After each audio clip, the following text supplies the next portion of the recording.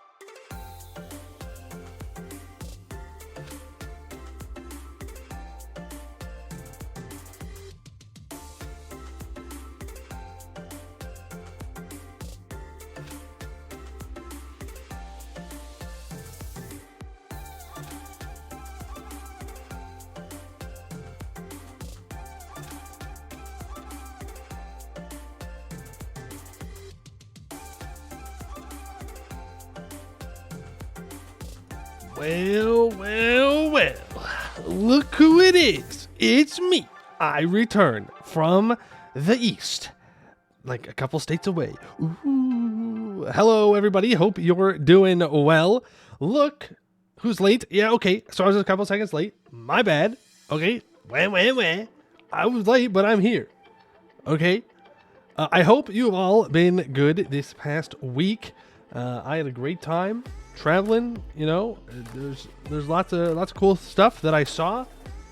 Lots of not cool stuff that I saw. AKA, I drove through Wyoming, which means it's terrible.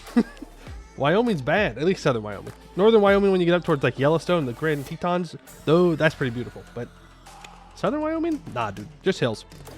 But we are so back. We're going to get back into our Royal Sard game, which we were doing Saloren. We formed Royal Sard and we stopped. And now we're going to do the Royal Sard mission tree. We're going to see how it goes. We got a whole bunch of plans of how we need to go about that. But yeah, it's pretty good. How has everybody's week been? I would love to hear how you all are doing. Hello, Tavarna. Thank you for the 15 months. Appreciate that.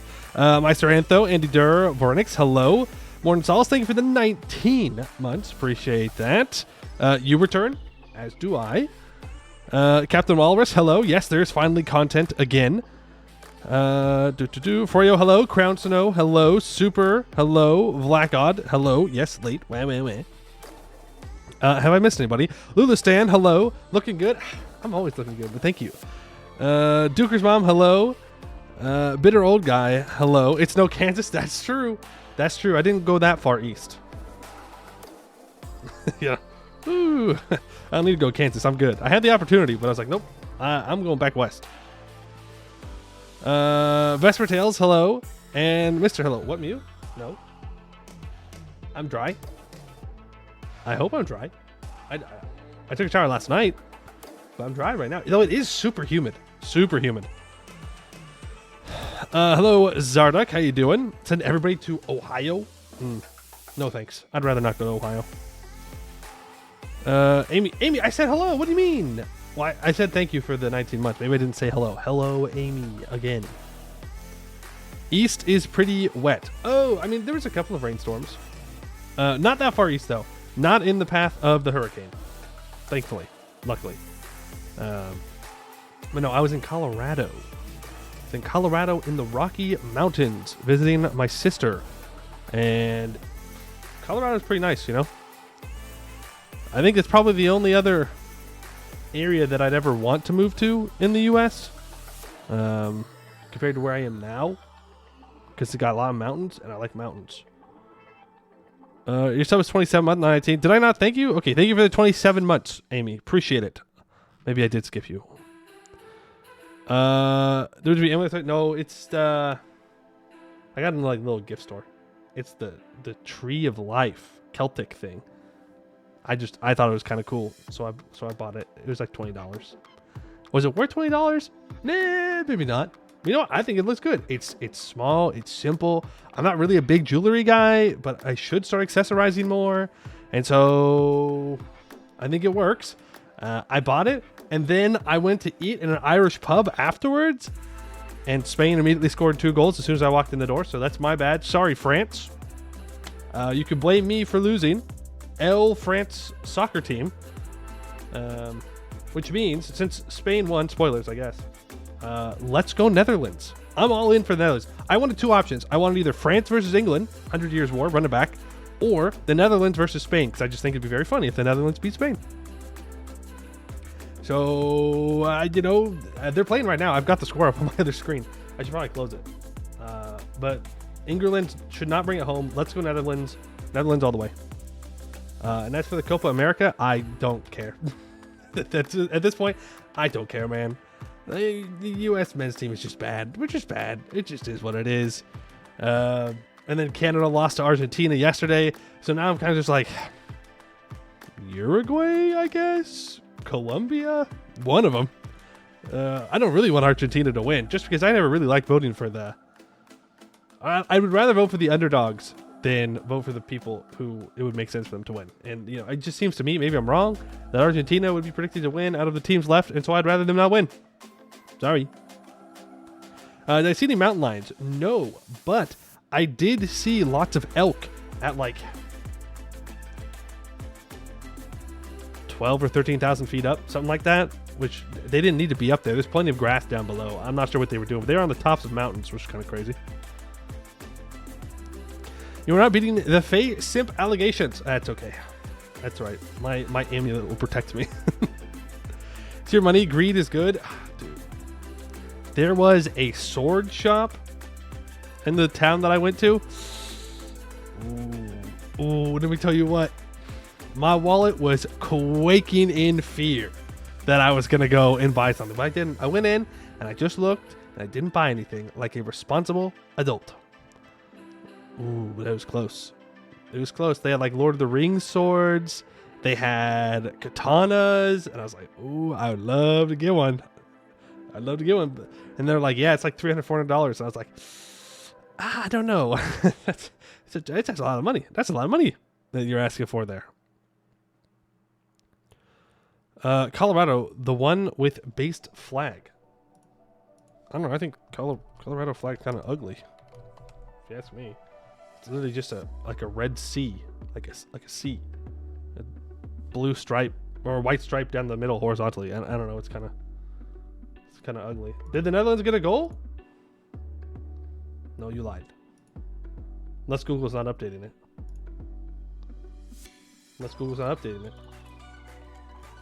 I'll probably watch it. I'll probably just watch the game after stream. Kobe feels like an MMA free-for-all. Yeah.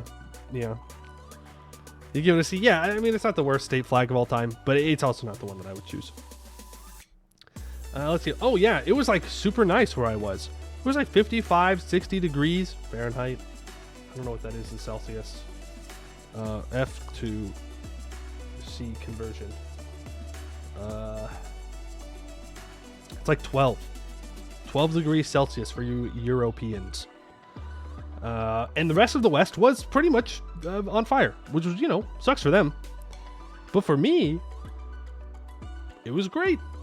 I was chilling. I was a little chilly sometimes. The mountain air gets in there, kind of, ooh, a little brisk up here. Meanwhile, it was like almost 130 degrees in Death Valley. Phoenix, Arizona didn't get below 92 degrees for a 24-hour period. There was a place in Northern California that hit like 119. That sucks. That's super hot. But for me, I was doing fine. I touched snow, so that was cool. I'm looking forward to next week is in the 90s for you. That's rough. That is rough. The return of the Throwing King. Hello, Danny. How you doing? But yeah, it was good. I went on a couple of hikes. It's much higher elevation than I'm used to, so I was dying, and I'm also out of shape, so I was dying. I walked to the top of a mountain at like 11,000 feet altitude. The walk wasn't that long, but let me tell you what, it felt long. It did. It felt like I was dying on the way up. But I did get there, and it was really pretty, so it was definitely worth it. Let's see. What else? I got to fly home, but I drove out there because I went with my parents to visit my sister, and then they went to go visit other family. And I was like, no, chat misses me. I got to get back. I got to go home. I'm sorry. And so we drove over, went through my least favorite state of Wyoming, as I said. On the way back, though, number one, I was on a Boeing 747 flying United. So I could have died. Realistically speaking, that could have been the end of Poemu.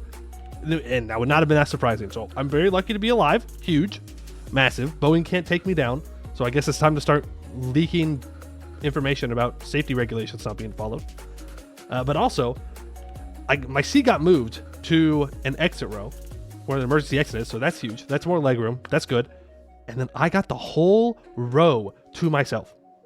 Oh, dude, it was so good. I moved into the middle seat. I was able to just sit back, as much legroom as I wanted. I could use both armrests, and I was chilling.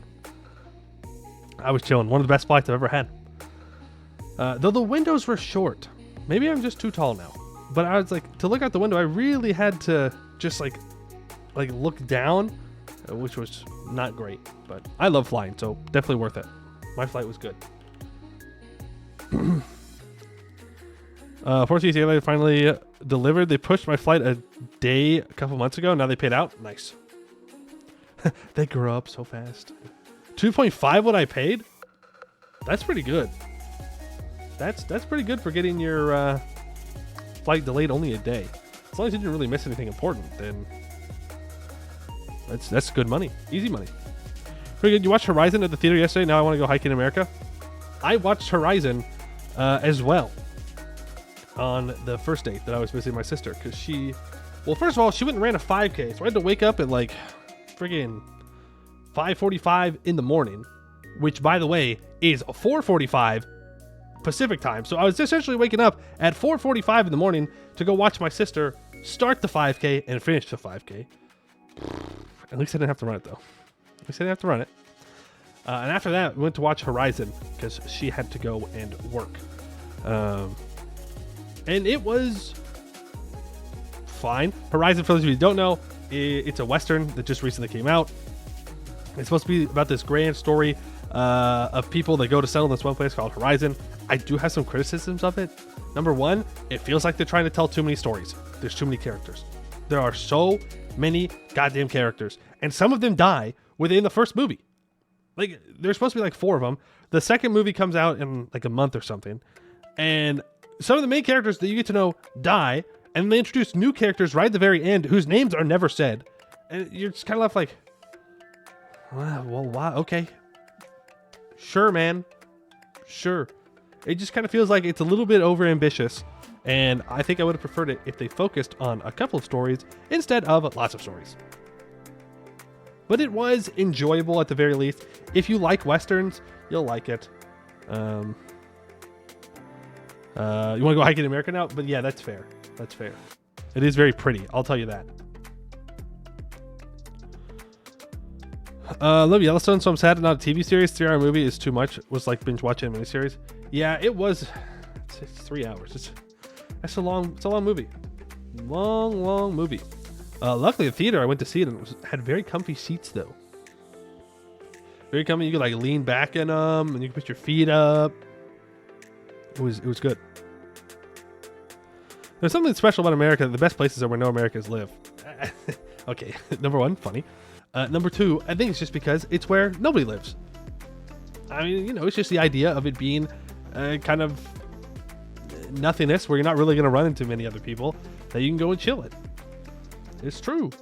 That's why Yellowstone is nice and Rocky Mountain National Park is nice. Why a lot of Alaska is nice. It's because, we haven't cut down all the trees and mined all the mountains and destroyed everything and built suburbs over everything.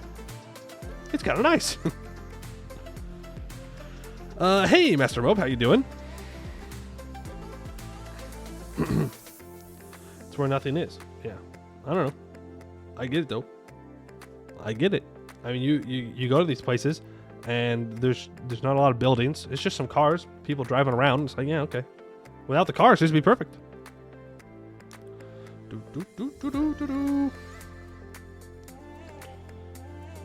What do you mean? The most beautiful American landmark is a Walmart parking lot. No, that's not true. Because I slammed my shin into a rebar post in a Walmart parking lot on the 4th of July. And now my right shin is all torn up because of it. Because it was dark and I wasn't paying attention. And I went whap right into the side of it. And it hurt. It still hurts pretty bad. Not beautiful. Not beautiful. It's also where we create nothing by driving out the indigenous peoples. Well, yes, that's not what I'm saying. I'm saying it's the feeling of going somewhere where there's nobody there at that moment, right? Like, not that there's nobody around. It's just that when you're there in the wilderness on your own, it's just very nice.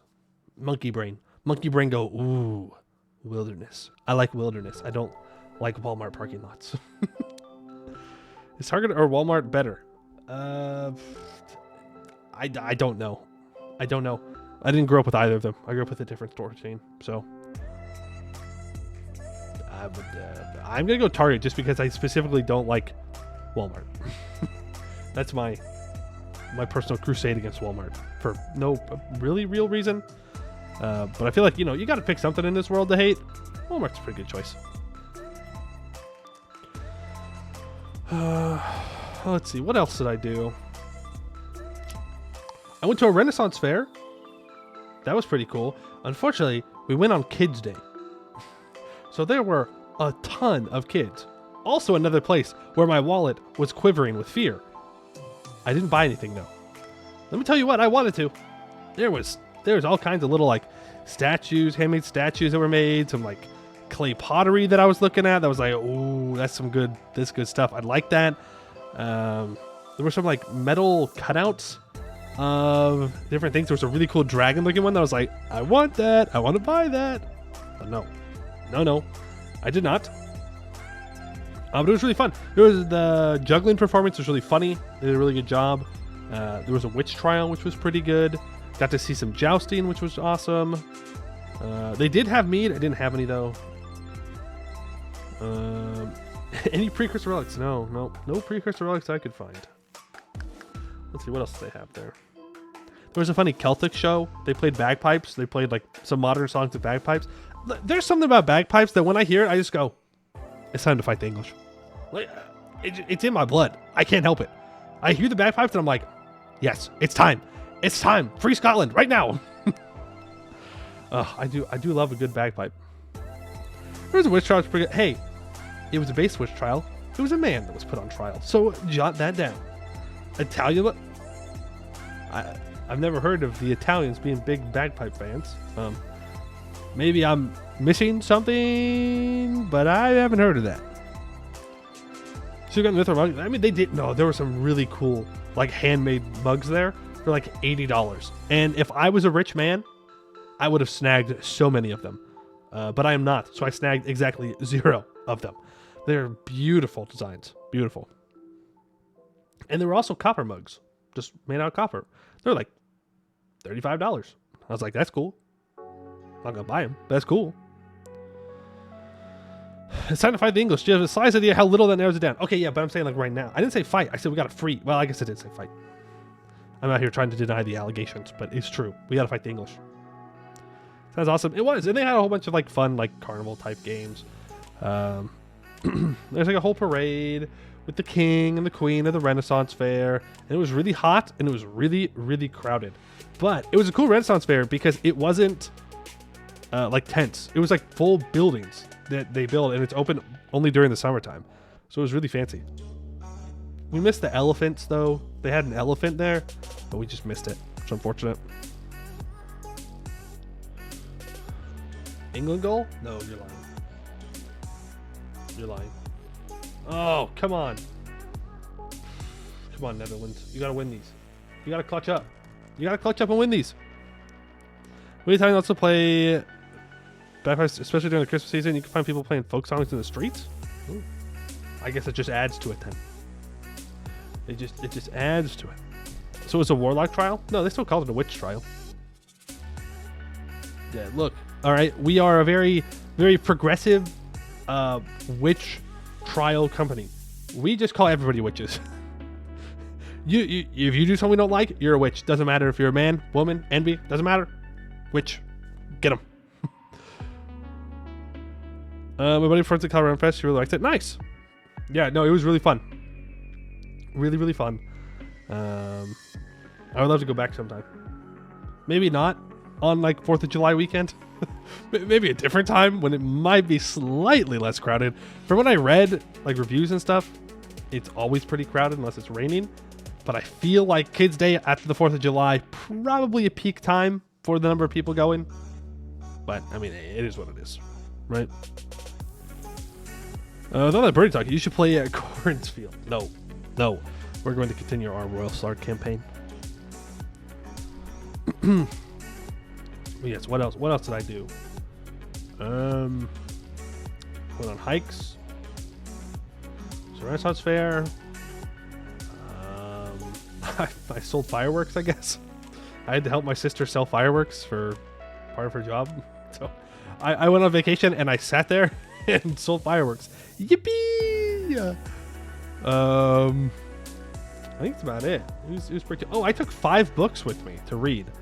I read exactly 0 pages. Exactly 0 pages were read.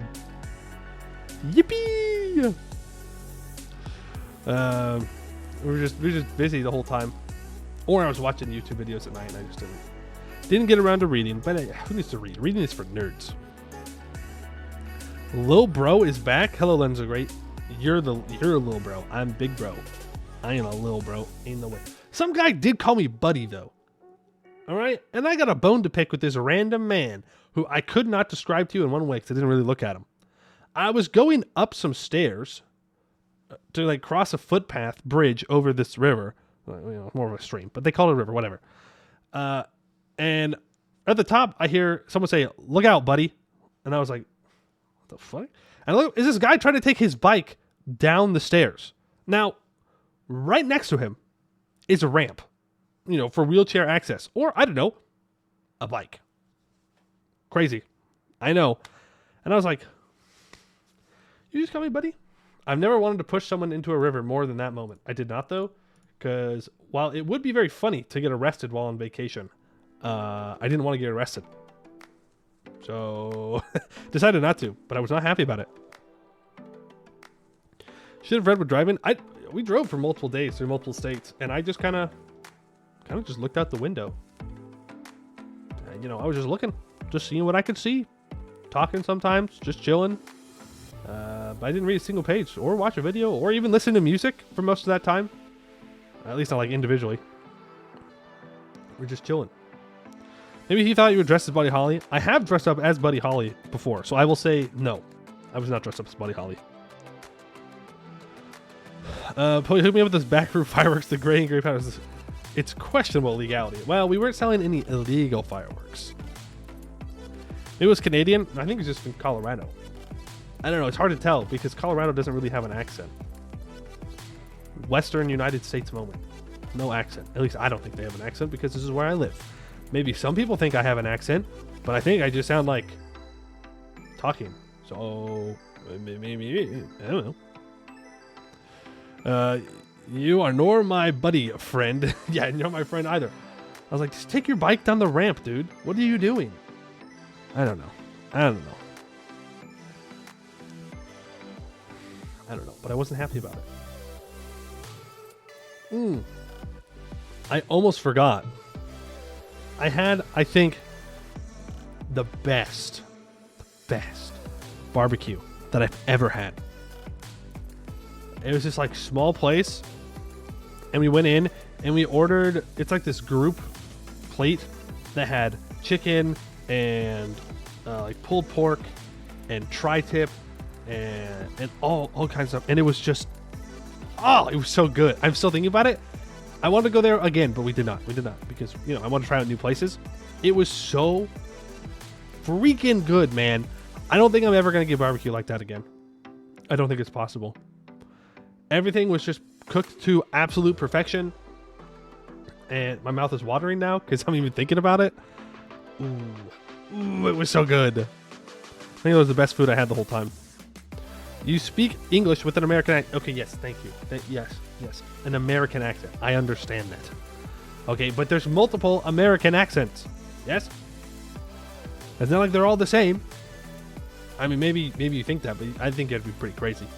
I think that a Southern accent is the same as like a Northeastern accent compared to a Midwest accent compared to a Western accent. What I'm saying is, at least for me, obviously I live in the West, so maybe that's why, is that it feels like the West has the least amount of an accent of all of the American accents. You have generic American accent. See, I'll take it.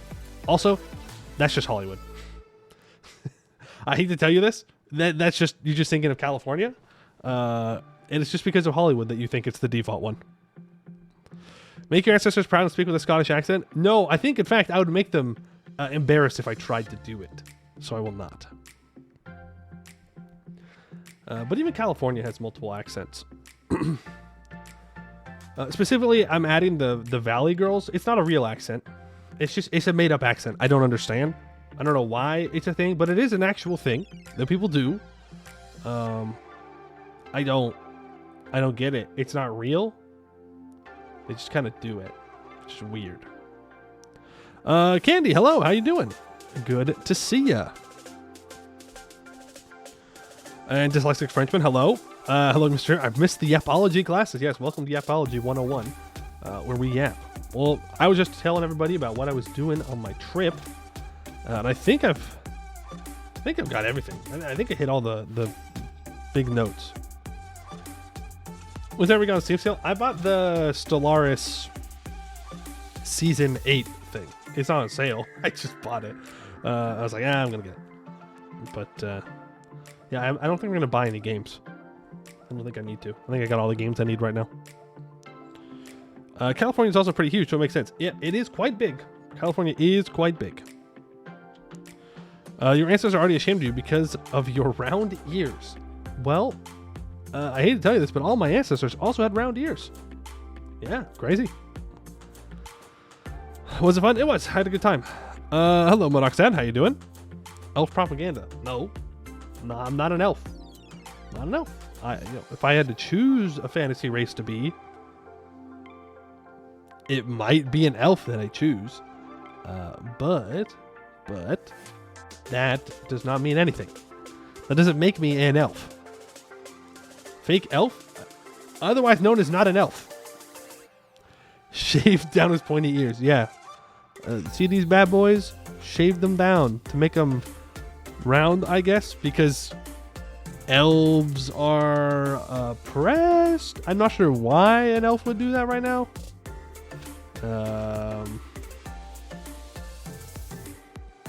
But I guess that's really what you want to stick with. I suppose you're allowed to. Yeah, that was my trip. It was good. Glad to be back now, though. So it's kind of humid where I'm at now, and I went from like the high, dry weather to fog. Yippee. Gnome cosplay win. I'm too tall to be a gnome. Sorry. I can't pull it off. You ever seen a 6-foot tall gnome? I have, actually. One time. That was in Gravity Falls. But it wasn't really one gnome, it was more like a conglomeration of a bunch of gnomes. And they all formed Mega Gnome, like the Power Ranger thing. You know what I'm talking about? Like when the Power Rangers all combine, it's like the one mega fighter. Pew, pew, pew. Something like that. That's what the gnomes did. Cosplay as Crawley the gnome? I don't know what that is. Crawley the gnome. Huh. I'm not aware of what Crawley the gnome is. But I am seeing a lot of videos about it. So apparently over the past couple of days I missed something? Did I miss something over the past couple of days? Yeah, no, I'm gonna be real. The only thing I've really paid attention to over the last couple of days is politics, which is unfortunate for me. Unfortunate for my mental health. But that's about it. I haven't really been paying attention to the YouTube's space at all. You missed a gnome wizard terrorizing a local mall. That was me. I lied, guys. Okay, I lied. I didn't even go to Colorado. I just went and terrorized people. UK's a new government. They do. Lots of new governments. Lots of stuff that happen. Gnome wizards claiming local malls as territory. I mean, that's fair. Great to be able to take the malls. Malls aren't even like that big of a deal anymore, right? Like malls they're going out of business, out of style. Give them to the gnomes. Hey, Coslord. Liar unfollowed. Unless I'm lying about lying, in which case I'm telling the truth. Think about that one. Hey, Edelbeck. Have a good break? I did. It was good. It was good. But I'm definitely ready for more streaming though. Okay. My main monitor, I think I missed a NVIDIA update because it keeps like flashing. But it's not affecting the stream, so it doesn't really matter. Sad to see malls. It's fun walking around buying nothing. Yeah. You just walk around and you just try not to buy anything. Just more places where people can't go hang out. You know how it is. Well, I'll watch the no video after stream. Ooh. I didn't hear anything about it. I'm a boomer. I think it's just what it is. I think that's just the answer. I'm a boomer. I don't know the hip, cool things the kids are talking about. Skater ship for $80. Reasonable. Yeah, super reasonable. Super reasonable. Definitely not made for like 50 cents in a country on the other side of the world using child labor. And now they're charging you $80. No. They wouldn't do that. One of the guy who made the background song is a neo-Nazi. Okay, well, we're on the internet, right? It could be anybody. It could literally be anybody. On top of that, we play math games. So, the odds of meeting a neo-Nazi on the internet are already kind of up there. You play map games? It gets a little higher. The odds are a little bit higher than usual. You got to be on the lookout. Do you play Hoi 4? You're instantly sus. Instantly, sorry. Maybe you're innocent. Maybe you're just fine person. But you're automatically sus. Okay? You go into the sus book. Map game is just a slippery slope. That's right. You're saying like, oh yeah, well, colonization is really good. It makes you so much money. Fanboy extremist, no in between. Where do the My Little Pony players fit in? Because I know there's that My Little Pony mod, right? I don't remember. I don't know what it's called. But I feel like that's a third option. Maybe it's like a political square. You've got femboys in one, Nazis in another, My Little Pony guys in the other. Bronies. That's what they're called, right? Yeah. Unfortunately, I know that. I don't know why I'm like, yeah, that's great, but no. Legit, it's a really well-made mod. Oh, not good. Not okay. We're putting you in the bottom corner. That's where you're going.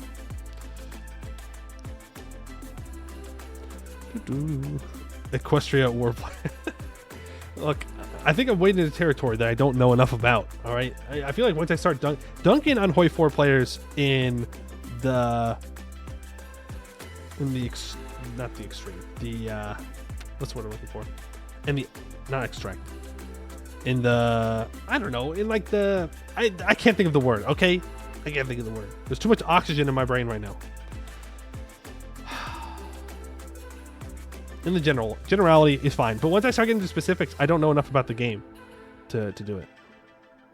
You ever play Ace Combat games? No. Question War actually the funniest Italy game from all Mussolini Bird guy. Yeah, see, I don't know. English Hood Penguins boy? What? See, you're saying these words. You're putting together the words, but I don't understand what you're saying.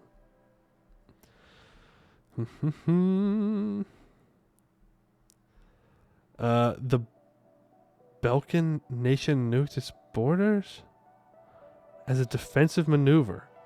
That never worked. Okay, yeah, that's the kind of thought that I had when I played like Civilization Revolution. And I was like, yeah, no, I need to stop these guys from getting to my city. I'm gonna just nuke this one tile peninsula. It's always the Balkans. It's always the Balkans. It is. It is.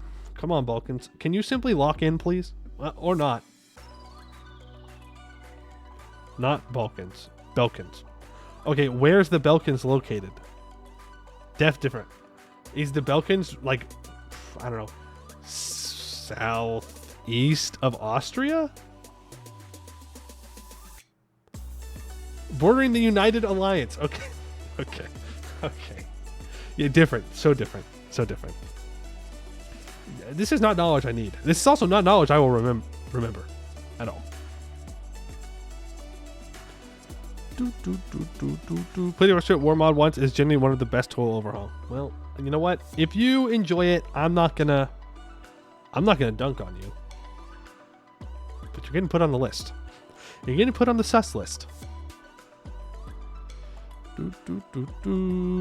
Ace Combat is crazy. They made a giant space laser to shoot down a doomsday meteor, but then they destroyed it? Why? Who would destroy a giant space laser if they owned a giant space laser? so half the planet is uninhabitable. Oh, because the asteroid kept moving and then it just landed in separate chunks instead of one big chunk. Meow. Yes, true. True, meow. Good point. Good point. Civ moment. When are we gonna get more information on Civ 7? Doesn't it come out next year?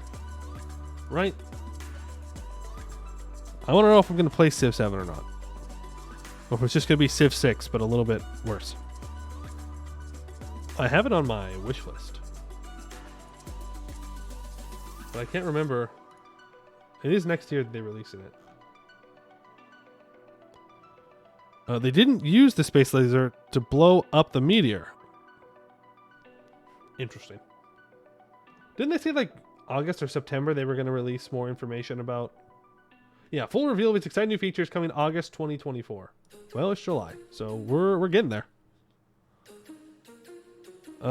Thanks. Just reminded me I needed to buy all of Civ 6 for your Civ collection. You're welcome. That's why I did it. To remind you all that it is the Steam Summer Sale, so you can throw all your money away. I think I own everything for Civ. Okay, well, is it really that cheap? That's crazy. Hey, you guys want to get Civ 6? It's $3 right now. It's $3. The DLCs are like 83% off, 63% off. Only the leader pack. Okay, there's a lot of the individual packs that are not on sale, but those are like $5. But yeah, if you want to get Civ 6, it's currently $3. I don't think it's ever going to get that cheap or any cheaper. It's 95% off. So there you go. Your thing of the day. I should probably alert the homies because some of the homies are interested in Civ 6, but they say it's too expensive, which is fair because it's like $60.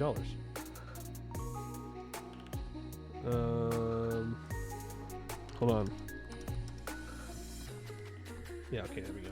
I've done my duty as a friend. My duty as a friend to let them know. Civ 6 Master of DLCs, it has like... No. Not even close. Not even close. Come on. We play Paradox games. Civ 6 has absolutely nothing on the amount of DLCs that EU4 has. EU4 has DLCs that aren't even about the game. They're like little history lessons. Which I don't know if I want to get those. They're not on sale, so I probably don't. That would be interesting. Paradox is king. They are king. They are. Now, the question is, are they priced fairly? And do they bring comprehensive content? That is a different question. But there are lots of them. Also, new, definitely not EU5 development diary out today about technology. I still have a couple questions about it, but overall, I think the technology is looking pretty good for definitely not EU5. Project Caesar. It's more of a tree. It's not like a Tech 1, 2, 3, 4 like EU4, which is good because that kind of sucks. I'm glad they're not doing tech like CK3. I don't like CK3's tech system, so you do actually have to go through it. There was one part of it that people didn't like. What was that part? I watched Lambert's video on it as well. Project. No, I need to go to the Paradox forums. It was the. Hold on. I will get there. Tinto talks. What is the Tinto talking about? Let me bring this over real quick. Yeah, it was the focuses. Yes. Here, can I like zoom in on this anymore? I can open this in a new tab, right? Yeah, okay. So, essentially, at the beginning of every age, which there's a couple of them, you get to choose a focus. There's the admin focus, the Diplo focus, and the military focus, and it unlocks the techs that are connected to them. And I believe that they are mutually exclusive. And people are not too thrilled with that. And I have to say, L. I think you're wrong, actually. I think it's good that you have to choose. Now, there are some points that people bring up that I also agree, how is this going to work? Such as, can you only get Deus Vult if you take the admin focus in the Age of Renaissance? Or are you going to be able to unlock Deus Vult later if you choose the admin focus later? Right? Because you should be able to still do Deus Vult, say, in like the Reformation era, right? Because, religious wars happened, clearly.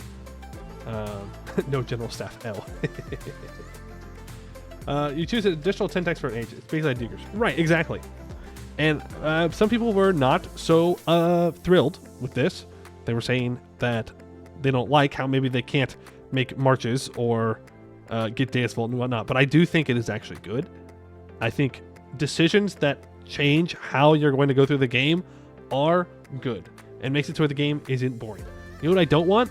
I don't want 3 idea groups that are always the correct option. Right? I think that's what you want to try to avoid, is if you allow everyone to choose all things all the time, it's immediately going to just be like, okay, this is always the best choice.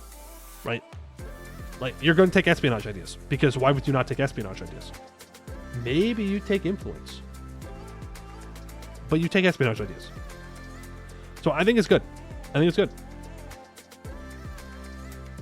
The focus are just 10 special extra text out of 100, so not a big deal. Exactly, but there are people that are upset by it. There are, but I agree. I think it's fine.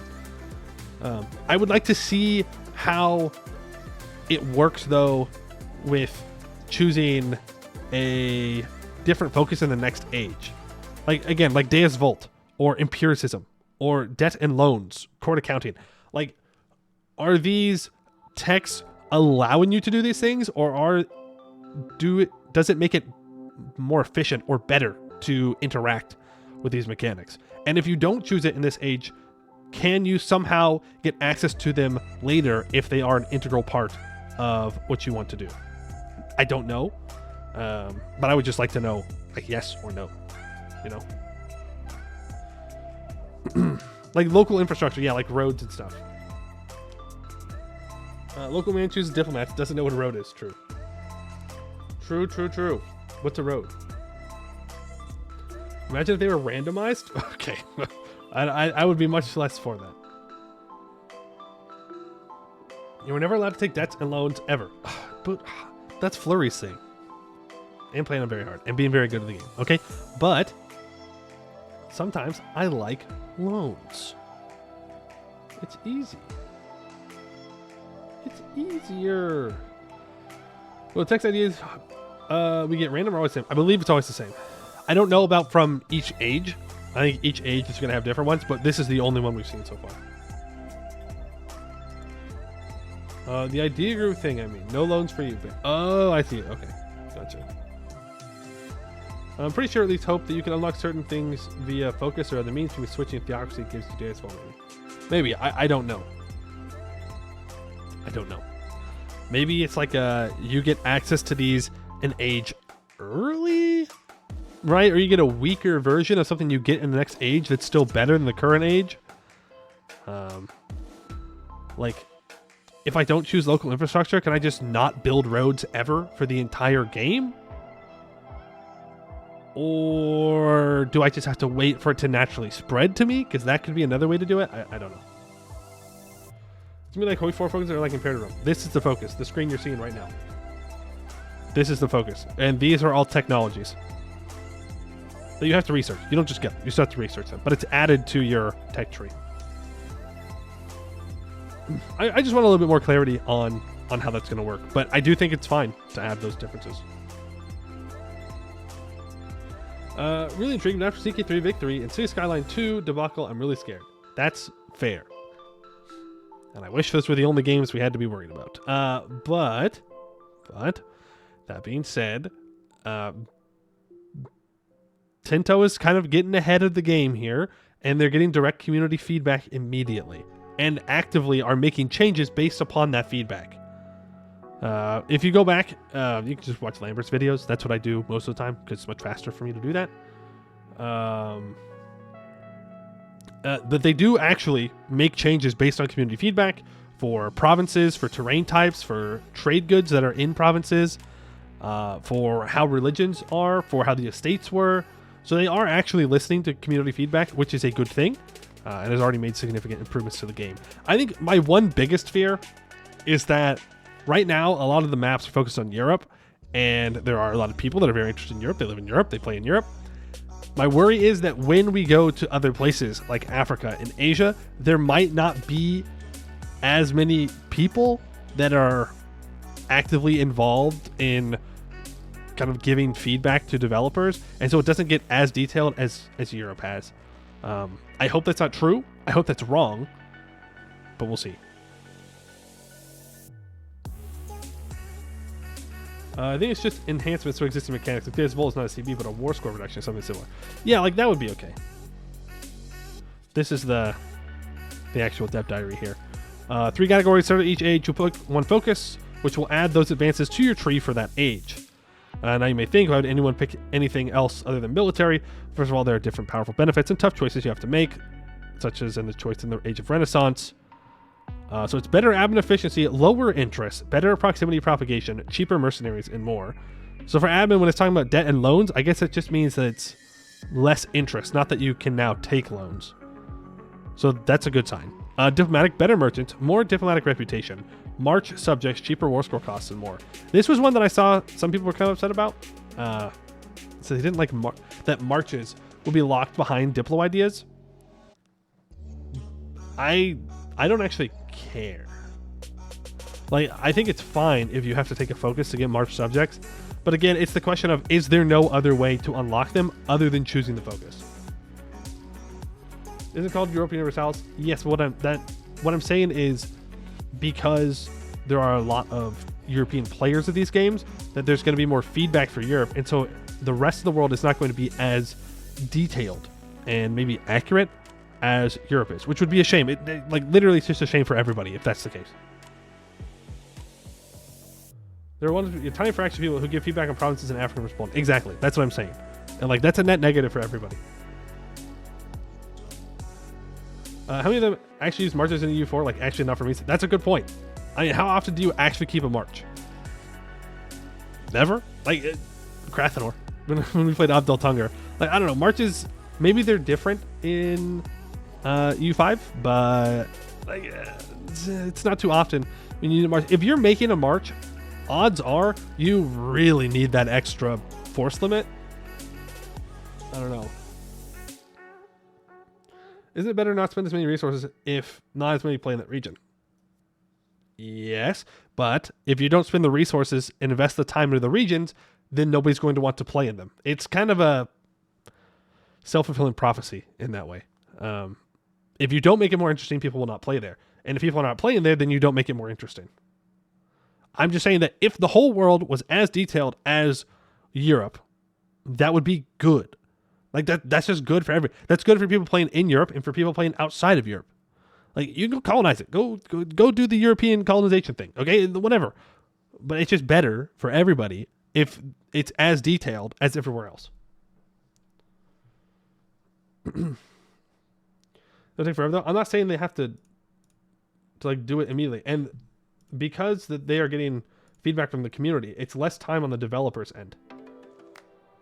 Not even Europe is equally detailed. That's true. There are some parts that are more detailed than others. Even more DLCs to fund the project. Exactly. And also we have military, which we didn't get to. More prestige from battles, monthly tradition gains, and more. Which, I don't know. It doesn't say anything about combat prowess of any kind, which is interesting. I feel like if they do, they gotta have some kind of... They gotta have something that helps out with their army quality of something, I would assume.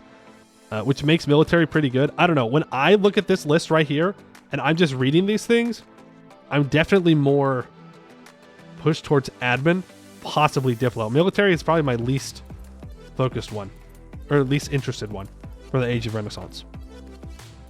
I just think this one feels really good for building out a very strong core for your empire, and this one feels very good if you want to get ahead in the Navy game.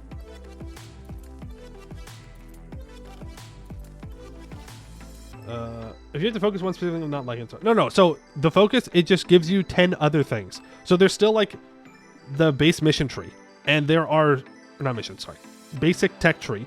There are specific techs for tags and cultures that you also get in there.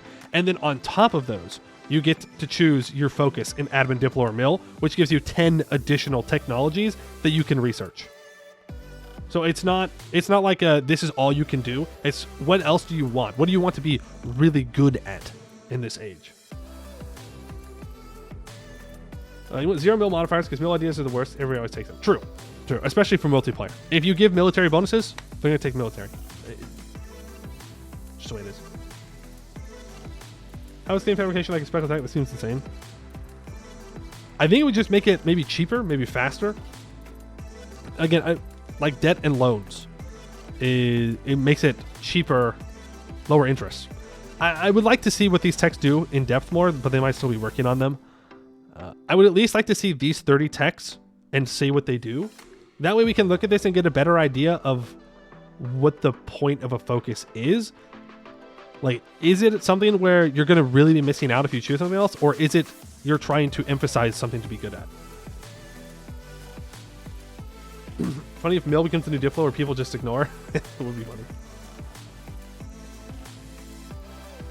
I don't like there to be overlap. Dip plus mill or admin plus mill. What do you mean?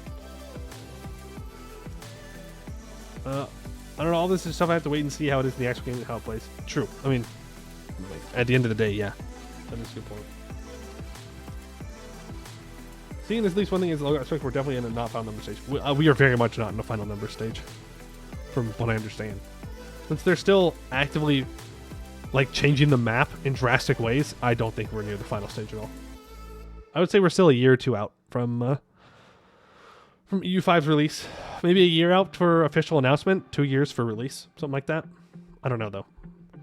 Depends on if Paradox wants money. Money. You can get better horses for like Cav you don't recruit. Well, I don't recruit it now, but maybe it will be different. Well, we know already it will be different in EU5. It's going to rely more upon your production methods and resources that you have access to. I just don't know how they're going to do combat-wise. I don't know if they already did something on that, I've just forgotten, or what.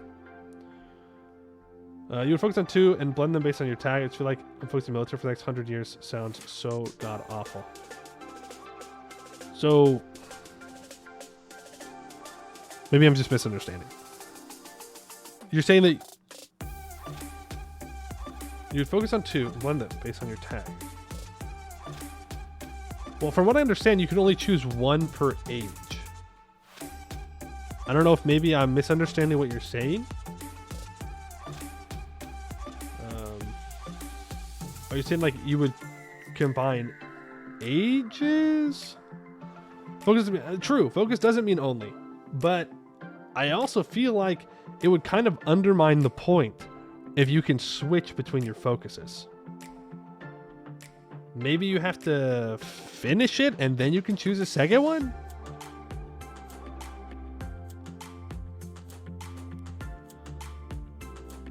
I don't know.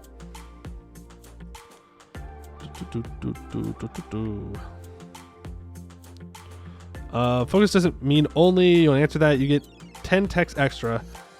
But if you don't pick it, you still have 25 plus other mill techs. Right.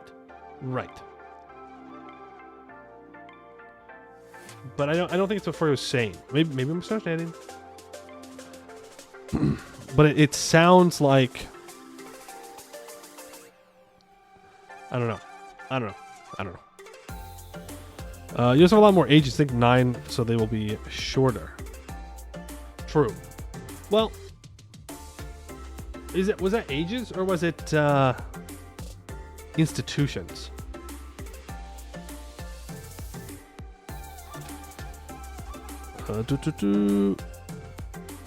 So like the command, for example, is a military administration. Right. But like you still research other things. It's just extra. So if you want more military bonuses or military improvements of some kind, then you can choose the military focus. If you want the admin stuff, choose the admin stuff. Like maybe the roads isn't about making roads. Maybe it's about making roads cheaper to make. Yes, ages have multiple institutions. Correct. Are there also new ages? I should really go through and just reread all the Tinto Talk stuff. Well, yes. Okay, yes. I know. Which dev diary was it? It was 19. There's the Age of Traditions, Age of Renaissance, Discovery, Reformation, Absolutism, and Revolutions. There's 6. 6 ages. And within those, there's multiple institutions. Yeah, I can pull it up real quick. I can pull it up. Alright, so this is we have Traditions, Renaissance, Discovery, Reformation, Absolutism, Revolutions. And right now, there are 3 institutions within each tradition, though I believe it's already been confirmed it's going to be changed.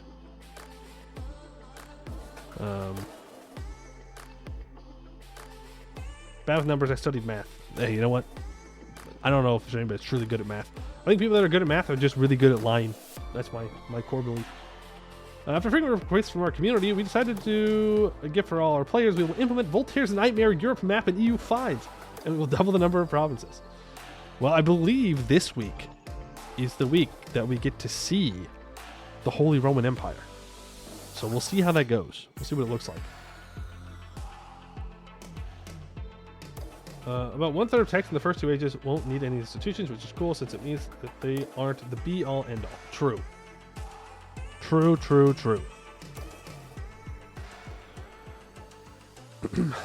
think my only problem with the institutions is that it very much is like just European stuff, except for meritocracy. I don't know. I think it'd be cool to have things from elsewhere. Since the institutions are not like EU4, where if you don't have them, you get increased tech costs, and it can really, really hurt you. I think it would be cool to have institutions that can be spread elsewhere that can like give you access to different technologies. Like, for example, it's confessionalism. Like, confessionalism only applies to Christian religions. What if there was also one that only applies to Muslim religions, or only applies to like Confucianism, that allows you to access different like kind of administrative structures or something like that? That could be, I don't know. I think it'd be kind of cool. Maybe that's just me. Maybe I'm being crazy here. But it feels weird that the Age of Reformation, like, that's just for Europe, which is fine. Like, it's fine. But it'd be cool to have things for the rest of the world too. Renaissance is especially a weird one, since the Renaissance was in many ways Europe gaining access to fields of knowledge already available in the Middle East. It's European Renaissance in the end. True. But that does not mean that they cannot make the rest of the world interesting as well. I'm not saying they have to do this on release, by the way. Like, I get it. Games do cost money to make. Cost money, they cost time. But eventually, it would be nice to see everything filled out more. Because again, it just makes the game better for everybody. It just makes it cooler. Look at Dev Diaries, and you can play as my replace Como. Okay, I'm buying EU4 no matter what. Yeah, something tells me, I don't know what it is. Where I'm from is not going to be on the map. I don't know what gives me that idea with the game starting in 1337 and me living in the Western United States.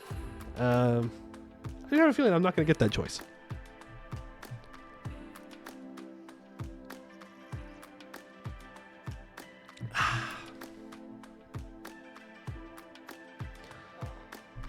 I do have another criticism of the tech system, specifically how the tech tree looks. I don't like the lines that connect the text to each other is blue on a blue background, and it's really hard to see the blue of the lines. Where's the text system? Is it the layout is random? Is it? I must have missed that. Because I don't remember that. I wouldn't say it's called Europa because it focused on Europa, but it is an age where Europa became a thing. Yes. Look, I'm not saying to not like have Europe be the focus. Like, I don't actually care. what I'm saying is that the argument that because it's be called European Universalis 4 or 5 means that you should only focus on Europe. I just think it's not a good idea. I don't know. Maybe I'm weird and I like playing in a bunch of different places. But if I do more than like 2 games in Europe or Canada in a row, I'm like, okay, well, I'm kind of done. Like, I'm getting kind of bored. I want to go play somewhere else. I want to see something different. So yes, it's fine to focus on Europe. I don't actually care.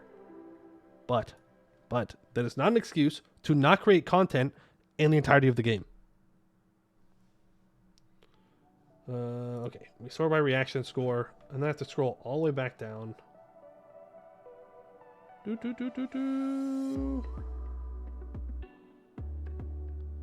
Okay, pick politically focused one. Not be able to research any military advances. No, you don't get the 10 extra military ones. Where are you seeing this? Okay. Are the advances in the focus at the start of each age the same for every country? It seems like it would be meta picks for each age, with some ages having predefined better focuses than others, unlike other advances which change depending on various factors in and about your country. No, part of the tree is quote-unquote randomized. I don't know what he means by that. Randomization can be a real tough cookie there. It could really screw people over. But at the same time, it does keep things fresh. If you don't know exactly what you're going to get. You know what's there, but you don't know the exact order that it's going to be there. I feel like I played in other places too. Begin upset if generic stuff is Europe focused construct. No, that's not the argument I'm making. That's not the argument I'm making. If it's just generic whatever stuff, fine. Make it Europe focused.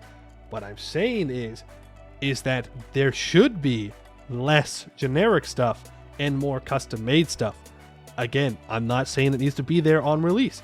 It's fine if it's behind a DLC. I get it. You got to make money. It takes money to make games, and it makes time to make games. You can't have everything at the beginning. It's a strategy game. But these things need to be said now, so that way they get put in the development and things that people would be interested in, right? You got to start the work now of getting the idea out there, and then eventually, when they have the time and the money, they can put in the work to make things more interesting elsewhere and get rid of the genericness of it. Custom made stuff bad though. PX Forum told me all tag specific stuff is terrible and ruin EU4. True, actually true. Good point. My apologies, everybody. I forgot that having tags not all be the exact same thing is bad. That's why it's so fun in Imperator Rome to play as anyone other than Rome, the Greeks, or the Diadochi states. It's so fun because everybody's the exact same pretty much. Yippee! Yeah, or CK3. Anywhere, really. Really anywhere. Even the custom stuff is not at all interesting. You're completely right. Just saying the name is not because of the place, because the concept of Europe and New World. Right. Yeah, I don't see. I'm not interested in like the semantics of calling it EU4, like EU5 order. I don't care. It doesn't matter. If that's what you get upset about, touch grass. Go outside. It doesn't matter. But I just think that it's important that right now there are people saying, hey, this is something that we would be interested in. I'd like to see this. So that way eventually they can do it. Otherwise, they'll just remake the France mission tree 3 or 4 times. I don't want the France mission tree to be remade 3 or 4 times. I want a good France mission tree. Maybe you add in some special stuff for the revolutions or whatever, and then I want you to make something different. Can't wait to play the Secret Nation as Poelandia and totally not U5. Yes, the very real Poelandia. It's actually, you click a decision, and it's like, do you want to dunk on the Romans? And you click yes, and then Poelandia shows up. And it just replaces the Byzantines. Or I guess the Roman Empire.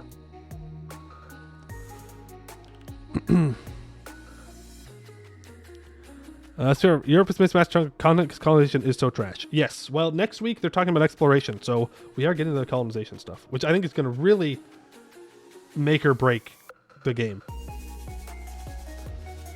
Love the French mission tree burgundy flavored. Polandia is just dwarves within Europe, and they can only roll 4 and below. Wow, you're being pretty generous for me. Thank you. 4s? I appreciate that.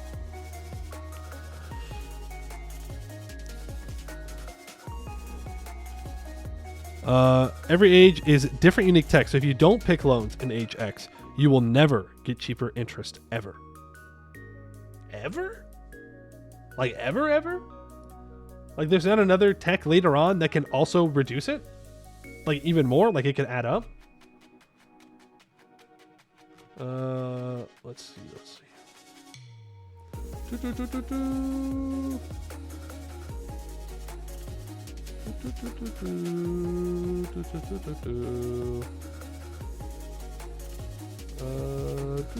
I'm not buying that.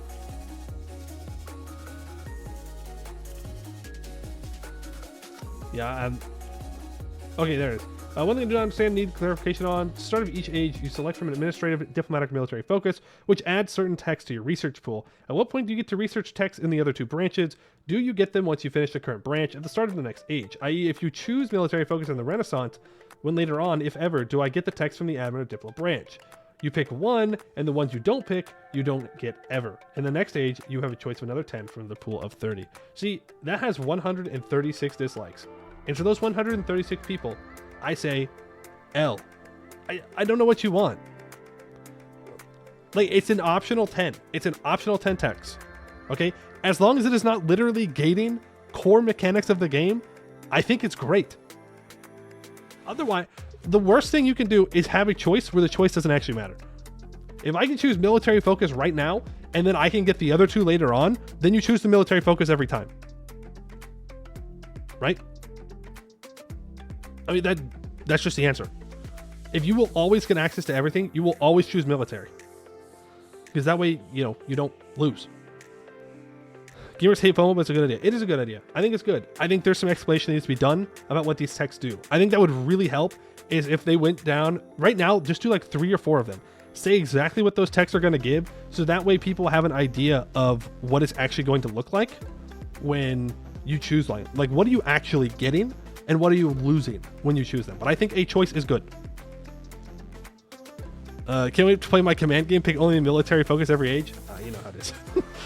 I mean, that's just command though.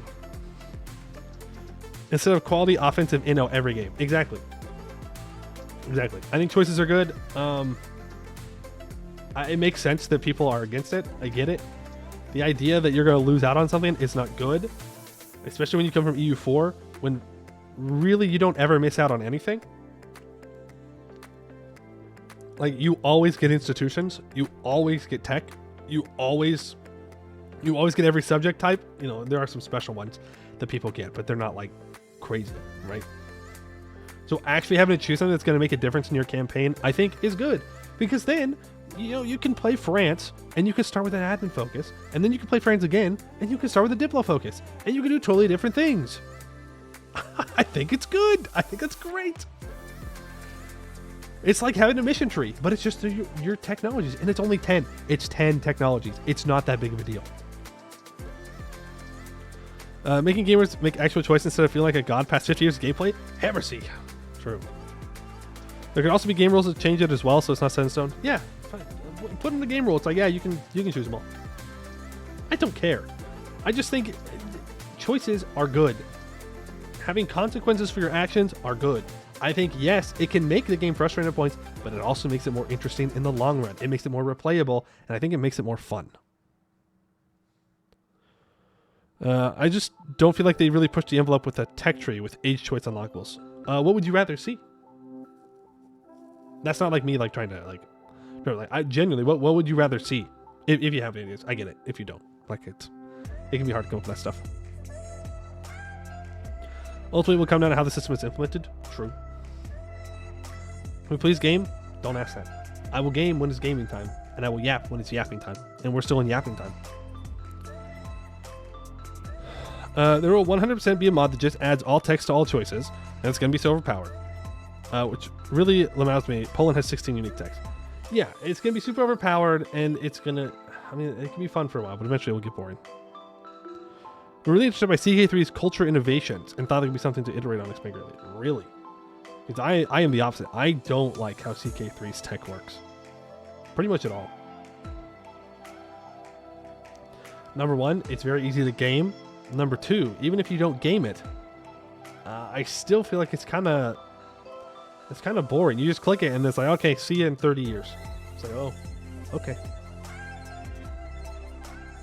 The issue with culture makes only one person gets picked. True. And that's the other thing, is that only one person gets to pick it. Which also, it feels kind of bad. Like, it can make sense with CK3 to some degree, right? And it's very easy to diverge your culture and change it. But overall, I was not a fan of it. But maybe there is something that could be taken from there that I'm missing. As long as the divide between nations with unique text isn't too wild, nowadays it always feels bad not to play a tag without unique missions. Well, yeah.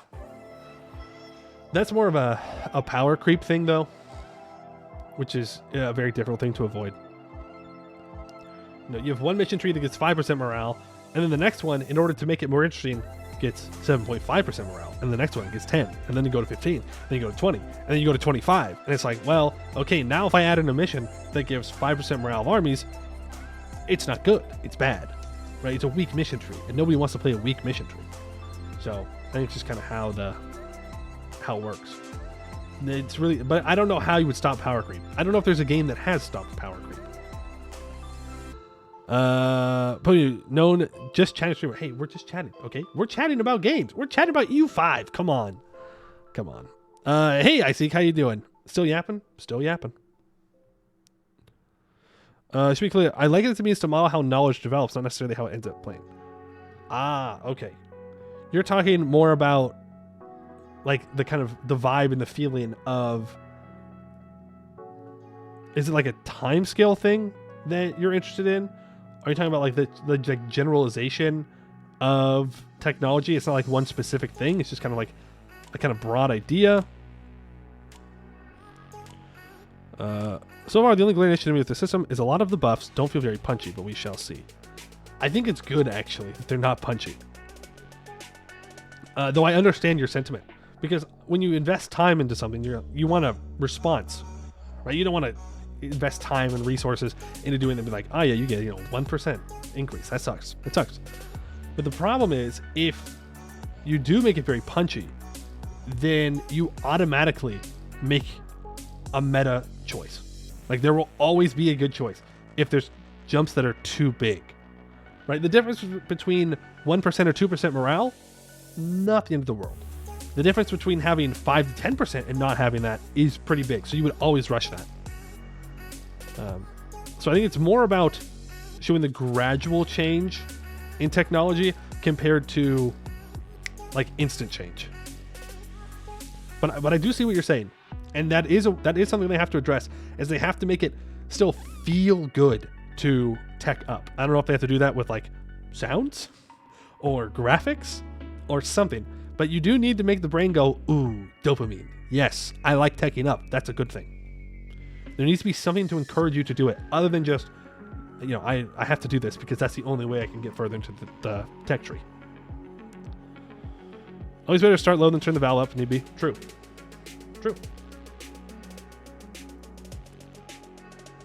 My worry is I will look red focus and pick admin every age because it's red, because it's the color red.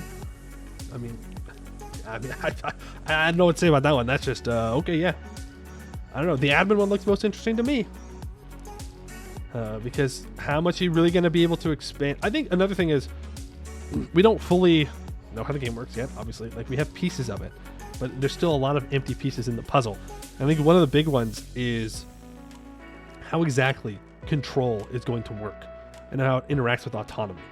Like, how much can I really conquer before it's not worth it to conquer anymore? Once we get a general idea of that, which I think is just going to be when the game releases, it will kind of inform what's going to be a good focus compared to a weaker focus. Or maybe it's completely balanced. I like to CK3's tech as systems of knowledge that aren't just, I figured out how to make this widget, but our community has developed skills. Oh, I see. Okay. Yeah, no, I think that's fair. I think it's fair. The more buttons tech. Every time you tech up, you get an extra button on your UI.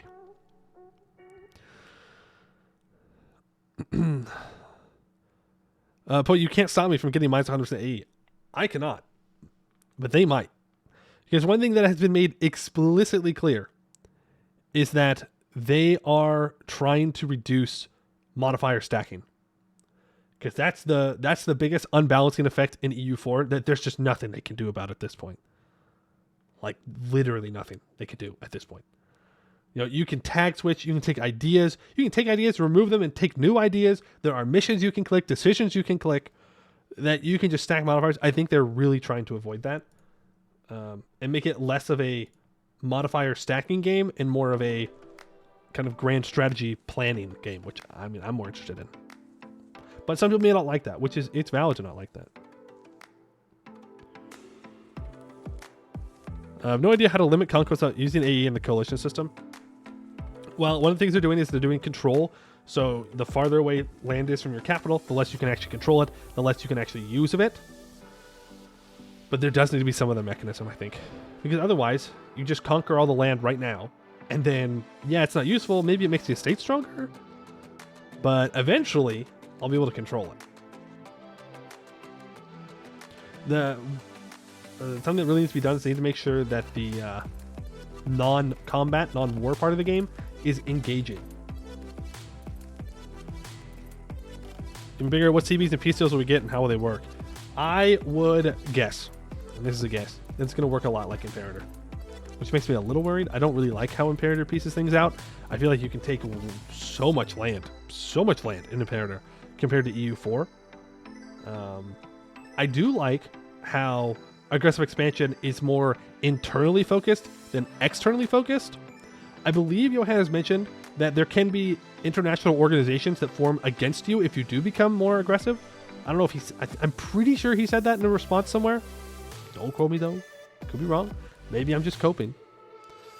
Which kind of works like a coalition where they work against you, which I think could be interesting. Building tall needs to change. Building tall needs to be changed to make it more interesting. I think what they really need to do is get away from building tall and playing wide. I think they need to make it to where you need to do both. You need to play tall, invest in your core territory, and you also need to expand. You need to be able to do these things.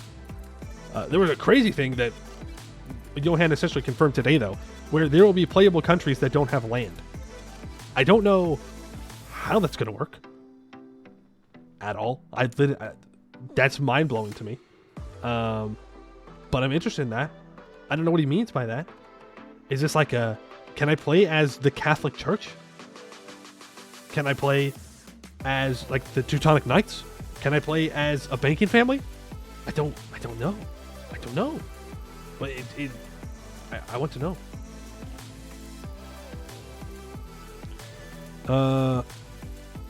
Like a league, yeah, like a defensive league type thing, which I think would be good.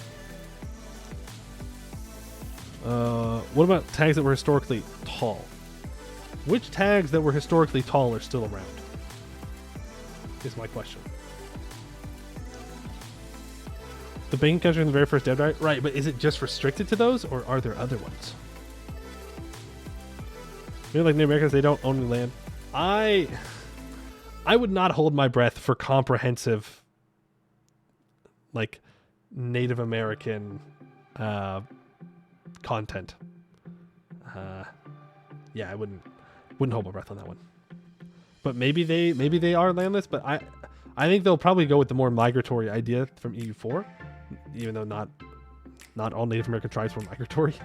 Some of them were semi-migratory, and some of them were not. They were sedentary. They just set up shop, and they're like, yeah, hey, we live here now, you know. So there need to be differences there. Yeah, again, it's one of those things where there's only so much time, only so much money. People are not going to want to play in the Americas, most likely, outside of maybe Mexico and the Andes. And so it's like, you gotta just accept that it's probably not going to be that good for a while.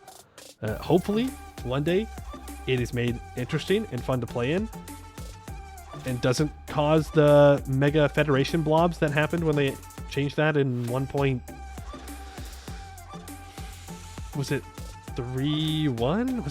Was it Leviathan that got added in, or was it the one before? Where you'd show up even like discover the Americas like 1500, and there'd be federations that own like half the U.S. You're like, wait a second, hold on a second. Maybe that's not what we're asking for. Yeah, I think it was the one before. But again, let's see how colonization works.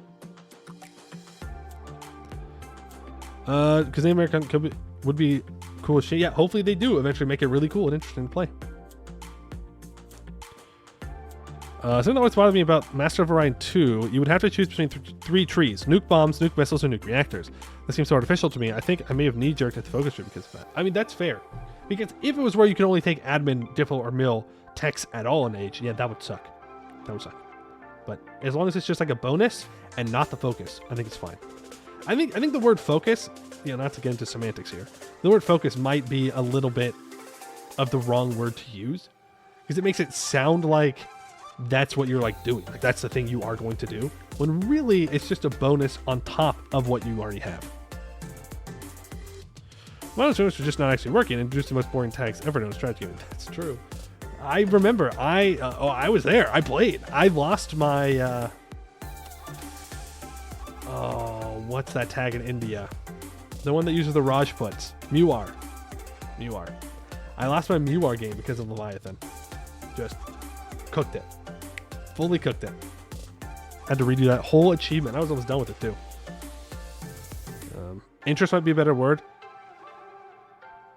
That is a good one. Yes, I think interest would be a better word. your age interest.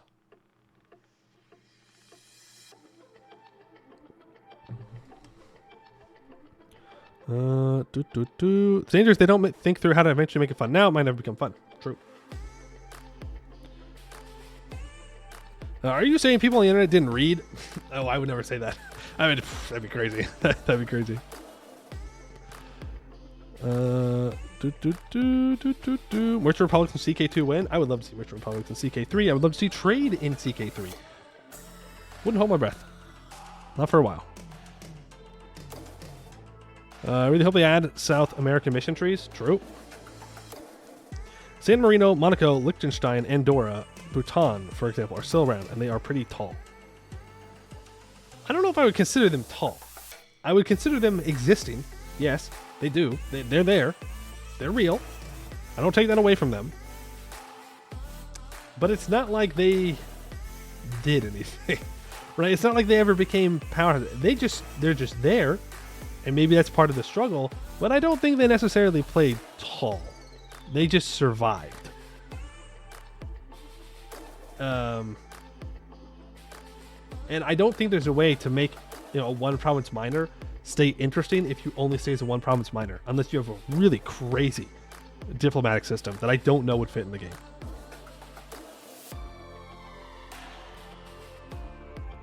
They probably will never come back to it, but Random New World was a cool idea. They never got any more support. I'd be willing to bet money that they will not go back to Random New World because people didn't play it, right? Like it's just people didn't play it. It was buggy. San Marino is pretty tall. It's on a hill. Oh, never mind. I take it back. Tallest one around. Oh, you're very tall. Yes, what I'm saying is, when I guess maybe we need to define what people mean when they say playing tall. When I say playing tall, I mean focusing more on internal development than external growth or development, right? More about ensuring that your core territory is strong and the economy is stable and things are growing, industry is growing, infrastructure is growing, compared to expanding where you are trying to find new places to then develop or bring in the wealth from. So staying as an OPM doesn't really interact with either of those things. Like, obviously, I think we can all agree, maybe we all can't, but I think, war bad. Crazy, I know. People killing other people, usually not the greatest thing in the world. But the fact remains is that it does happen, and in this time period, it did happen a lot. Like a whole bunch. Switzerland? Mm-hmm. Yeah. No. Sure, maybe Switzerland wasn't directly fighting, but They were still involved. Like, and besides, like it wasn't like Switzerland got to decide. It wasn't like Switzerland got to decide initially that it was going to be neutral. It was told it was going to be neutral. Lie, slated, true. True, all that gold, it's just there. Crazy. It was just mined there, actually. It was actually just found. That's weird. You did get neutralized by Napoleon. You did. You did get neutralized. Nah, I don't remember what I was saying. Damn it. Yeah, we just found this gold swastika on there. How weird. Weird. Crazy. The point didn't stop us. I could go to my coast in Venice. Yeah, okay. Okay, tough guy. All right. Yeah, we would have conquered all Italy if France didn't stop us. Yeah, I don't remember what I was saying, though. What was I talking about? Oh, playing tall. But again, I think they have to try and break the playing tall and playing wide argument. Oh, I was talking about how there were wars. Yes, there were wars in this time period. It's not realistic to say that you should be able to play as an OPM or 2PM or 3PM and survive for the whole game, right? You need to expand. You need to defend territory. You need to take territory to increase how your economy works, so that way you can actually be a power player, right? So only playing tall doesn't work, and only playing wide also should not work. You should have to do both of them. There should be no playing tall, no playing wide. It should be balancing your internal and your external expansion and development. We were conquering Milano before we got raffle stomped. Lucky nations. Yeah, the lucky nations. They just got you. That's siege building, man. It's rough. It's possible. Right. It's impossible. I'm just saying they should try and get as close to it as they can. Realistically, small nations either got washed or were vassals eventually. True. The fact that the United States of Austria never existed is probably proof our timeline isn't as cursed as it could have been. I don't know. I think it'd be kind of interesting. That relies heavily on the AI being competent. To some degree, yes, I would agree. Internal development will always have passive factors, while external doesn't. Also true. Unless you add passive factors to external development as well. Yes, taking land is an active thing, but if you have to get control of that land by developing an infrastructure to be able to do that, such as ports and roads, then you're also adding where you need to do some of that internal development in small bursts to make sure that your external conquests are profitable. And always more efficient to focus on expanding and let the internal dev go up passively. Yes, as long as you can effectively use the internal development. I love this discussion, but I have a counterpoint. Murdering everyone is fun. I mean, I can't argue with that, I guess. Okay.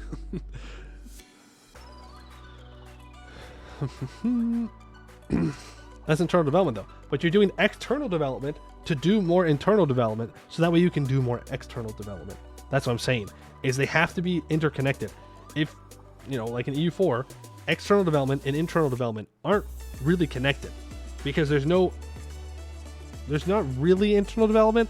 Like, yes, you can develop land, but guess what? Taking land, almost always better. Almost always better. So if you have to balance these two things, then I think it'll be good. But I know and I understand it's a very difficult thing to do.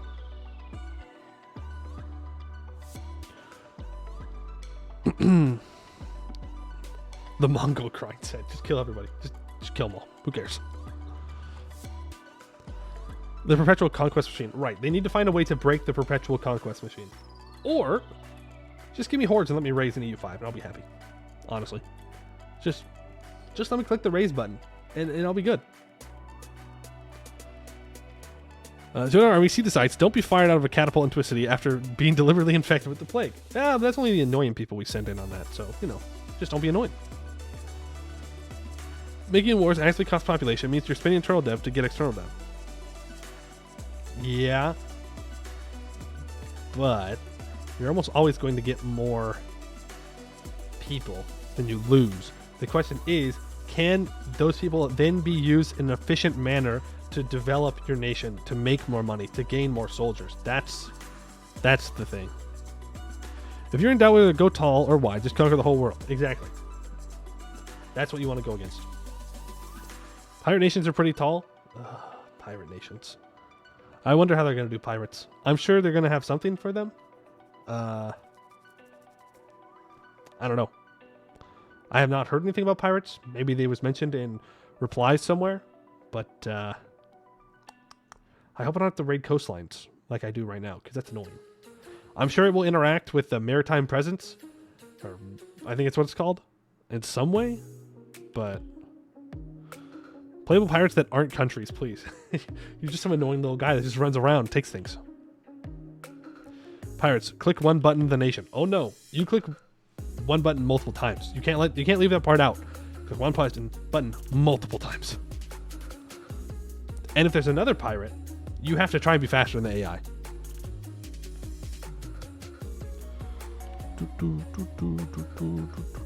But pirate nations are pretty tall, but guess what? If you play a pirate nation as tall nations, eventually you're going to die. You can raid the coastline of England as much as you want. But if England keeps getting to expand and you just keep raiding them, yes, you'll take money, but eventually they will be strong enough to just kill you. That's the problem. Automate raiding, please. Like, yeah, automate it, but then what's the point of playing a pirate? Because at that point, you're not really doing anything.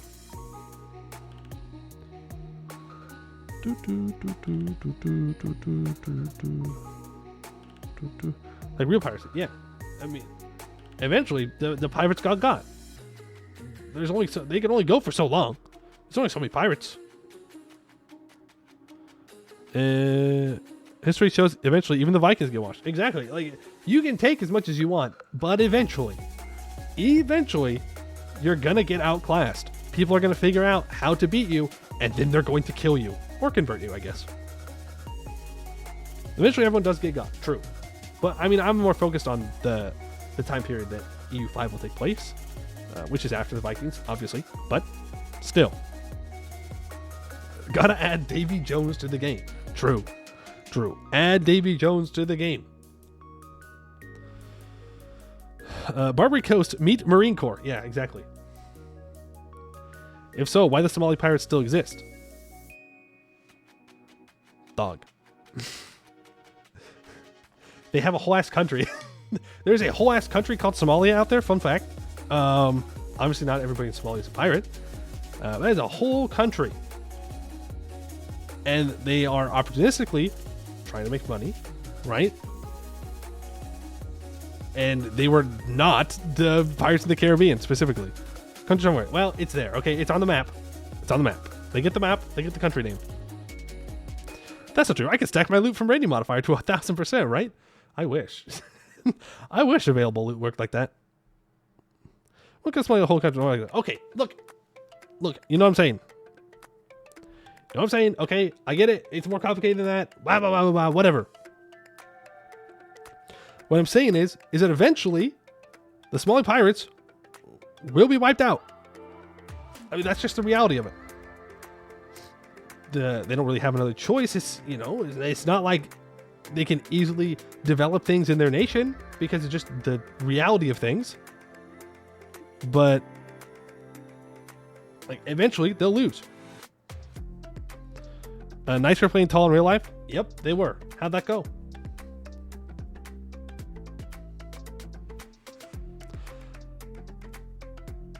People think Somalia when they think modern pirates, but they are mostly around Yemen, Peru, Singapore. Peru? Really? I didn't know there were any pirates around Peru. We got Peruvian pirates out there? Let's go. Huge. Western Hemisphere pirates still. Good for them. Near Meiji shipping lane? Yeah, I didn't know there were any pirates out of Peru. Or near Peru. They survived much more than a lot of wide nations. But they still died. That's the point though. Is that they still died. It doesn't matter if you outlast other people. If you die, you die. So you can't just play tall. You can't just play wide. Is the hope. But more often than not, you can always play wide. You can't play tall. It's probably still yapping. Oh, I'm still yapping. We're still going. We're still. I learned about Peru pirates today. Who would win? The entire British Navy or two pirates in a rowboat? Well, how fast can they row? If they can row really fast, I'm just saying.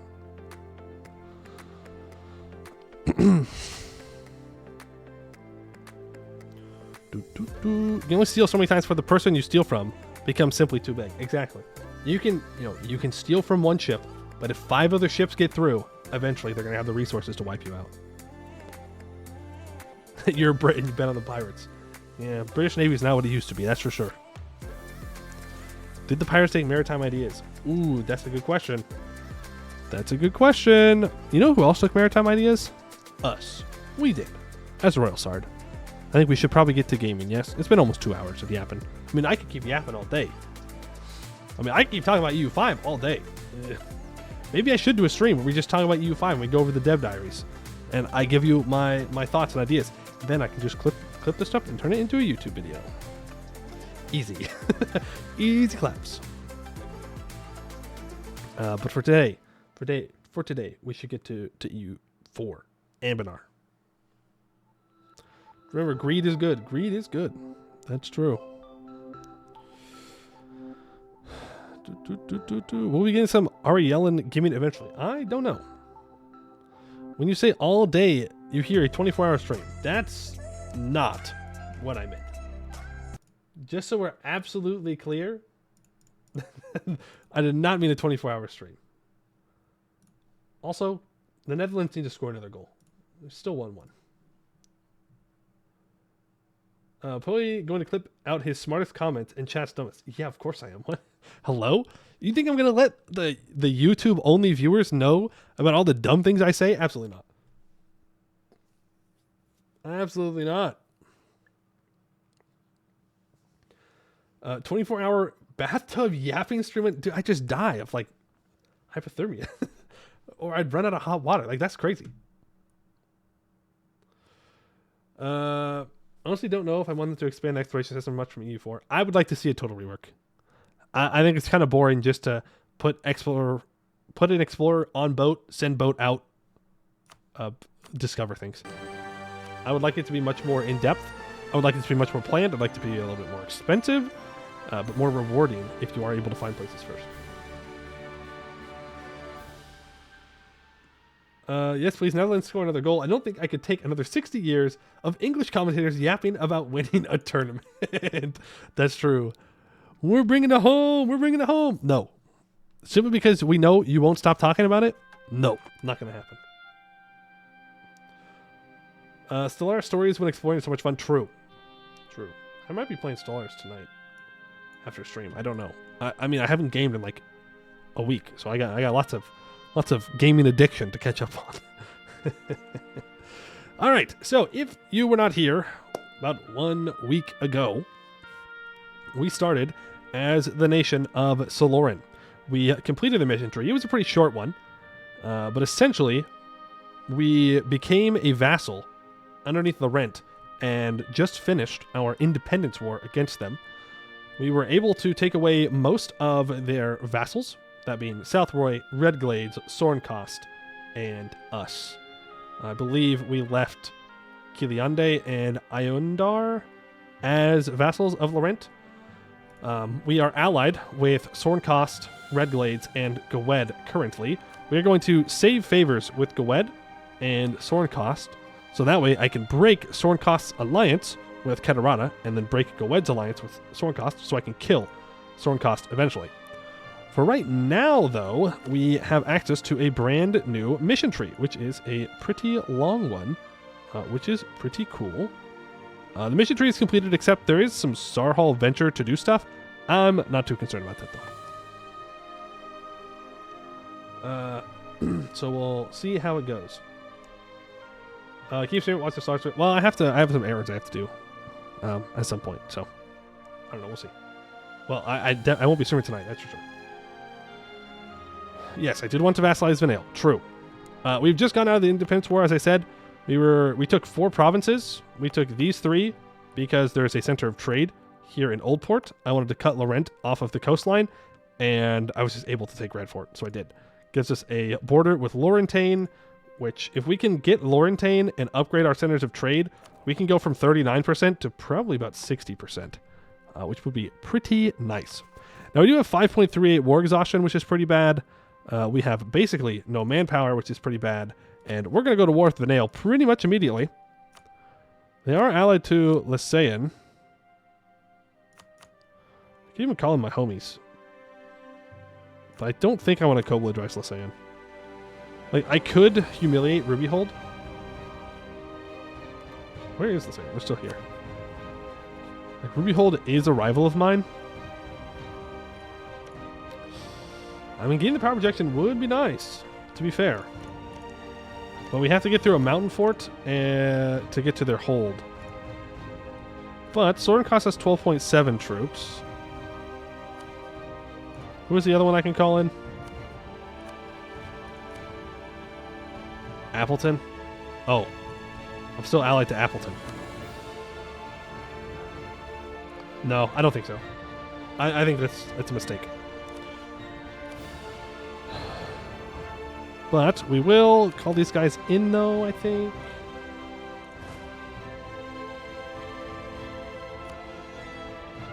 Let's get our troops moving. Let's get our... Oh, actually, hold on. We are not immediately going to war. I need to build more transports. Clearly. Yeah, okay. So we have to let a little bit of time pass. We're going to vassalize Vanale so we can annex them diplomatically and take their colonies. So we'll see. You've been having a blast plane Adja. Nice. Classic. And we do have a mission that we can complete right now. Protect against Dominion. To the north looms Lorent. Oh, wait. Hold on. Pause. Pause. Pause, pause, pause, pause, pause. I forgot to change my thing. My category. There we go. Boom. Okay, now we're good. Now we're good. To the north looms Lorent, looming over us, ready to strike at any time, and we cannot stand alone. We need to find allies and powerful ones at that, if we hope to remain independent, so that we may yet rebuff the Lorentish.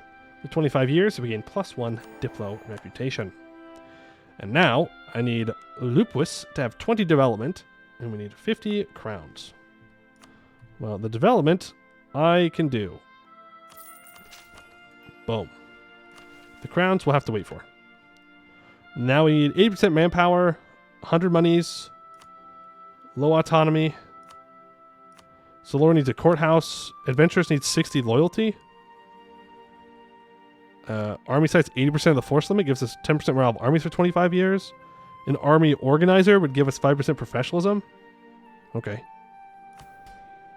Well, the adventurers are about to be there. And Wineport needs a workshop. Alright, well, I guess we unpause and we just chill for a moment here. I will Royal Mary Gawed. And I will not seize land until the nobles are loyal. We do have vampires, by the way. Forgot to mention that. We have vampires, and they are pretty happy with us, which gives us 10% more national tax. We can complete attract adventurers. With the end of the green tide in Eskin, so has come the time... Oh. Oh, sorry. I mentioned Eskin, and I just had like an allergic reaction to it. With the end of the green tide in Eskin, so has come the time for many of the brave men and women fighting in the war to return as well. While Royal Sard is full of these brave people, our primary contingent in the war came from the Sylvivan and the Company of Thorn. With them now returning home, we should see to it to invest properly in housing and servicing these experienced veterans so as to have an army able to defend our reunited Royal Sard from any invaders. To the end of the game, we get 5% local manpower and +1 base manpower in Vivan Mar. And permanent arms, 80% of the force limit. While no one can doubt their military experience, we have quickly found an issue with our idea of an army of adventurers. They are too few on account of most remaining to continue the fight in Eskin. While we can still maintain a core of skilled veterans to boost morale within our troops, a proper army needs size. As size, we need to find among properly trained commoners and peasants no feudal levy loyal to one of the 4 houses, but loyal to Royal Sard to their home. For 25 years, we get 10% morale of armies. And Jacques' reforms, if we have an army organizer, I can get 5% professionalism. We don't have one. I don't remember which one that is. I don't have the money, so we'll worry about that later. I do not want to run away Soren costs. Sigamber, though. Gets inherent. That's so sad. Gets inherited by Corvuria? How? I would thought they were too big. That's crazy. How do you have too many relations? How? You have 4. You have 4 relations.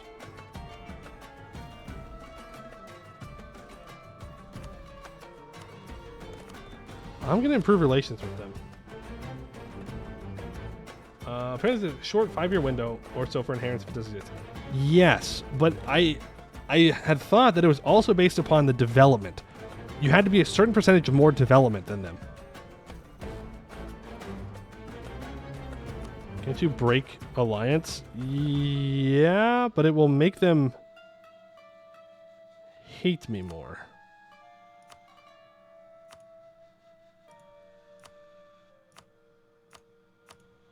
Yeah, they also don't want to.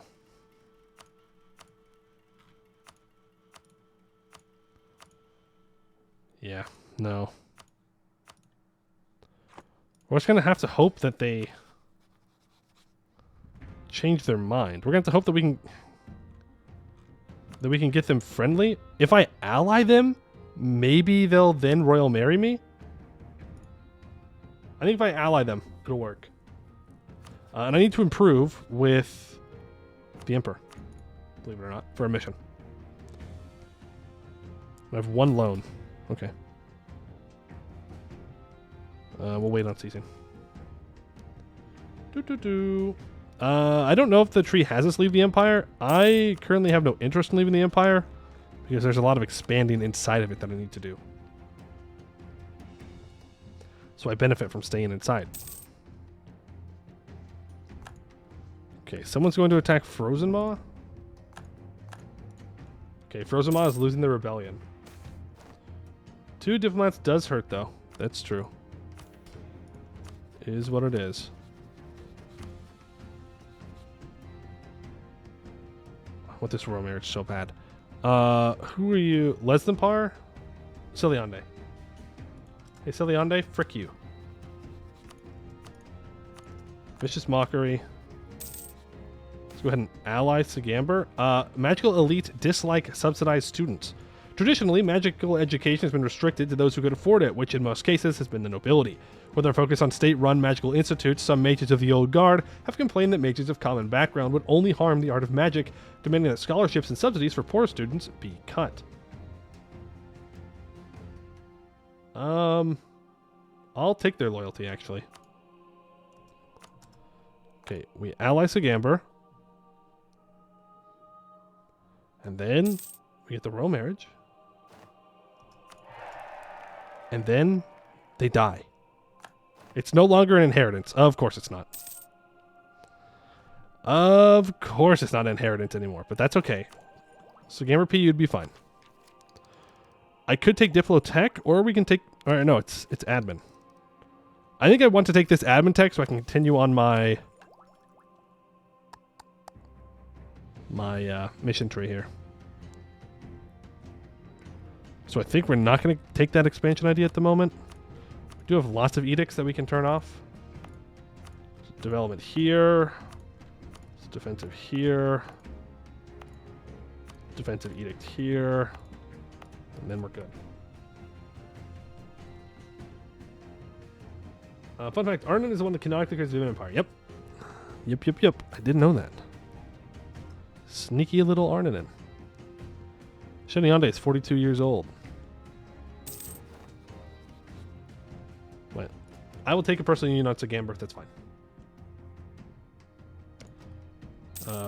Plus, if that happens and Buslar does declare war on me, Wex should defend me.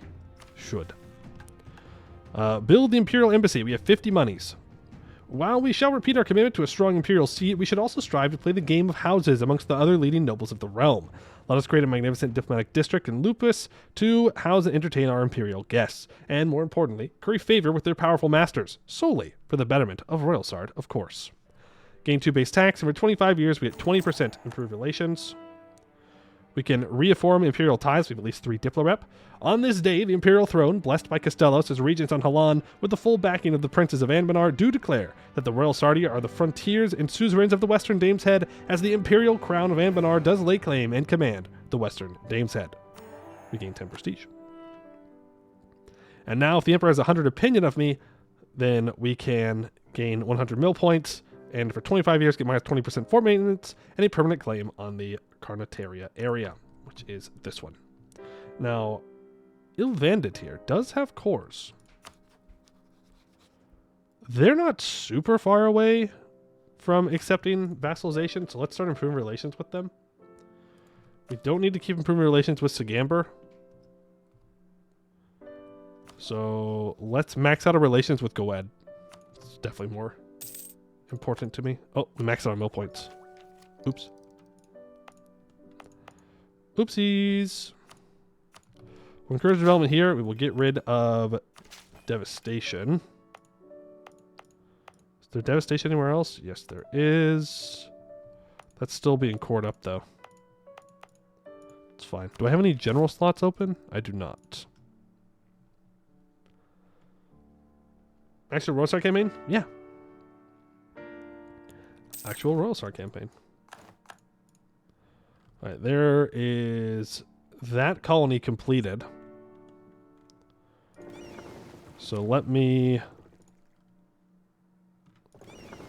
put you guys back into port real quick. Give me 3. The rest of you can go back to protecting trade in the Bay of Wines. Do you can go explore the West Salahad coast. I think we're going to send our colonist out here. I don't know who that is. Vanale is still 78% war score. Do I have the aggressive expansion? I do. Good. Good, good, good, good, good, good, good. We're about to max it on mill points again.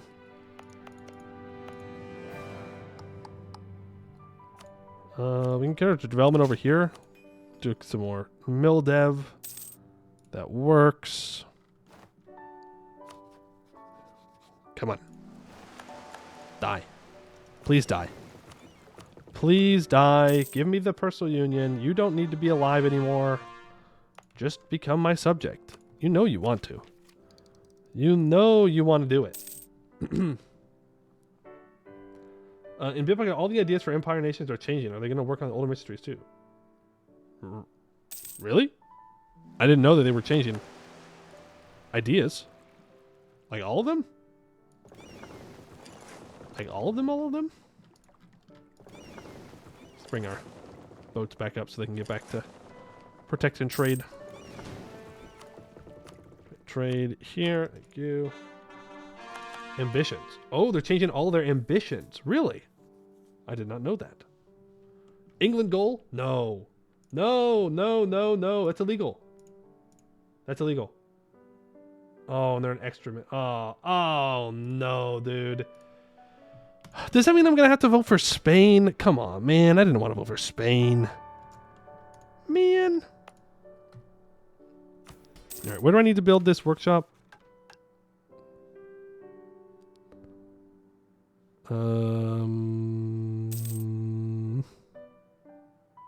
So it's town hall. Oh, it wasn't a mission. What's this? Wineport. Wineport needs a workshop. I can take Miltech here. I can wait for the year tech though. Okay, we're gonna have some Saloren peasants and a lot of them. So let's stop drilling in case they want to rise up real fast, which it looks like they do. I can't. Okay, well, doesn't matter. Oh, vampires arrive in droves. Did you see that last night? Thousands of bats arrive in the city. Strange times, eh? There are more of them now. The vampire state gains 20 influence. Surely this won't backfire. Surely the vampires will respect us. Surely. Come on, Sagamber. Kick the bucket. It's time. You've had enough fun and games running around. right. We gotta wait for these transports anyway, so we can just go speed 5.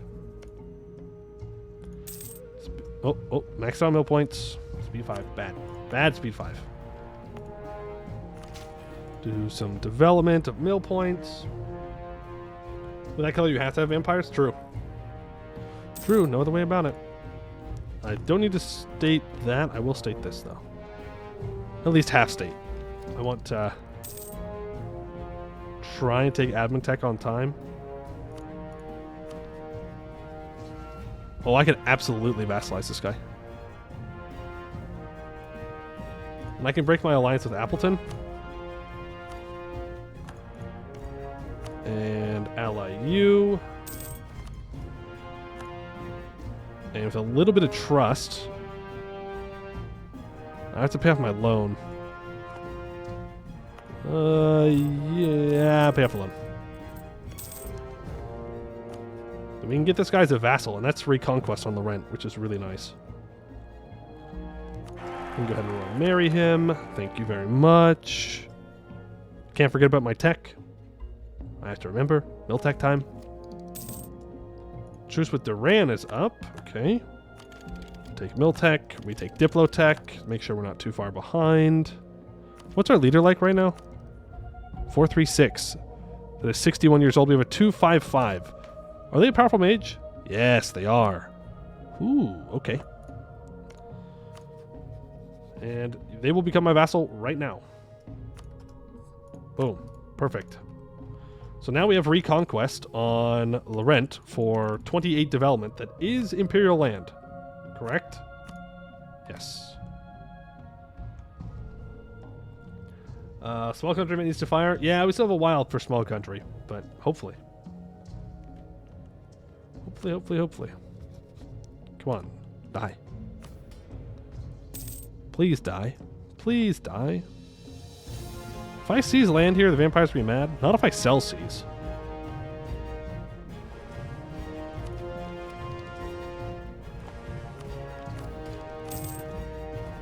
Let's do that then. Sell seize. That gives us a whole bunch of money that I can play with. And I can build some workshops. We have some pretty good workshops, I would assume. Oh, yeah. Those are pretty nice. We can build those temples. We do actually want temples, considering we have vampires. We do have 10 transports, so I think it is time to fight the elves. Now, the elves are going to have 0.3 morale on us, and they do have a heavy ship now. Ooh. That's rough. I'm hoping that our galleys will be enough, though. They might not be. We'll see. Are you likely to go for the throne for the emperorship this run? If I can convince people to vote for me, yes. I mean, I might as well, right? It's either you destroy the empire or you become the emperor. That's kind of how it works. For me, at least. Am I waiting to have real colonies? Well, that's true. Well, it doesn't matter, because they already took exploration expansion, so they will get colonies. They will colonize.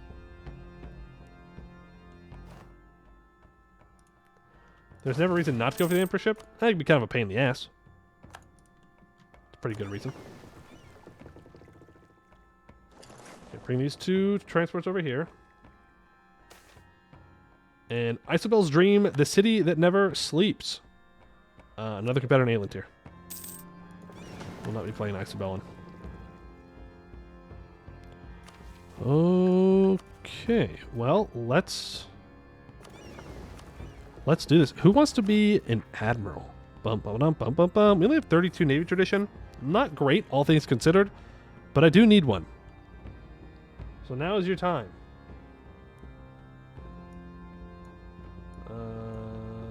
Tavarna, you want to be an admiral. You've got it. Think Rosa gets unique gun reform? Yeah, we'll see. We'll see. Alright. That's fine. I would rather have more maneuver, to be honest with you. But we'll take it. Leave the cannons behind. Take the horses. Make sure that we have our 6 shock general in charge. Attach. Let's move you out here. Let's declare war on Anbennar. We can call in Goed. We don't need to do that. Call in the Red Glades, call in Sorncost. I'm only assuming they're going to move. They might not, though. This isn't the best place to land, technically speaking. Adeliande is the best place to land. Because it would allow me to just instantly get this occupied to land more people. So I think we're going to go get first site occupied, and then we'll see what happens. For an inventor, I will take the prestige. Thank you. And a halfling's gift, I will take the money. Thank you. Need to hire a new advisor. An army organizer sounds perfect.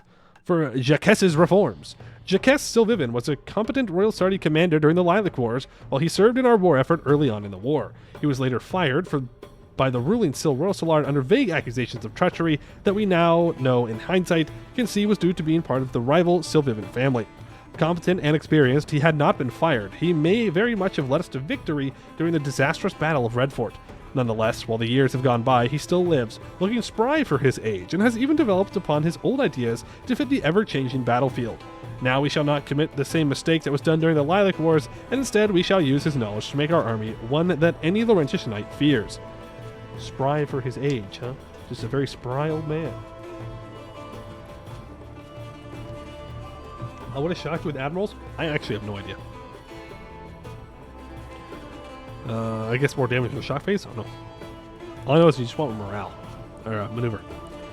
We gain 5% armor professionalism and a permanent claim on the Treton area. Now I need a courthouse, which means I need to take this admin tech. We're going to core these provinces. You're going to go over here.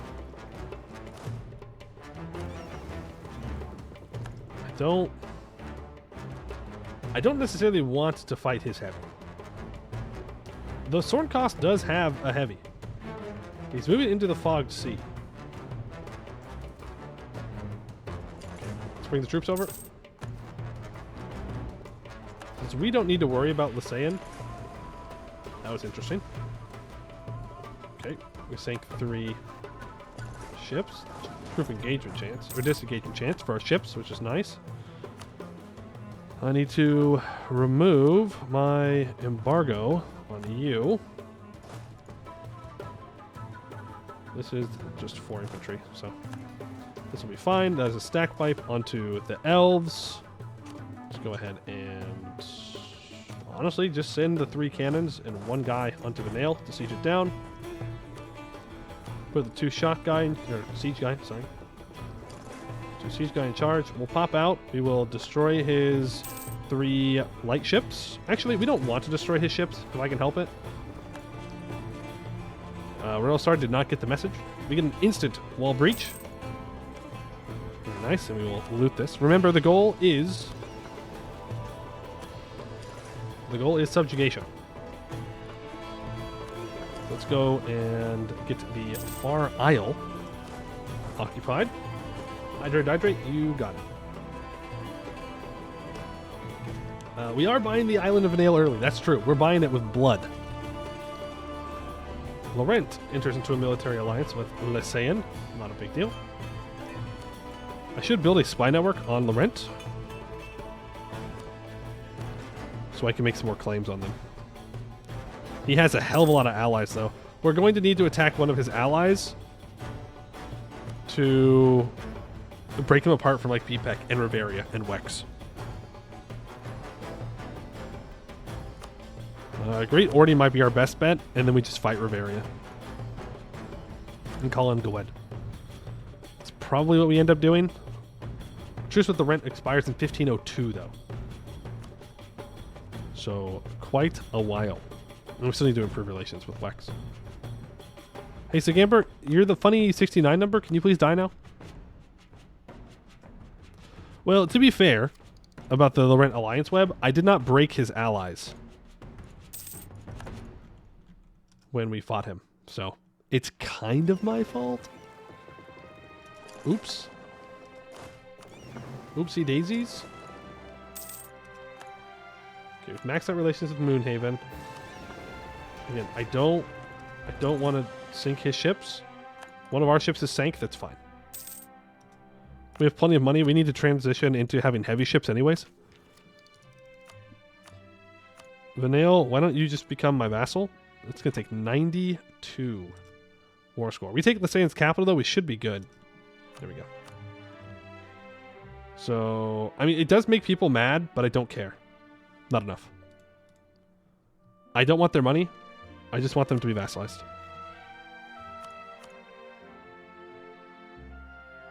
Boop. Awesome. Then we can go to the nobility, and we can hand out strong duchies. And Vanale will be loyal in a very short amount of time. Here, you move our troops back into this area, and we should be able to see more now. I will rival Lorent. We will throw... We can't embargo them because we have a truce. There's our truce with Wex over. Let's go ahead and improve relations with him. Wex is allied Lorent, Bpec, Bucelar, and Vern. Casual. Casual. It's almost time to take admin tech. Is that everybody? No. Still need these troops, and my force limit is currently 41. We're a little bit below our force limit here. So let's fix that. You go ahead and start drilling. Combat width is currently 24. So let's take you, move you to Anbennar. Get you up to 10,000 troops. Give you 2 cav. That's fine. We can afford that because I can go and lower autonomy in some places.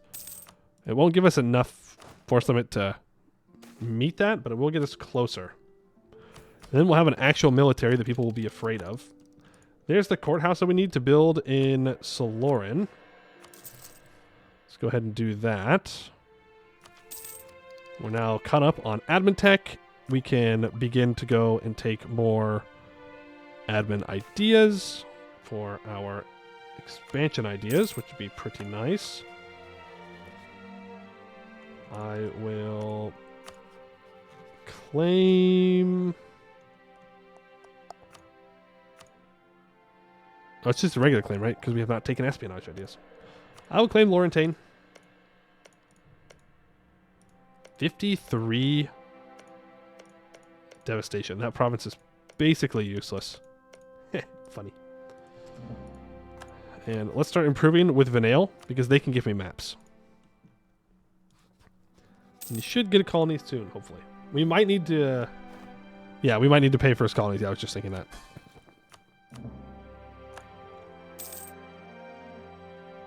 Vanale currently makes 1.67 ducats a month. Let's go ahead and give him some money. Economy. Give subsidies. I'll give him 4 ducats a month for the next 30 years. It's a lot of money, but if he keeps colonizing, it's worth it. Lorent says that I'm his rival. Wex is friendly with me. I mean, that's good, I suppose. We could ally Wex, the current emperor. I swear to God, if you get an heir. If he gets an heir, I'm going to be very upset. Very, very, very upset. Okay, so now we are over our force limit by 1. Costs us 0.64 a month. Not the end of the world. I would like to build some heavies. That way we can replace our galleys. We do not want galleys. Galleys are bad. They're ugly. They're terrible. I don't really want to lose my stability. So I guess to make Diplotech cost a little bit more. And we can just let some time pass here. We have 10 years so we can go to war with Lorent again. Let's... yeah, the lack of diplomats is rough. Is rough. But I think going to war with Great Ordian is our best bet to break Lorent's alliances, so we don't need to wait for that. We can do it whenever we want. A seat of power. With the reunification of the country complete, the Saloren have come with a promising proposition of a fixed capital in Saloren for the entire country, rather than each house having their own seats of power. While clearly benefiting themselves, Saloren offers promise due to both its fortifications and its distance from the roads that divided us. No matter if we take them up on the offer or not, building the necessary infrastructure to build up Saloren as either a primary or secondary seat of power would be a good idea and would surely greatly please the House of Saloren. A debate has arisen in Royal Sard about the location of the capital of our duchy, with two clear sides of the conflict having arisen. The Saloren and their supporters argue that strategic locations of Saloren and its already strong fortifications makes its location a prime position for the capital. The Royal Sard, however, argue that Royal Sard County is the historic location of the capital, and if we are to truly be the successors of Royal Sard, we should stick with tradition. Well, here's the deal. They're both terrible. Fun fact.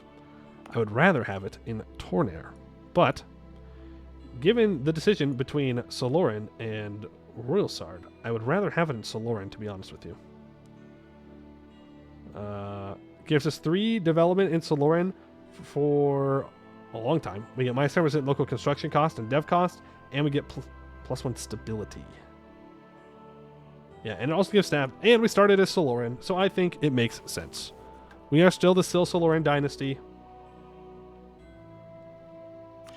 We will move it back to Saloren, which is just better. And we can complete the Saloren. For this, we need Saloren to have a workshop and at least 8 Diplo Dev. With our rise in power, it was only a matter of time until we seized upon what makes the wine lords truly powerful. Let us put our own stamp on the wineries within our domain, creating a truly Salorian flavor and a central market to distribute it. This will both enrich our cultural influence and wealth, as well as fund the construction of a most impressive capital. Gain 2 base production. Until the end of the game, the province of Saloren gets 25% local goods produced. Damn. Okay. Casual. Casual, 25% local goods produced. In this wine province. It's like a whole ducat a month. It's a lot of wine. What do you mean wine? It's just wine. Ignore the metallic taste in it. It's fine. Tornair is owned by me, has 25 development, and a marketplace. While historically being seen as outside the power struggles of in Royal Sard, being not owned by any of the 4 houses, Tornair ended up, alongside many other wine merchants, revolting during the Lilac Wars. With this rebellion now stamped out of our city, we must see to both building up the city as our central trading hub in the Bay of Wines, but also to reassure the merchants that their interests are part of the interests of a united Royal Sard, so as to never fracture again. To the end of the game, we get +5 local trade power in Tornair, and the Eastern Wine Bay area gets -5% local dev cost until the end of the game. Eastern Wine Bay area. Oh, wow. Okay. It's going to make this state very good for developing. And we expand the merchant navy. We need 15 light ships. We'll get there. We do have the Wine Lord's government form. Yes. We switched on over to it. So now I need 80% manpower. Yeah, I don't know. I wouldn't hold my breath for that 80% manpower. I'll be real. Duran has discovered one of the precursor cities. We've maxed out relations with Wex to plus... And we died.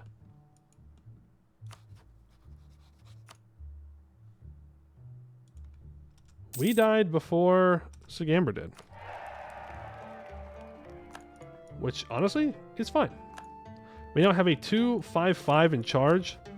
Wex should tick up to 100 relations after the year tick, so I'm just going to hold on to that. Vanale, for some reason, is not as loyal anymore. Don't know. Oh, he's malevolent. Well, that would do it. Not the greatest trait to get. I was right when he turned 16, too. As for our current deity...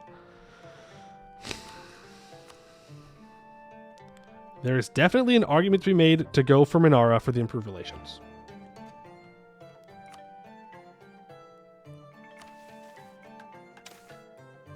We are talented in conjuration, illusion, and evocation. If I can get enchantment, that would be pretty good.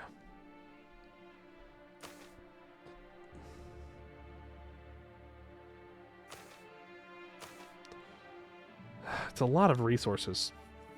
It's a lot of resources. -1 Diplo rep. -0.5 yearly legitimacy.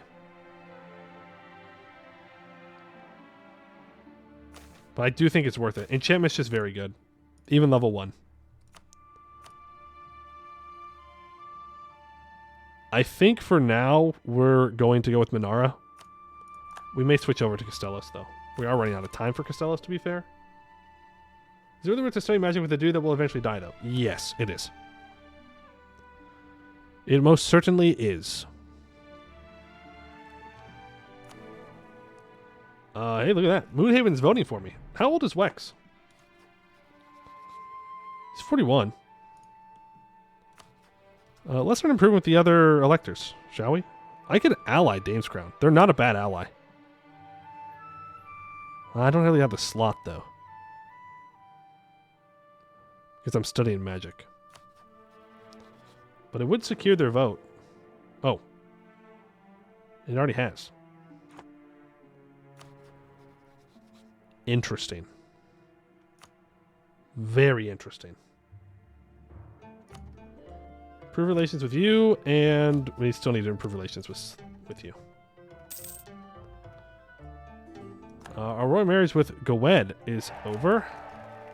Unfortunately, no chance for personal union there. Imagine getting Gowed as a personal union here would be amazing. No.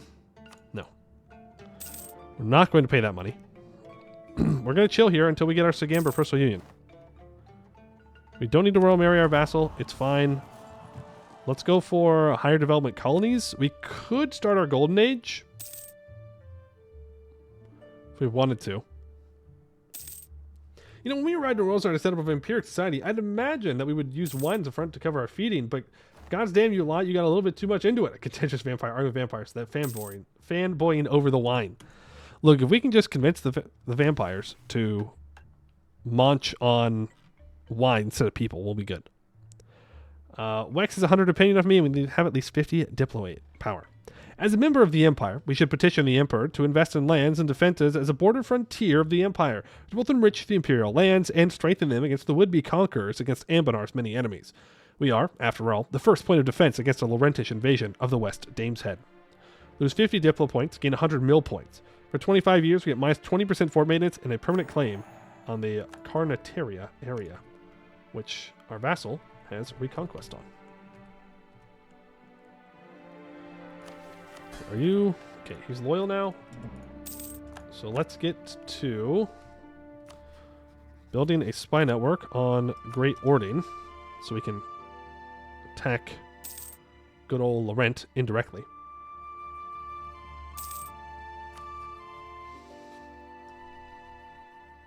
I mean... Come on. What are we doing here? I will just not pay the 25 diplo points. We'll lose money. Yeah, a couple of ducats a month for 6 months, but it is what it is. Okay, you're voting for me, you're voting for me, and you're voting for me. Silverforge is not far from voting for me. So, oh, Ivar's having a bad day. So let's improve with Silverforge. Come on, Wex, die. Yeah, we need to keep our prestige up now. So if Wex dies, we become the Emperor. Oh, and the orcs are disbanded. Great.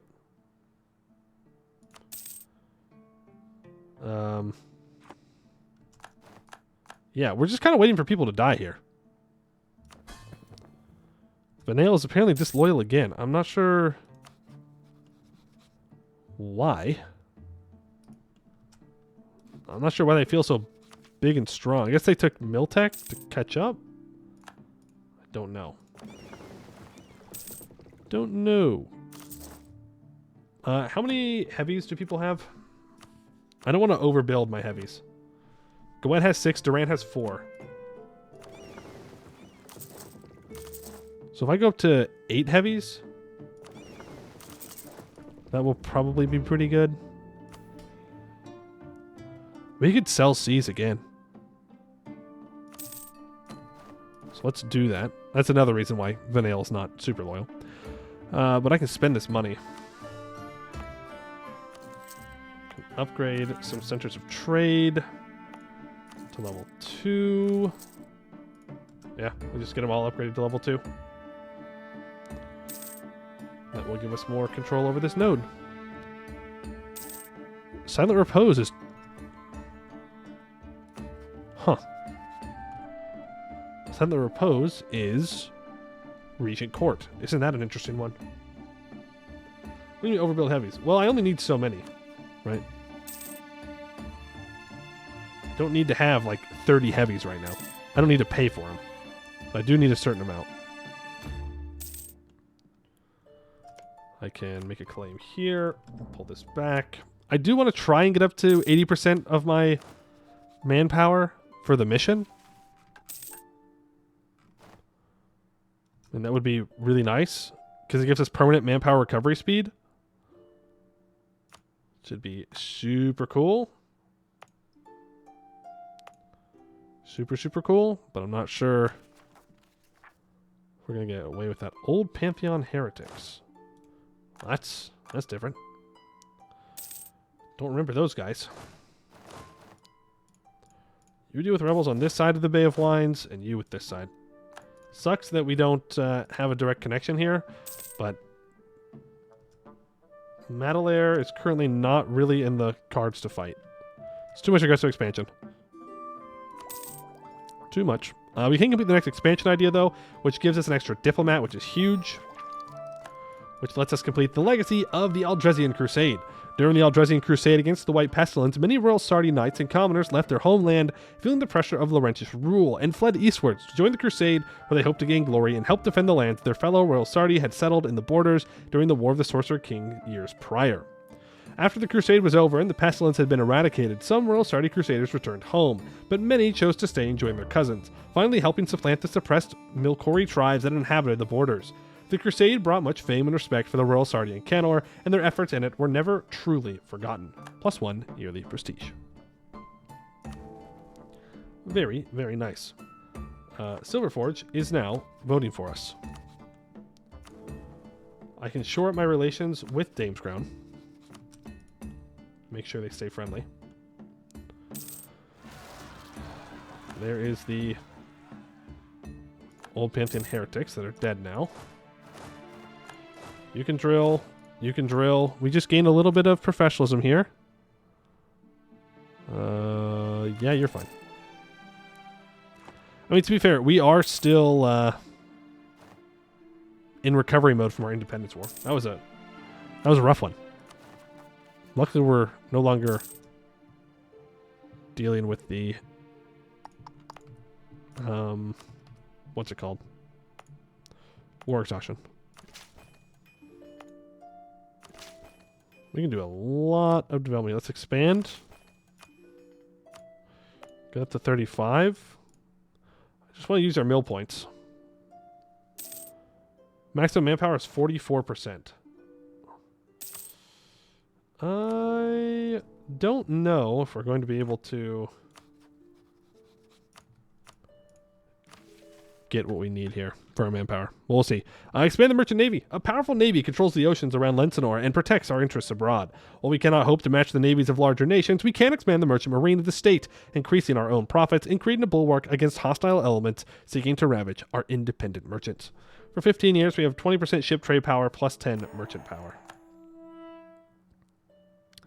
No, actually, why do you have so much autonomy?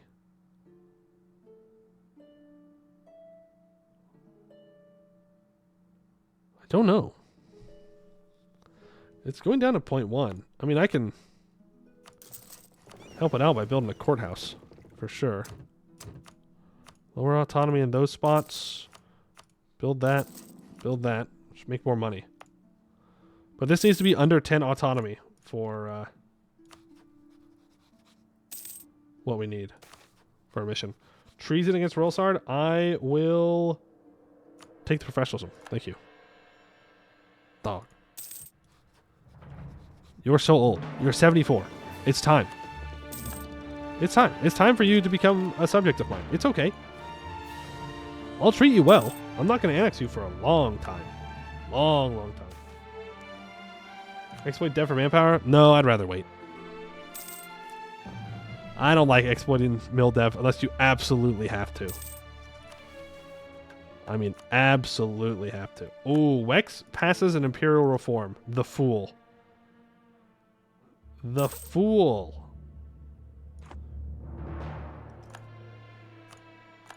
Okay, let's improve our relations with Magisterium. Well, we might just want to ally the Magisterium. I don't know. Improve a BPEC. I do have a lazy colonist. Thank you. Emberthil has already gotten to those islands. So I will grab this one. I can't see... Can I ask you for maps yet? Yes, I can. Grab me one single transport. Did I build the heavies to... I guess I built them to here. Oh, right. I transferred troops over. Duh. Duh. Bring you back, and let's ask you for maps. What? Really? Should not be allowed to say no. Should not be allowed to say no. That's crazy. That's crazy. Okay, go colonize this then. We're trading wine, believe it or not. And we need to hopefully send more troops out. Or boats out, I should say.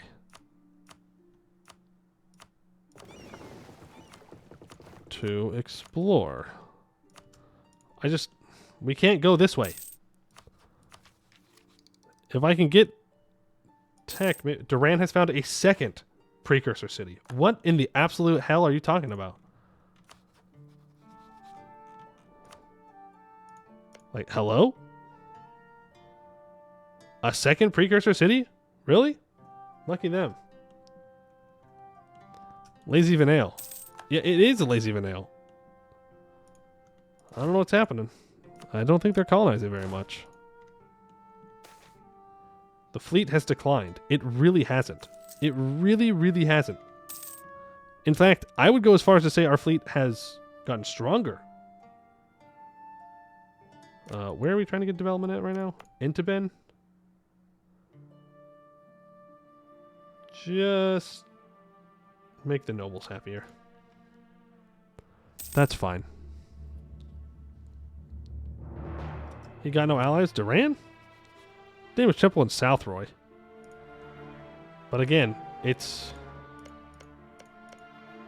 manpower. Take the colony of Jersel in North Aeland. I wish I could see North Aeland here. Even though it's just ruined Anbennar, I'd love to see them pop up sometime. Well, they should still be colonizing.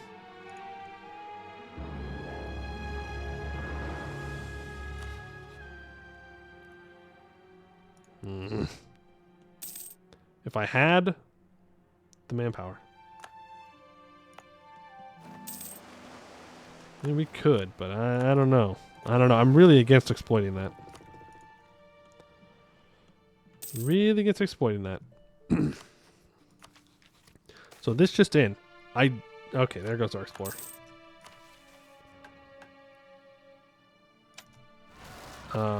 I don't think the whole maritime into expansion thing is necessarily great in Anbennar if you're trying to get to Aeland. I think you should just go exploration. I think for Sarhol it does work pretty well. Into Sarhol, it's great, but I think into Aeland you need the exploration, unfortunately. Though I do like taking maritime ideas first. Makes our boats very cheap.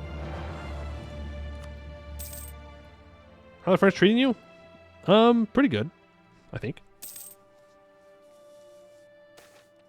That is a lot of people that can get under a personal union. Hey, we gained 200 experience for our magic. What are we at? 200. A new champion of the joust. I'm gonna say no. Yeah. Unfortunately, I'm gonna say no here. Because I need the legitimacy for being elected emperor. And I don't want to risk losing it. Feels bad. Feels bad. Anti-half-elf graffiti. Let's not do that. As a Frenchman, Poe is a national friend of our country. I mean, that's great. That's great that France wants to be my friend. You guys kind of lost your soccer game yesterday, though, so I don't know if I can be friends with you. I'm only friends with winners. Sorry. What now? I guess I just improve with people around me? Put 2 on improving with allies and 1 on improving with neighboring countries. An ancient tome is located. I will spend the money to get that magical experience. Thank you. Lorent is 71 years old. And if they die, they get the Silwex dynasty. There's so many old people. What's going on?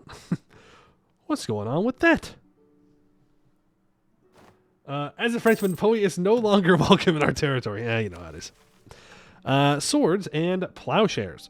While we are now whole, we still live in fear of a possible Lorentish invasion to once more fracture us. But as we have proved and shall continue to prove, the people of Royal Sard are strong, and our army relies not on elite knights, but on that strong populace. We should hand out pikes to every man in Royal Sard so they may be ready for the inevitable charge of the Lorentish knights. Till the end of the game, we get 10% manpower recovery speed. Restore local fortifications. While we cannot guarantee that crushing defeats of the past could harry our future, we can guarantee the defense of the home territories, restoring the abandoned keeps and castles in the old ages to project their power back into the surrounding fields. This has the beneficial side effects of making the peasantry feel safer from the marauding bandits as well as foreign armies. Lose 100 crowns, we gain Eastern Wine Bay area, restored local fortifications for 15 years, giving plus 33% defensiveness. And now, Royal Star needs 10 base production. And we need that autonomy to go down and to have no unrest. Well, there's the 10 base production. When can I lower autonomy again? 15, 17? Does expanding infrastructure help with autonomy? It does. Let's go ahead and do that. Expand that infrastructure. In fact, we're just going to expand infrastructure in our whole capital state here. Where we can. It's a lot of admin points, yeah, but I think it's worth it. So that should mean that this autonomy goes down by 0.205 each month. Yes, we don't want to go to war. We want that to just go down. Well, I mean, I would rather go to war. But we need this to go down to 10. My favorite half-elf slander was the hags in BG3. Half-elf, half-human. All useless. That's a pretty good one. That is a pretty good one. Like, how do you even come back after someone tells that to your face? I don't know. I do think the hag is pretty smart. Pretty smart. I can get rid of this. There we go. Now I can get rid of that edict. Very good. I don't really want to add anything to the empire. I just want Wex to die. Only 47 though. I really want you to die. I don't understand. Like, one of the reasons I'm kind of holding off here is to make sure that I can fight that personal union war, but I think we're just going to have to go for it. Because I don't think he's going to die. I think he's going to live forever. I think he's a vampire. Kobold's End looking really pink today. Yeah, very pink. Very, very, very pink today. All right, Royal Sardi Nobles. I think we deal with the Nobles and then we go fight Lorent. Because we're about to be maxed out on manpower. Which means it's fighting time. I don't know exactly what I will take. The Magisters offer aid. Yes, do that. Increases our magical study progress. Which is not bad. Lorent has an heir. Okay. I could seize land. It will make the vampires mad. I don't particularly care. Minus 22.5% national tax. Wow. Wow, wow, wow, wow, wow. Install Thrall. I mean, that's not good. Maybe I should make the vampires a little bit happier. Hope the trip was fun. Regon Stein, thank you for 21 months. Appreciate it. Yes, the trip was very fun. It was very good. We could subjugate Great Ording.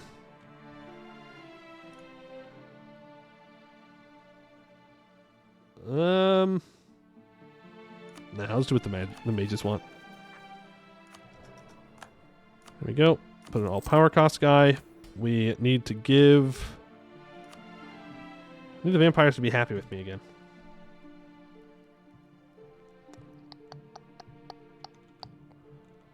Like, I could offer New Havens. I could fill their stock. We can organize a masquerade. But they just need to become loyal. It just takes time. They'll get there. Their loyalty needs to be 50 or greater. Great.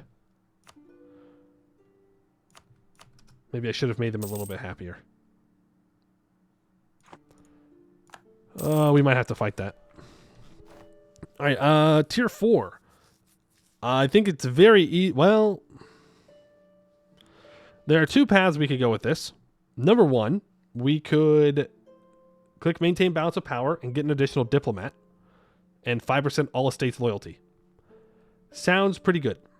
The other option is to expand temple rights and get 33% local tax modifier and -2 local unrest and stack up all the tax with the vampires. I think we'll just do the funny taxes with vampires thing. I think it's just funnier.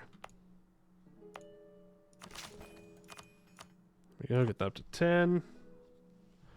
Yep, we can just make more money. Well, when the vampires are loyal, we can make more money, specifically.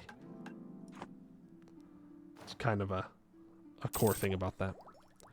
We can grab an extra colonist and higher settler chance. If only I could use that. Like, I guess I could send them down into Sarhal, but I don't really want to. And there's the birth of colonialism in Duran. I still don't have vision of...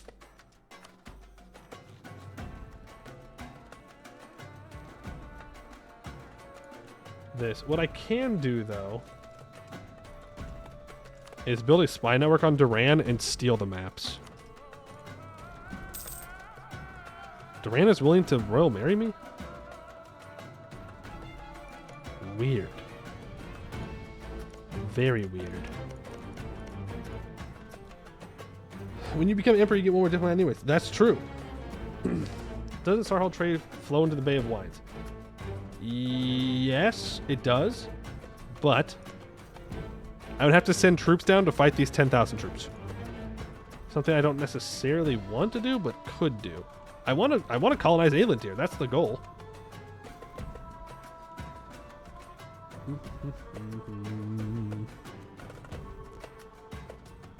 Well, guess it's time to fight Great Order.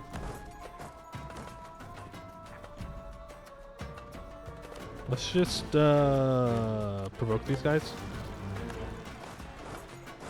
You walk over. You're gonna walk to here. Lorent has 22,000 troops. So you're just gonna walk back down here. Gonna walk up to the border, and let's have a little bit of a war. So I can call in Goed, Sorenclast, and Redglades. I don't need to co-belligerize Riveria. I guess we could, though. I'm just not sure what I would do with that. We could take Portnum.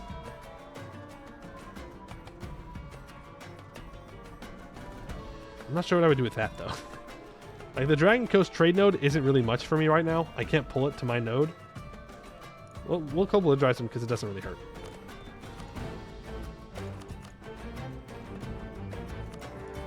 Let's call in all the homies and let's see what we can get done here. Okay, he's going to get away. That is A-okay. We're going to get him full occupied, and we are going to siege down Lorent's stuff, and it's going to be wonderful. And again, the goal against Lorent in this war is just to break his alliances. Lorent immediately gets troops from Rubyhold. You two move together.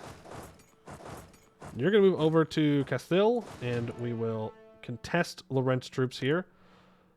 Lorent is Tech 8. We could take Tech 9 early here. Even if we don't upgrade our troops, just getting the tactics would be pretty big.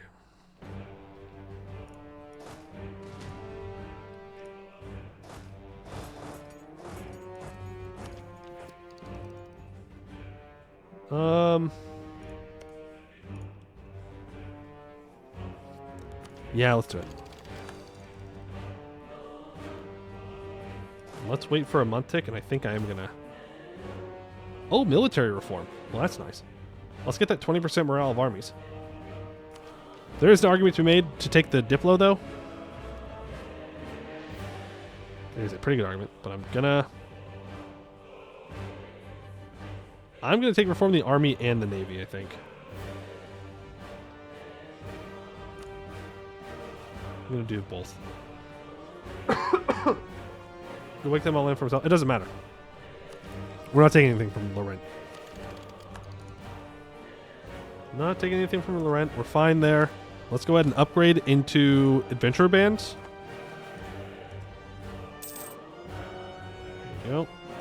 And hopefully my allies protect me while our morale is low. Okay. We're going to circle on in here, defend Quilande. I mean, our morale is low, but Goed should hopefully reinforce. Yeah, okay. There we go. Leave one troop behind in case all the AI walk off. And I don't want to start taking this mountain fort yet. But I do want to chase them down. I think they just ran off into Riveria's land. Ah, they did. Darn. Oh, I'm still going to catch the Rubyhold troops. All right, all the Rubyhold troops are gone now. That is wonderful. Goed is taking Lorent's capital. That is fine. Redglades is going to lose this, but I can follow up. If we can catch... Oh, no, he won. Okay, if I can catch all of Riveria's troops here, then that should just be it. That is, in fact, just it. That is the war. Okay, give me 4 more. 2 there. 2 to there. You can send those guys there. Walk over here so I have a better view of things. Tretin has allied Lorent. I'm not sure how Lorent can keep getting more allies. That's kind of crazy. I would rather siege down all of Lorent's land than Riveria's land. Good, and then you can zoom on up here. Alright, and that will be Lorent out. We'll probably take war reps and break his main alliances. Make your way up. Very good. Send one cav onto that fort there so it doesn't unsiege everything. Bavaria's navy has been destroyed. Take that other cav off. Let's grab our 8 heavy ships, send them up to blockade. And let's take care of these 1K troops. That is Lorent pretty much full siege down. Please break your alliance with BPEC. With Wex. Those are really only the big alliances I'm worried about. Amicos is kind of annoying, but could be useful in the long run. War reps. Maybe some money as well. We'll see. Build some more temples because we can do that. And we will just wait for... Well, I don't know exactly what we're waiting for, actually. Yeah, we took his capital, so we can do this. We take money, break his alliances, war reps. I know, but we want to do a reconquest war for the reconquest. Like, this is... That's way more aggressive expansion than we need to take. Don't worry. In our next war against Lorent, we will be doing that. That is the goal. For sure, for sure. Lorent is going to annex Kiliande, which is fine, I guess. No way. That is bullshit. He is 80 years old. That's crazy.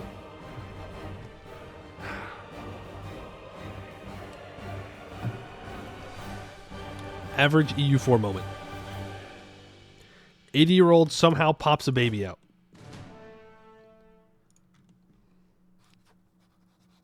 She's 80 years old. That's crazy. That's crazy. Whatever. Doesn't matter. It doesn't matter, he says. Copium.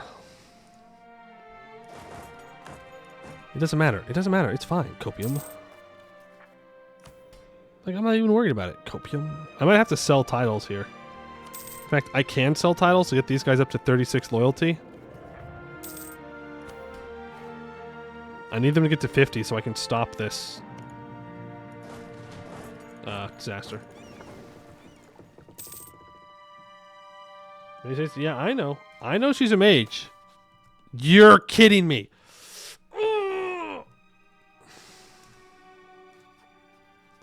It's moments like these when you go, the AI has to be cheating. They have to be cheating. There's no way. Like, I know they're not. But the fact that she gets an heir when she's 80 years old and then dies is crazy to me.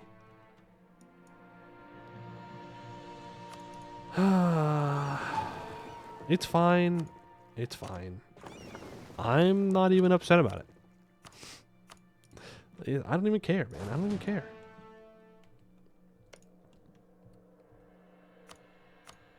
I don't even care. It's weird that you guys think I care.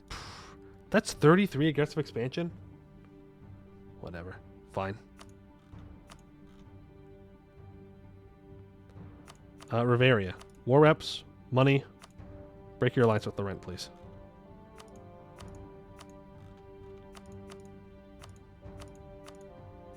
Get some prestige off of him. 1, 2, 3. Take your money. Thank you very much. Have a nice day. Go ahead and core all that up. And bring everybody home. Duran, Duran, Duran. Look at that. You have a colony. Before... Oh, no. Vanale has a colony now. Huge. Massive. Wow. Don't take it. Wex will die, and you will lose the emperorship. It's fine. We're still being voted for. We win these. Surely. Surely we win these. Okay. Sky Dragon, you are up for becoming a general. Boom. And Boostar, you are next. There we go. Boom. So now I have extra generals that can be used.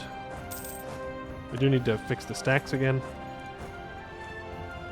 No, I know. I know you wanted to be an admiral. I know. But. I needed a general. All right, 25. There we go. Move these 16k off. You can get these slightly worse. You can both drill. I'll lose the inno. Elves block progress. Fine. Okay, that autonomy is almost good for the mission. Of course, Duran caught my spy.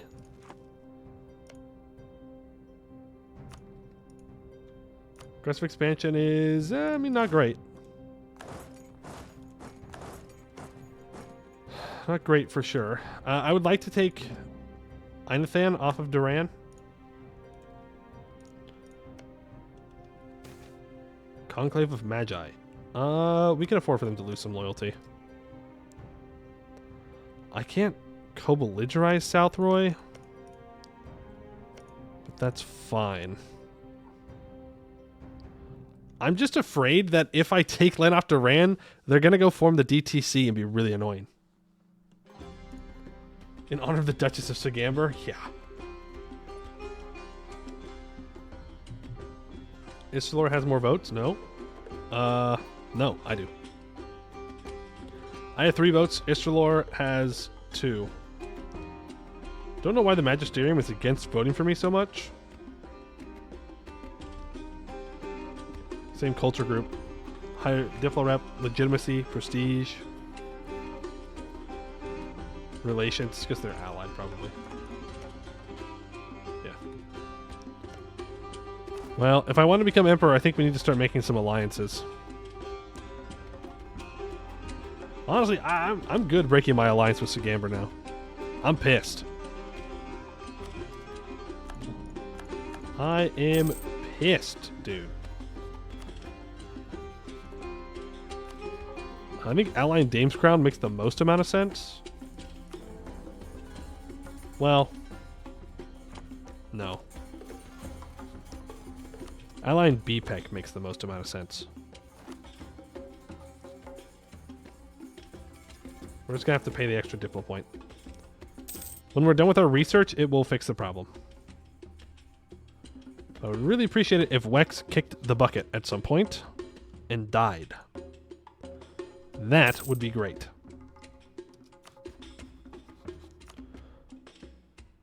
See, I want to declare war to hurt Duran. But there's nothing I can do against them that isn't me just taking land. I mean, I guess I could force them to release Great Ording. Steal the colonial. That assumes that I can get over there and take it, though, is the problem. Which I can't.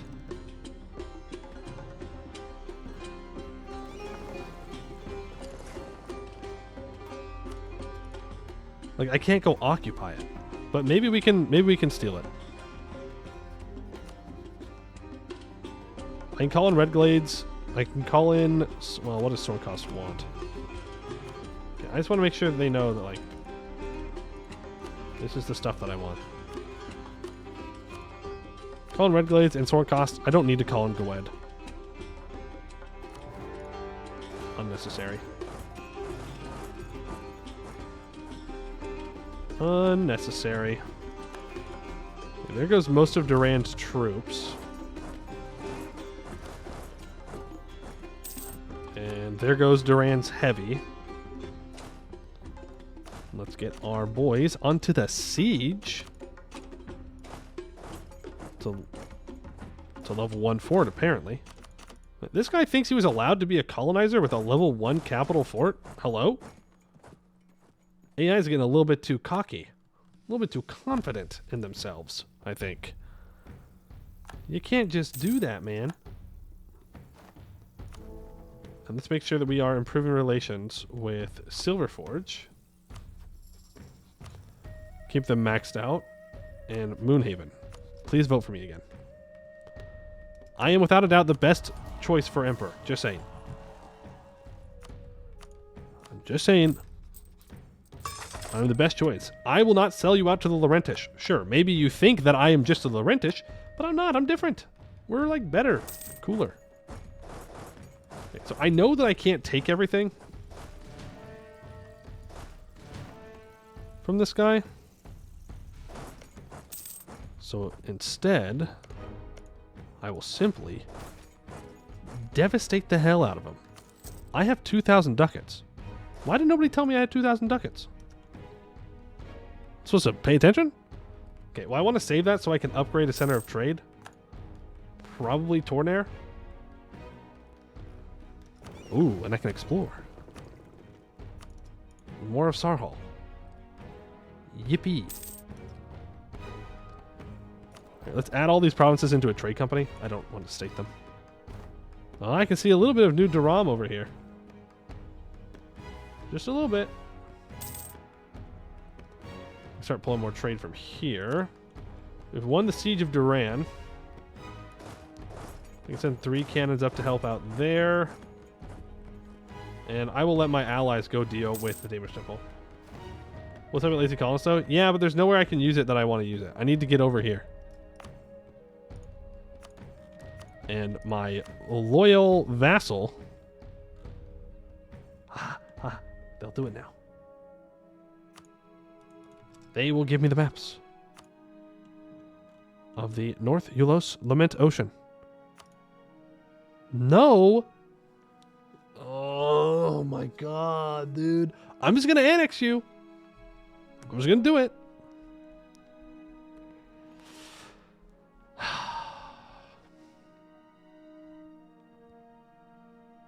This is so sad. This is so sad. Do I have any favors? No. Start currying favors so I can increase trust. I can influence him as well. Bavaria is diving to the gnomes.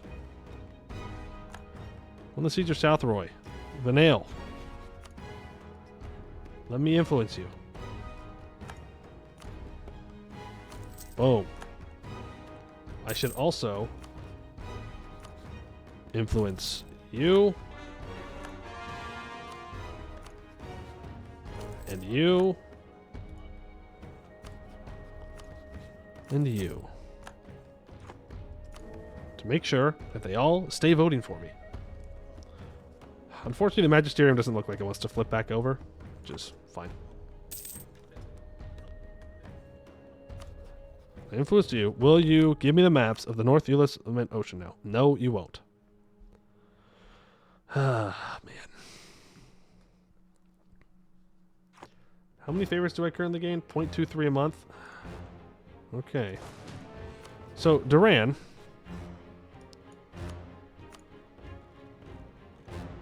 I can't steal any of his subjects at the moment.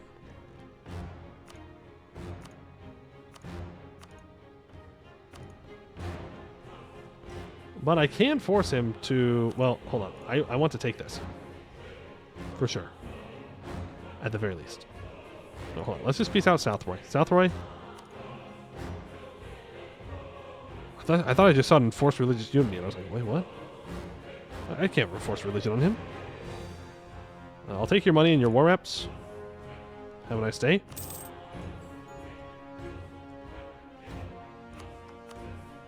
So what we could do is this. Aggressive expansion-wise, we could do that. It's a lot of overextension, though, which could hurt our odds of getting elected.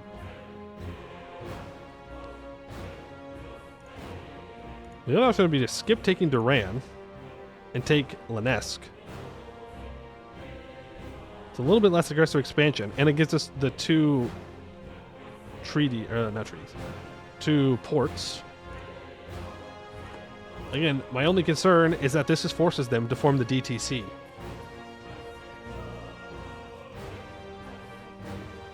Sweep across directly? We could. If I had vision of it, we could.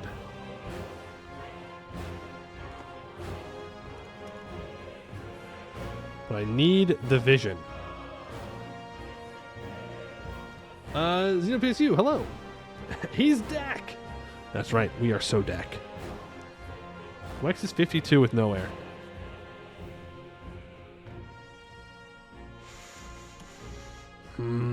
I need the maps, man.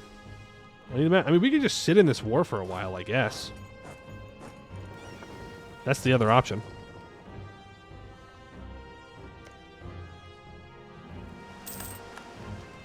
Is we just sit here and we loot him to the ground. It's going to take them a while to get through the Danish temple, so I'm not too concerned with that. You know what we can do? Hold on. Colonial range. Does that give us enough? No.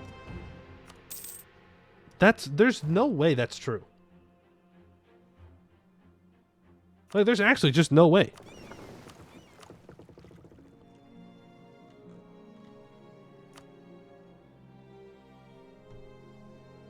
Oh yeah, I guess we could take it with the list without vision. But there's no way that's true.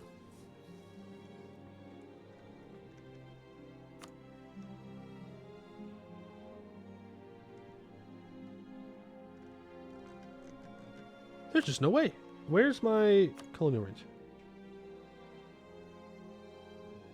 Effective distance 294. Colonial range 358.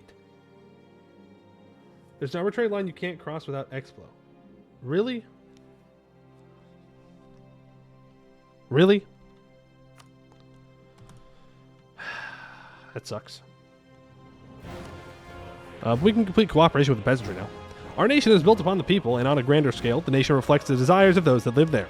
We saw what happens when the nation loses the loyalty of those it rules. With the rebellion of the wine lords, we must make an active effort to ensure the continued loyalty of our own people. We gain 50 prosperity progress in the state of Eastern Wine Bay, and 1 of each development in Royal Sard. And Royal Sard Resurgence. The vineyards of Royal Sard are impressive, but they are a shadow of what they once were, ravaged by the Lilac Wars.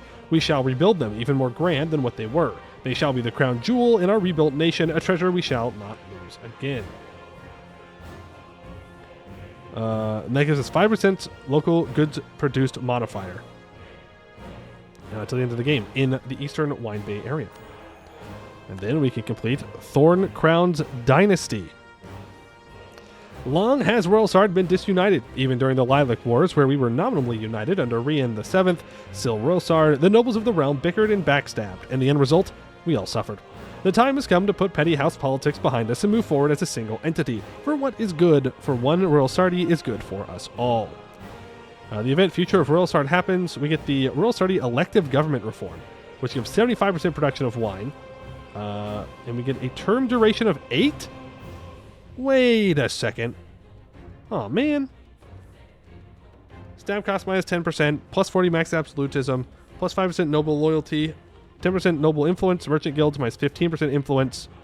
The Eastern Wine Bay area gets Royal Sard United noble houses until the end of the game, giving minus 1 local unrest, minus 10% local dev cost, 20% local goods produced, and 5% local manpower.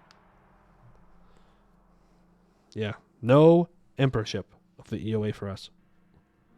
Well, it doesn't say that we can't get it, unless I'm missing it.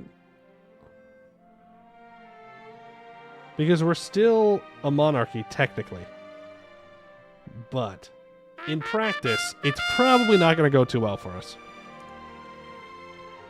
Lambert, hello. Welcome in, Raiders.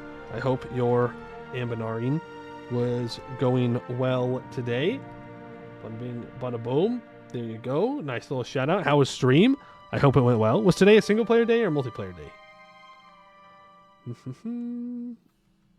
Yeah, I think we can get elected, but reasonably speaking, I don't know how effective that's going to be. And also, am I just going to lose my powerful mage now? Because I'm going to be kind of salty about that. I won't lie. I'm going to be kind of salty. I'm not actually making 37, right?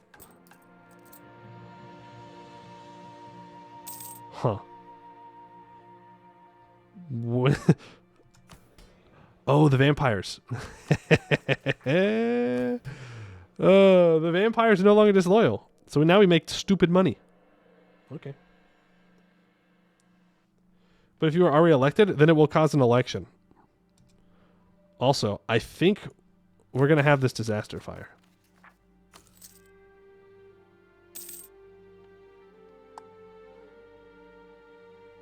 If I stab up, it will go slower.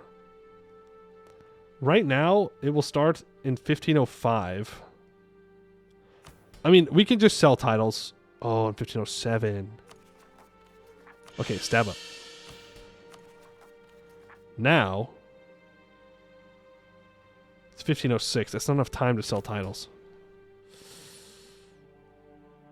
I think we'll be okay, though. I think we'll be all right. Yeah. We just won't click this mission yet.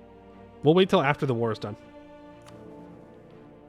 Then we'll see what happens. I do need to improve with people. It's so sad because people are very willing to vote for me. So in the Duran peace deal,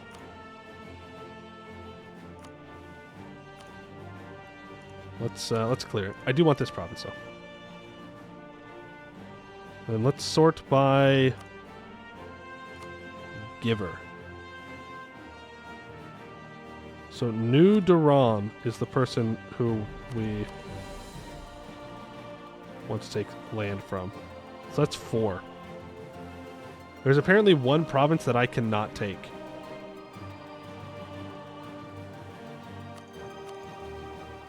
Ooh, I could take Lonely Isle though. That's not bad. Well, except I can't reach Lonely Isle is the problem.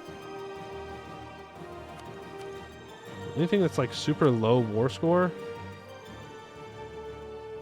I can take. And Jersel. So we could do this and just take all of his colonial stuff. And then we just take this 1 province. And then I could just take his 2 centers of trade. And then Aelvar to connect it. And then I just need to take Darum's fort from Lorent to have a full thing. And then I cut him off navally, so he can't reach the coast anymore. And we get all of his colonies. I think that's probably what we're going to do. Which means I want to stop looting this, and I want to loot Rosereach. No, sorry, I want to loot West Ording. Because he won't be able to get this devastation to go away.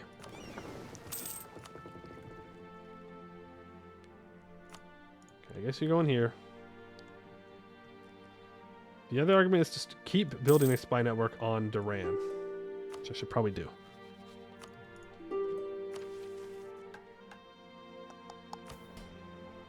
Doo-doo-doo. 43. Okay, I just need to be able to summon the Diet immediately, and then we'll be good.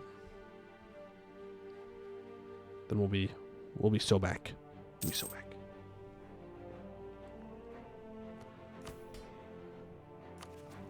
Then we just can't let the vampires become disloyal ever. Literally ever again. We just have to let them keep their loyalty stuff, even if it hurts us a bit. Tis what it is. It's not the end of the world. It's all devastated to hell. Move you here. Move our cav here. Pressing the wrong button to select only cav. And we'll loot that. You can get back to drilling. And there is the full surrender. Damish Temple, I will go ahead and take war reps from you and your money. And I will say, give me your trade power as well. Get rid of that alliance. That one is 2. I have no diplomats to send. Give me back. Does Rorsong get vampires from mission tree, or did it just happen? Yeah,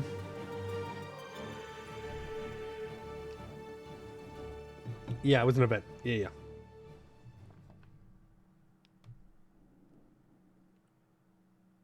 Tis in fact from an event. Well, now we're gonna need to peace out is the thing. When did I start making 66 ducats a month?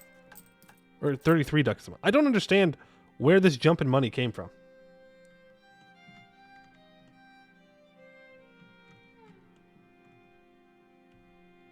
Like, we were making 11, and now we're at 33. Am I missing something? Did I have a level 2 advisor that I don't know about?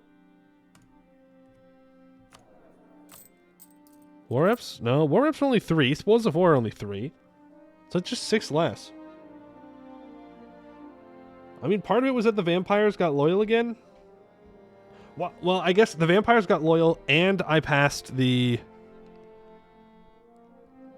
increase in tax from our reform. So maybe that's just it. I mean, that must be it. I don't know. I don't know.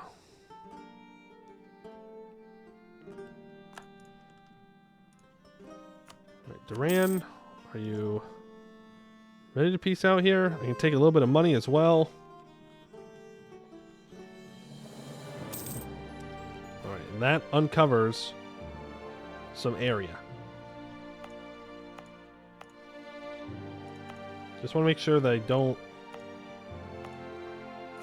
ignore our colonies here.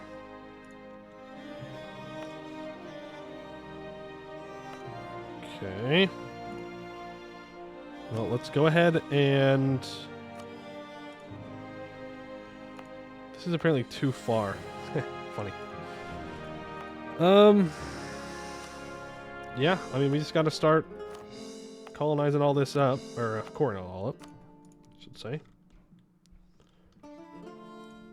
You also need to get cored up. We could hand Jersel over to Vinale. Right now it's saying I can only give it to Miss Spear. Oh, because Aliande is formed. Ah, okay. Well, it is what it is. Is what it is. Let's bring you guys here, and you're gonna... Yeah, get transported. Well, yeah, get transported over. Then I will core this up first. And that's all we can do for now. Ooh. Okay, we're at 402, 440. Go ahead and get this up to a level 3 center of trade. Gives us even more control over this trade, which is nice. We are not seizing land. Orcish slavery in Aelintir. The Green Tide brought with them an endless and remorseless enemy to the forces of Canor, but after the tide subsided came a new opportunity. A new people, landless by nature and savage by birthright, and ripe for the picking. These orcs were captured and sold both by intrepid traders and their kin to plantations in newly rediscovered Aelintir, and served as the foundation of the growing economy of the once lost continent. It is plus 20 global settler increase. Or we can be nice. We can be evil and get colonies faster, or we can be nice and not deal with it. Nice is for nerds. Nice is for nerds. You said it, not me. And we are now successful in our study of magic. Number 1, we could enlist privateers for improved relations efficiency. Or reduction.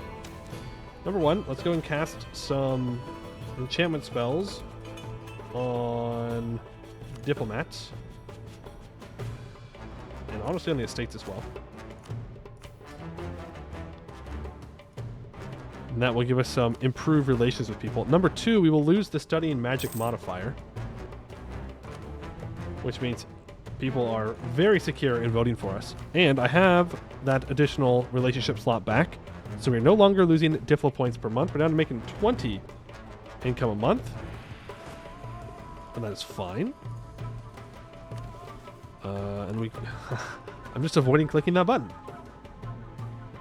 Because I kind of don't want to. But we're going to. But I want to do with the vampires first. I don't want to change anything until I deal with these vampires. Also, the nobles are very influential. Fox Alley gets a temple. I just automatically complete this one if I click it, which gives 15 Merchant Guild loyalty. The adventurers want me to colonize some stuff, and the magisters want me to improve relations. Well, we're already building the temple here, so let's do the clergy one. Gives us additional base tax, which is nice. And I guess we're just going to lose our current ruler? Like, do I get to re-elect them if I want to? I don't think so. I don't think it's actually an option.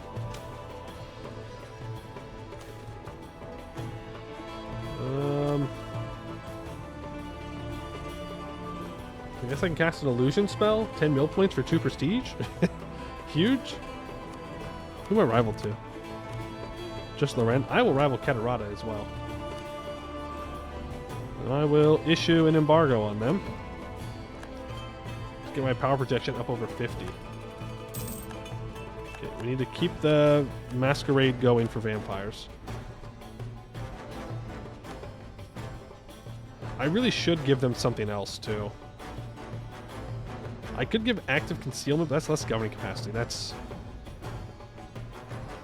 an oof. That's an oof from me, dog. Not a fan. Alright, well, let's make a save real quick. We'll see how it goes. Nice boys don't get gals. Well, I don't think enslaving orcs gets gals either. Maybe I'm wrong. I hope I'm wrong. I don't think I'm wrong. New Durham got to keep this province, which is kind of sad. Oh well. Alright, let's click the button. Thorn Crowns Dynasties. Long has Royal Sard been disunited, even during the Lilac Wars, where we were not... Oh, I already read that. Yeah, we get all these bonuses. Man, this is going to be sad. We're going to get so many goods produced, though, in our capital state. But this is going to be so sad.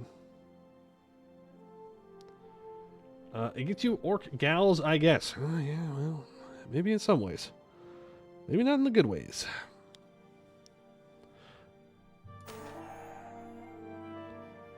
Alright, the future of Royalsard. There was a time when gathering the 4 families of Royalsard together would have been a bloodbath. This will not happen today. Unified under the Thorn Crown, they've agreed to unite for their common goals, electing a ruler from their ranks. To the future. Befriend Minar Temple. Yeah, we already own Minar. Sorry. Following the Lilac Wars, Minar Temple was left in a precarious position, beset on all sides by would-be conquerors. They were forced to turn to Wineport, our old rivals, for protection. Now that we have pushed the merchants out of our territory and proven them incapable of protecting Minar, perhaps it would be best if we were to offer Minar our protection instead, in exchange for the recognition and the liberation of the remaining Minari in the eastern Wine Bay. Get a permanent claim on the lower Wine Bay, which we already own all provinces of. Reaching across the bay, we have crushed Wineport and the rebels, and freed the Minari under their boot. However, there are still some Minari that have yet to come under our banner, and the war for the bay is far from complete. We should offer Minar Temple a position in our realm as a direct vassal of our ruler. Okay, and we gain claims on Lower Bloodwine, so on Madelair now. Well, okay, the next election is in 1452. That's so sad. Well, good news is I don't need to ally BPEC anymore.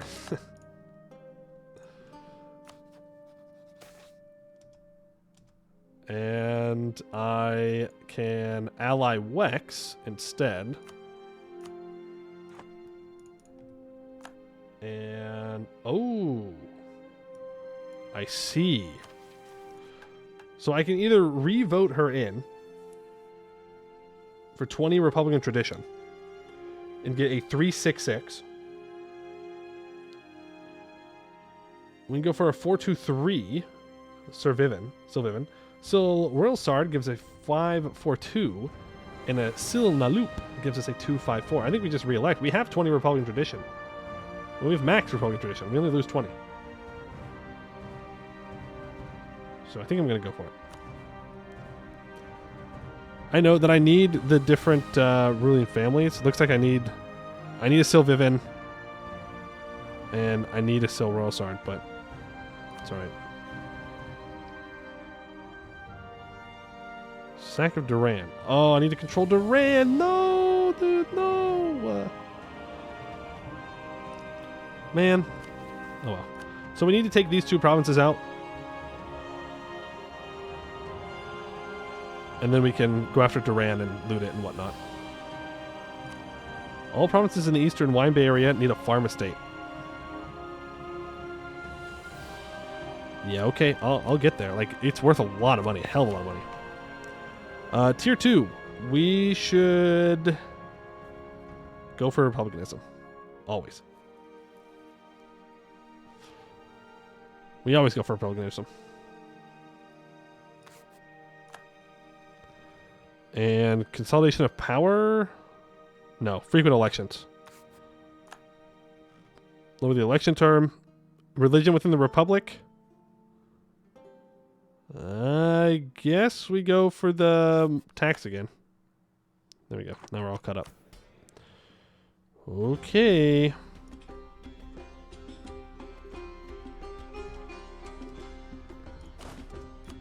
Alright. Well, in that case, we can turn our ruler into a general. Oh, and now, casually, now, I can go and explore out here. Alright. Get your ass out there. This province makes so much GDP. It does. They do. They do all make so much GDP. We can make royal marriages, though. We could go for a dismantle if we really wanted to.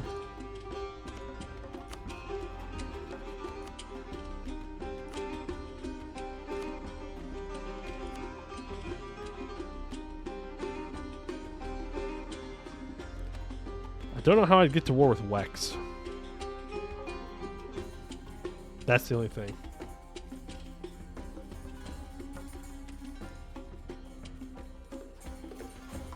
Do I have any? There's no free cities around me, I don't think. Does Trenton get turned into a free city? No.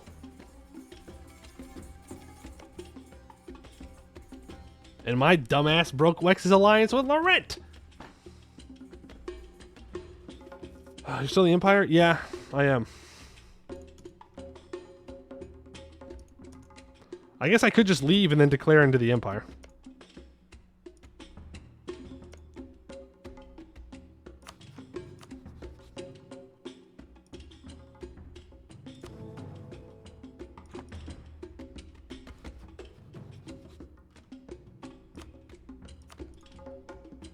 Yeah, that's how we're going to do it.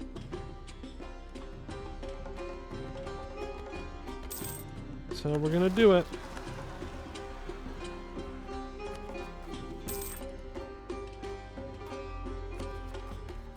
This should be going down by 0.1 a month. That's crazy.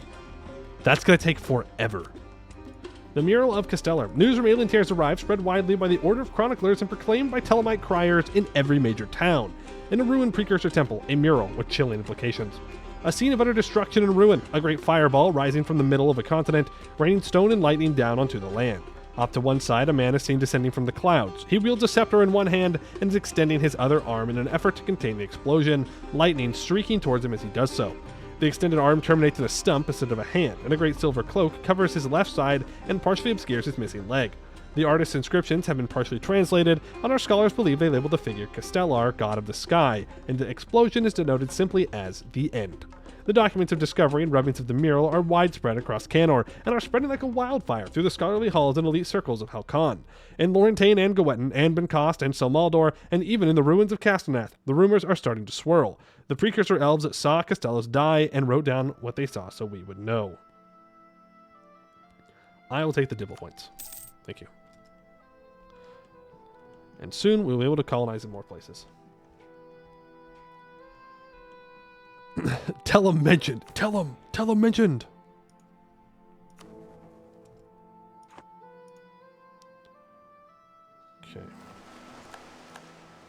So we'll get our spy network. We will claim Pearl's Edge. We will leave the Empire, and we'll declare war on Pearl's Edge. Which means I need to ally all of the electors. All the electors needs to be our friends. It will cost us lots of Diplo. We don't care. It doesn't matter. Yes, even the elves, even the halflings, even the dwarves. We have to ally all of them. Dismantle. We must control Wexkeep, and we must kill Pearl's Edge. Casel's final words for the Ruin of Aelintir. Nah, I'd win. That's true. That is actually what he said, which is crazy. Crazy considering how he got dunked on. Like, it wasn't even close. He really thought he was that guy. He was not that guy. I need to get my troops over to the other side here. Even the dwarves allies take out. Well, you know, I felt like I was leaving the dwarves out there. I felt kind of mean. Because I didn't name drop them specifically. So, yeah. You're right. I did say dwarves when I allied Dame's Crown, but it's fine. Rising class. The vampiric immigrants in our country have grown in such power that they have claimed great positions of influence and wealth within our society. Great? Question mark? That gives us 5% national tax and minus 10% foreign spy network. Oh no, we lose that. And we gain bloody aristocracy. 10% national tax, minus 1% yearly army tradition decay, minus 5% national manpower, minus 5% manpower cover speed, minus 10% nobility influence, and thriving community happens in 10 days.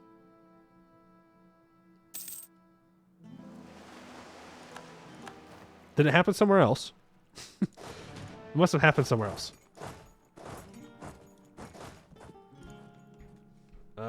Casellas, as it turns out, was not him. Yeah, he was not that guy.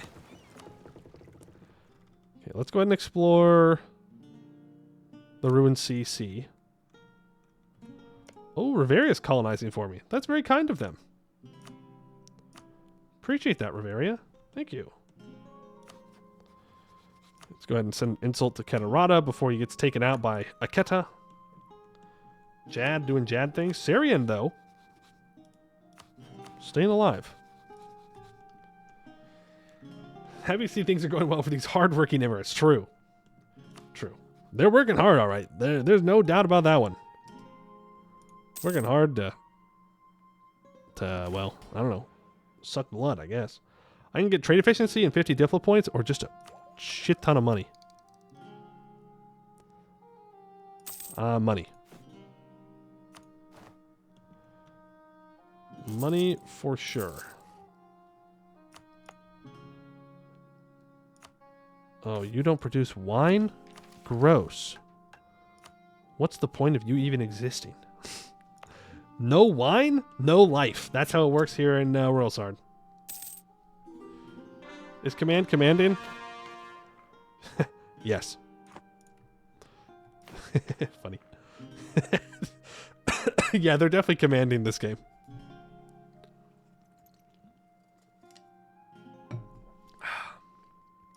Oh, Grombar formed.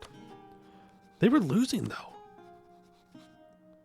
Oh, Bavik's independent, but Grombar still formed. Weird. Do they go half orc or full orc? No. They went half orc. Yes, it's just the power of hobgoblins. Yep. I will take those admin points since we don't really care about prestige as much anymore. What's my force limit at right now? 47. Build 3 more troops. Casual 3 times more dev than number 2 GP. Yeah. Command moment. Not a green Eskin for once. I don't know what to tell you, but Rockcleaver and Deadfang are both orcs. But Covenblad is doing well. Marhold's doing well. Estel is surprisingly doing well. But I would not go as far as to say that it's not a green Eskin. Southern Eskin is still pretty green. Venom Tooth is still around, though they're getting beat up on. Very magical? That's true. It is a very magical. Wow. 48,000. And he's just a Majocracy. How is Coven Blad alive? I don't know. And they have Verena, too. Ruler is a human. For now. Do they have Undead Army?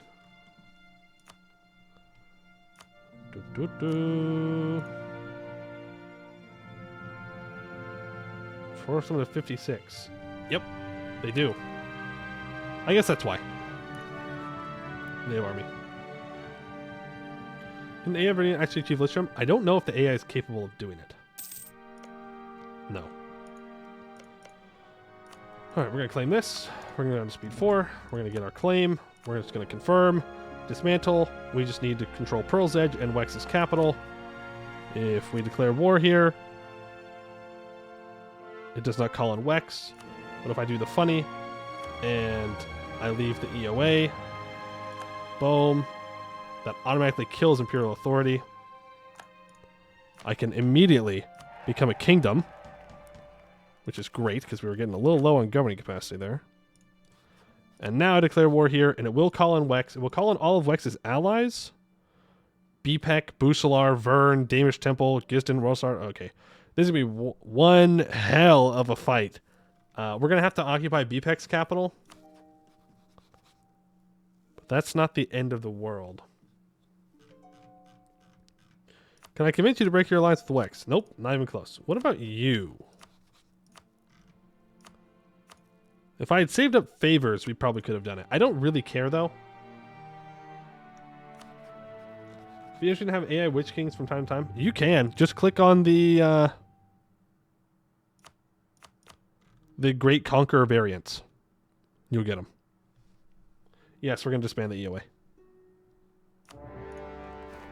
That is the plan. Time for the Lilac Wars version 2. Or, like, 16. Yeah, we are outnumbered by quite a bit.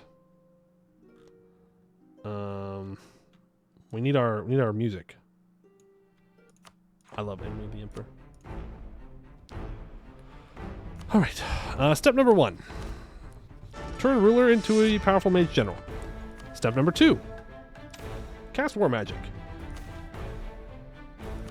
Step 3.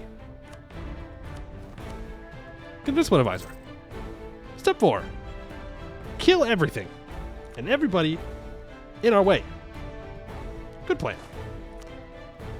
Very, very good plan, if you ask me.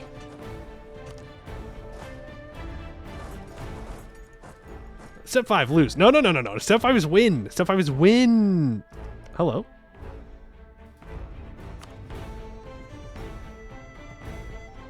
Madelaire became independent and is now being attacked by Weston. Are you dead yet? Yes.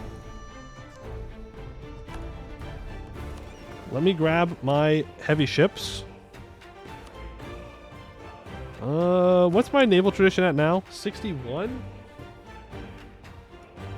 Alright. Let me get a little admiral here. Zarduk? No. Triton. That's good. That's a great name for an admiral. Here we go. 6 maneuver. You even get to keep the white rose. That's how I know you're going to be good. Triton substitution, the white rose. Actually not bad.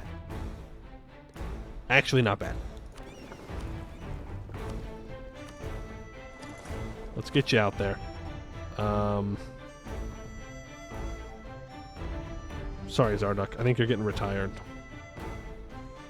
Yeah.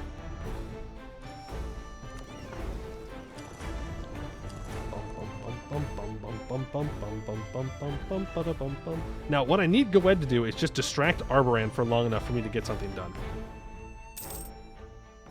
That is a lot of boats. Even if we have more heavies. That is a lot of boats. We definitely want to be careful. You are in port, right?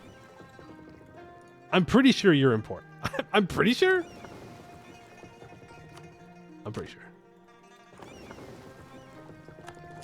Now, we don't necessarily want to fight Vern in here, because in here is bad. Okay, we retreat. It's not where we can't beat when they have all their navies here, even with our more heavies, just the numbers will kill us. Yeah, we don't want to fight in here at all, to be fair. You were going to get a coastal defense. Preferably I have Tornair be a coastal defense. Faven Mars, not a bad one either. Get those built up. Start doing naval attrition to our enemies. That will be good. Okay, you protect trade here. Stay at home during war. And we're going to have to get these troops out to fight elsewhere.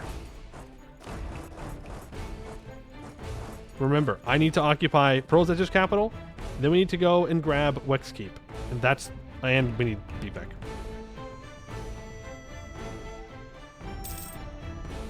And we need Deepak. Don't want to fight the galleys in here because that gives them more galley combat ability.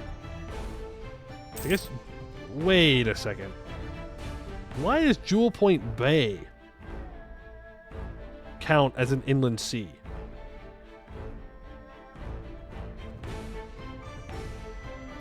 But the Bay of Crovan doesn't. Wait a second. Wait a second. Scammed. Scammed.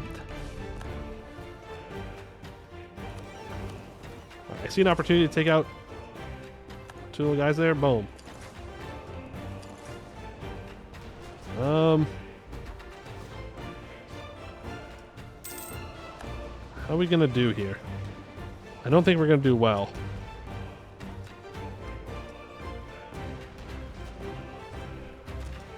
Well, there goes one.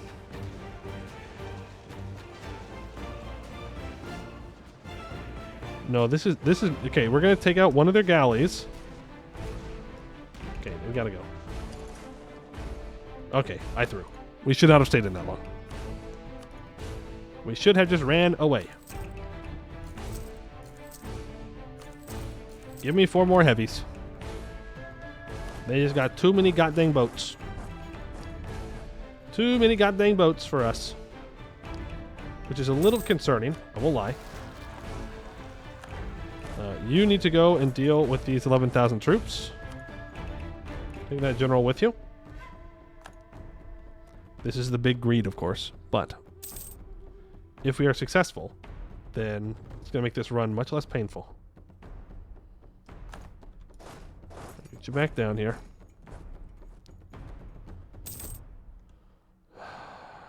Yeah, they're just going to flood into Goed, unfortunately. Wave of immigration. Nice. That completes a colony. And Royal Sardi and Dreliande is complete. Cool. Works for me. So the colonists there now. And the colonization race is on. Okay, we can take this. No chill music allowed. No chill music allowed. Okay, there's the Siege of Pearl's Edge. So now all I have to do is find a way to make it to Wex.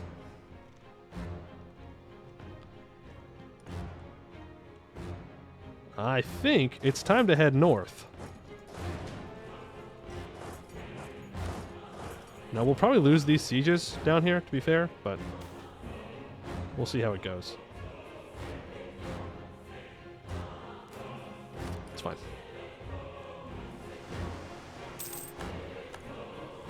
There's our truce with Sagamber up.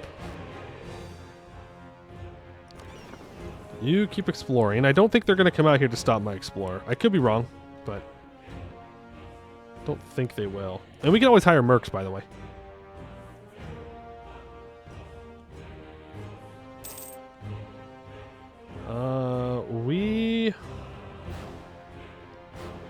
We We are going to ignore BPEC for now. And we're going to go help out Goed. I don't want Goed to peace out. They're too valuable of a distraction for me. Is this a war wizard up here? It is. Which means we have to be the ones to fight them. We don't really want to take a fight into the marshes. We don't have to. Vern has the war wizard? Of course they do. They're 60 though.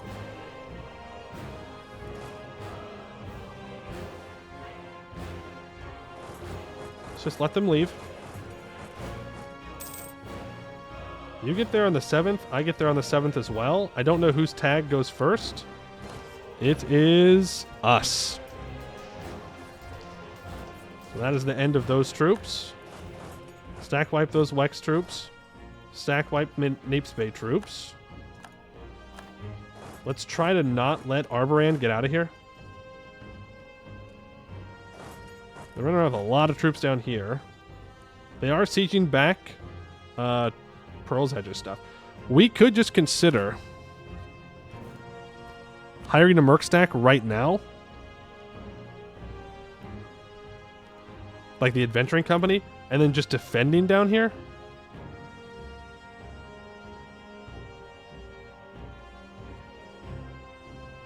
We're trying to dismantle, right? We're trying to dismantle. We just commit to it. Adventuring company or independent army? Probably the independent army. Let's get you here. It'll cost a lot of money, but we're all right.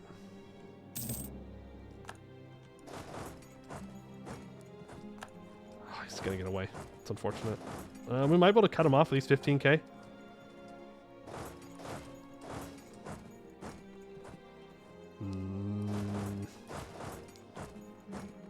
Maybe. Like, we will catch him. Okay, I don't think he's going to be able to survive that. There we go. There's a stack wipe.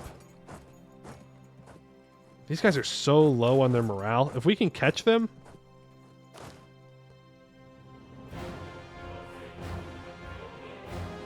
When do they all leave? 14, 15, 16? Move south. This is grasslands. That's a fight worth taking. That is absolutely a fight worth taking. We'll just reinforce it. Nice. I mean, yes, we lost a lot of troops. Look at that. They lost 6,000 cav there. So definitely, well, we're losing 47 ducats a month. Maybe I went a little crazy with that. Maybe 47 was a bit much. Maybe 47 was a bit much. But it's fine. Let's get down and deal with BPEC now. Goet's going to have to take care of their stuff themselves. Because remember, we can just outlast their allies, peace out their allies, and then we're good. Okay, 50 ducats a month is a lot. Fun fact. We can finish expansion ideas. We can implement 33% naval force limit. So we get a hell of a lot of troops. Does Busalar also have a war wizard? Yes, they do. Everybody's got freaking war wizards. Everybody. Please give me control over this. Please give me control over this. I'm going to lose my mind. AI be like, no, I don't want to siege faster. I want to sit here and suffer, actually. Okay, you're going to move down here. Since I'm spending 35 ducats a month, we're going to need to use these mercs efficiently and effectively. Here's another stack wipe without even having the war wizard. Let's get Jewel Point sieged down. They love having their boats in here. But these coastal defenses are built now. So they need even more ships to blockade stuff. Which is great. They're not taking attrition yet. That's the upgraded versions.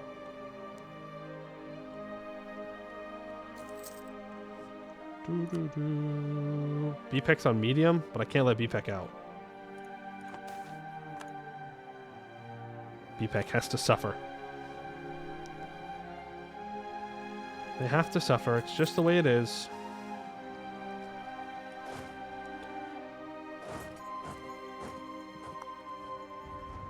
See, I don't think I'm going to be able to get these mercs across anywhere. I feel like even risking sending them across here is not a great idea. But I'm going to do it. Okay, they made it across. So now we can start sieging down the Danish temple, which I'm more than happy to piece them out. It's going to black flag these troops, though. That's the problem. Well, actually, that's fine, because I need to come back and defend this anyways.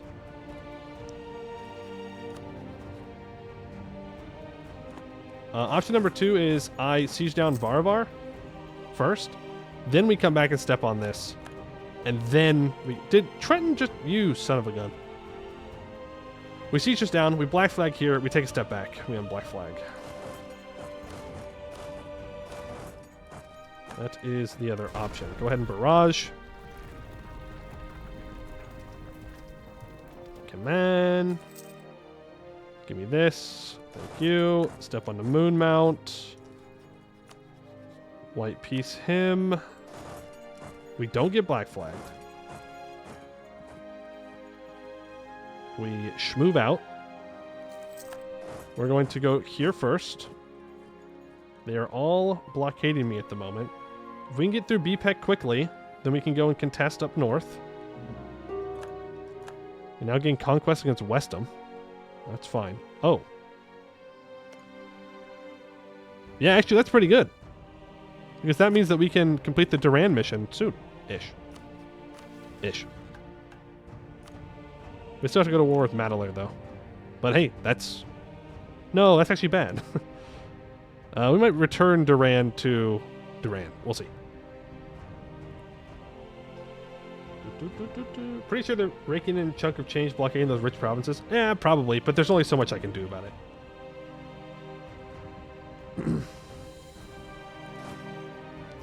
Is he gonna get away? Nope. He is not. We are thrashing him. I mean, we have combat width on him. Oh, he's still Tech 8.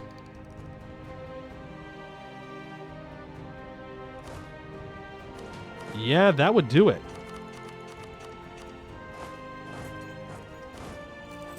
That would do it for Sesterande down there. Yeah. That's gonna hurt. It's gonna hurt a lot. Let's try and get back up here. You need to move up. And we need to go contest these sieges. Felt hats. Beaver fur is an excellent material for hat making. It keeps warmth and can hold its shape well even in rough weather and over long times. Rising demand for felt hats, along with complicated process involving in making them, has led to the growth of a healthy hat-making sector in our economy. Okay, I'm going to go get Gowed's capital back. Otherwise, Gowed may peace out, and we can't afford that. Cannot afford that at all. How many defenders are in BPEC's capital, by the way? 2,000? Okay. I need to take Eargate. Ugh. Please attach to me. Please attach to me. Okay, or don't. Or don't attach to me, that's fine too. You can come back down here. We will deal with the peasants as well, with the mercs. Thank you. Now I can assault this, and then I can immediately move over here. Like, it's not that hard. And that's a wipe! That is a stack wipe onto Busalar. They are not willing to peace out yet, though. Vern, also not willing to peace out yet, but that is a huge blow to their coalition here. Coalition being, you know, their group, not necessarily their actual, like, coalition. Even wars. Yeah, I'm not sure what happened there. But my allies must have rolled really well, and then I rolled in with that 11 shock war wizard. We rolled well again and just flattened them. It's like here we're not doing as well. Oh, because they transferred over their war wizard really quick. I say we go after Arborant's capital.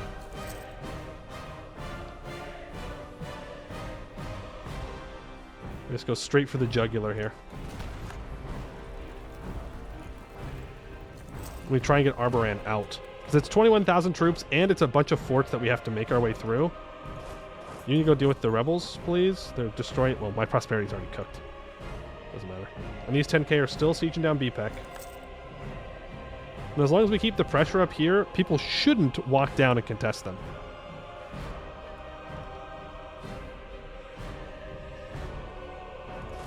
Did I not click on Saloren? Must not have, because they didn't go there. Got a nice disease outbreak here, and I don't want to take any troops off this. Even if it is more attrition. Arborant is so close to leaving. There it is. Okay, Arborant pieces out. You give me war reps, money. Break your alliance with Pearl's Edge, money. Okay, that's one enemy out of the war. Bucelar's on medium enthusiasm. There's an argument to be made.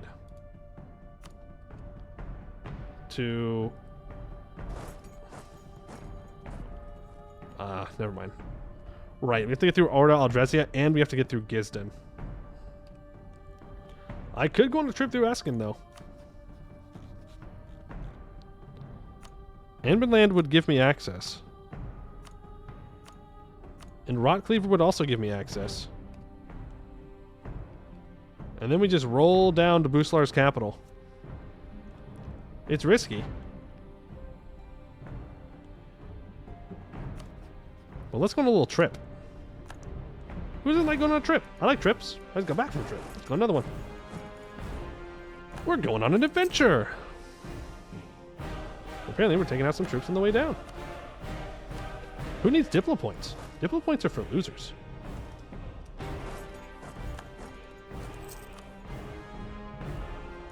And then I also need access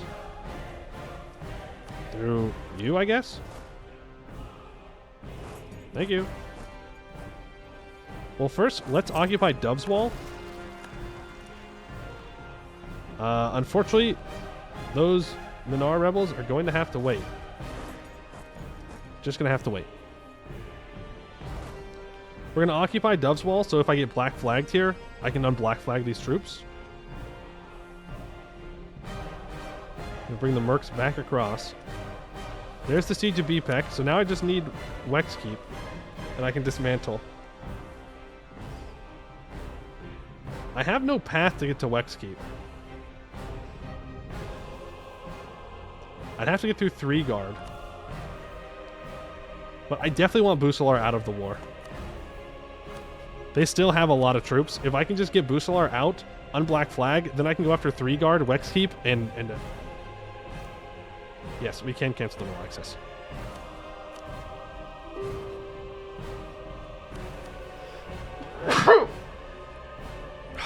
Damn. Sorry, I looked at Eskin. Again, allergic reaction to it.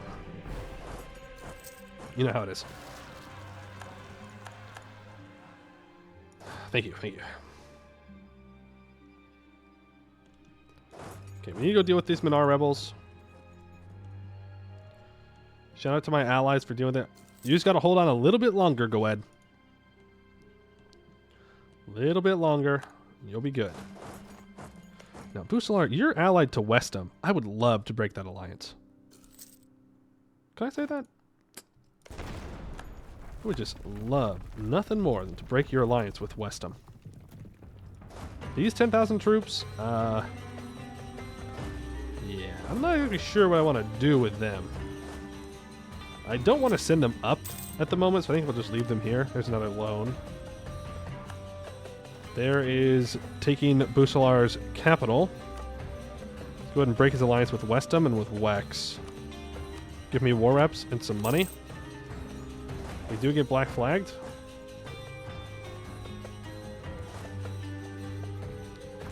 General Skydragon has bit the dust. Let's see here. Supreme Overlord, you wanted to be a general. Congratulations. Today is your day.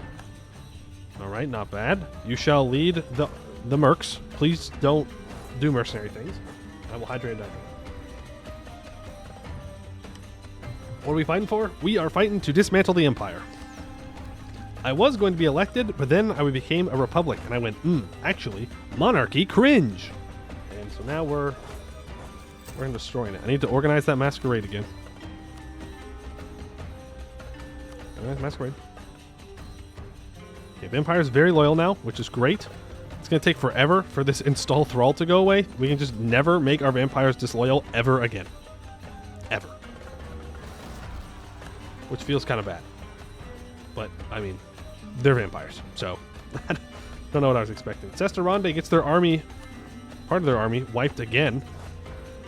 Have not learned their lesson, apparently. And I still have not scored that province up. Tariffs on grain. No. Tariffs are bad and stinky and terrible and just make people disloyal. And I don't want to do that. Duran apparently just gained a claim on Westport. Oh, right. Because the DTC is now a thing. It's just one province. That's not too bad. Adventurers steal weapon cache. In an impressive heist, a group of adventurers have managed to steal a large cache of dwarven weapons from the Orcish settlement at Trenton. By all appearances, they are old weapons forged in one of the dwarven holds of the Serpent Spine. In all likelihood, they were looted from Kugdir shortly before the Green Tide. Even mishandled by the orcs, the quality is stunning. 78 crowns and 25 mill power. Pretty good.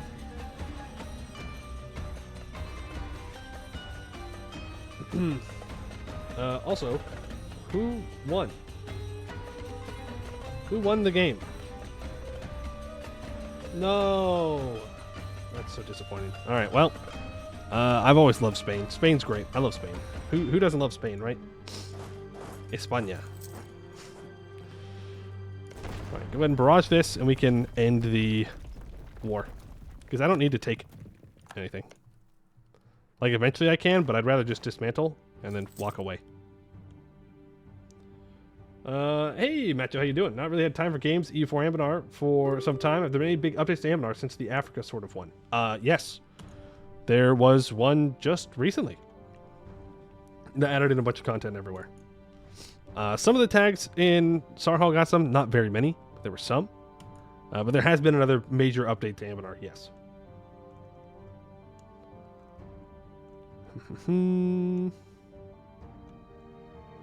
Alright, if we can just get Wex's capital, then we'll be good, and we can peace out. We can stop losing this much money. It is brutal. Brutal amount of money to be losing. And our manpower is also not looking great. But it will be worth it. And we say, see ya to the Empire of Anbennar. Narrow defeat. I'm assuming Goed is gone. Yeah, he pays 197 crowns. And Castellos is dead. Pamphlets spread around Canor in the Divan Hall like wildfire. The claims printed there more inflammatory than the hottest embers. Castellos, the ruling god of the Regent Court, is dead. Published by the Order of Chroniclers, the printing's detail murals located in an ancient precursor ruin, containing vast carvings depicting the whole course of precursor civilization. The last of these murals appears to have been made after the ruin of Aelentir and depicts a deity named Castellar, known to Canorians as Castellos, trying and failing to prevent the calamity. Copies of the mural are printed on the back of every pamphlet so that all can see the sky god's end, and the Telemite town criers shout the words from the rooftops, Castellos is dead. In addition to the rapidly spreading pamphlets, a radical group of apprentice mages within the magisterium became convinced of the chronicler's claims and hatched a plot to seize the Tower of Adriel and use its magic amplifying properties and location in the middle of the Dame's Head to project the image of the mural on the clouds for all to see. Just a few days ago, the image of Castellar faltering before the devastation of the ruin of Elantir appeared in the evening sky, the flickering of the mural's forms against the clouds almost giving the illusion of the lightning shearing away Castellar's outstretched hand. The plotters were quickly apprehended and expelled by the magisterium, but there is no undoing what they did, no way for the population of the Imperial States to unsee the image cast upon the clouds. The shock and anger at the chronicler's revelation has reverberated throughout Hokan, with many claiming the chroniclers are lying and demanding action against them, while others defend the chronicler's impeccable record as being beyond reproach. Still, others clamor for answers from the religious leaders, most of whom are just as shocked as their congregations. The various clerics of the Pantheon offer different answers as they write a flurry of letters back and forth, and the high priests attempt to calm the situation. All the while, the question of the accuracy of the chronicler's report hangs in the clergy's heads, for if they are correct, then for all these years, the Regent Court has been led by a dead god. It's hard to feel that the whole world isn't unraveling around us. You know, it's funny you say that. It's funny. No Castellos? No Anbennar. I think that's fair. I mean, come on. With the fall of Wexkeep, Grand Duke Kaelin III had to accept his ultimate defeat at the hands of the Royal Sardi forces. In the year 1511, the once prestigious Grand Duke signed his abdication from the throne of the Empire of Anbennar and released all Imperial states and officials from their oaths and obligations to the Empire. The Empire of Anbennar is no more, and Queen Marine shall forever be remembered as its destroyer. An empire finally put to its overdue rest. Gain 100 prestige. All excess prestige will be turned into monarch points, which pretty much all of it will be. We gain 200 splendor and 25 power projection. And that is the end of the Empire of Anbennar. War reps of money from Wex, please. BPEC. War reps, transfer your trade power and money. Guess I could have broken his alliance with Wex, but whatever. Sister Ronde, Sister White Piece. Those are all just white pieces. Pearl's Edge. I mean, I could try and take a whole bunch of land from you, but I don't really need to. I'd rather just break your alliance with Sister Ronde. Money. War reps. Some trade power. And that was it. Okay. So now I can improve my trust with my vassal, though I don't even need to do that anymore. I can fire the Merc Company. We can bring all troops back home. I can complete a mission. Hey, restore the vineyards. Nice. During the Lilac Wars, many a noble vineyard was destroyed and many of our people were forced into poverty. Restoring the vineyards is necessary if we are to recover from the devastation of the Lilac Wars and rebuild Royalsard. Till the end of the game, it gets restored the vineyards, -1 local unrest, 15% less dev cost, plus 25% local goods produced, 10% local manpower. Damn. That is kind of crazy. New disaster?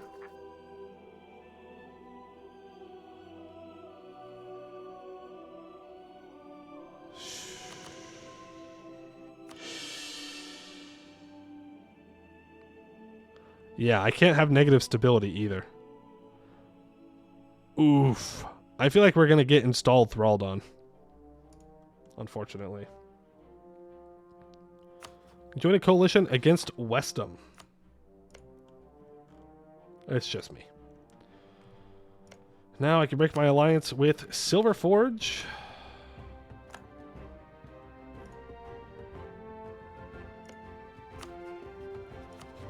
With Istralor. How many more relations do I have? Still 2 over. I can get rid of my military access through Rock Cleaver. Cancel that. And I need to break 1 more alliance.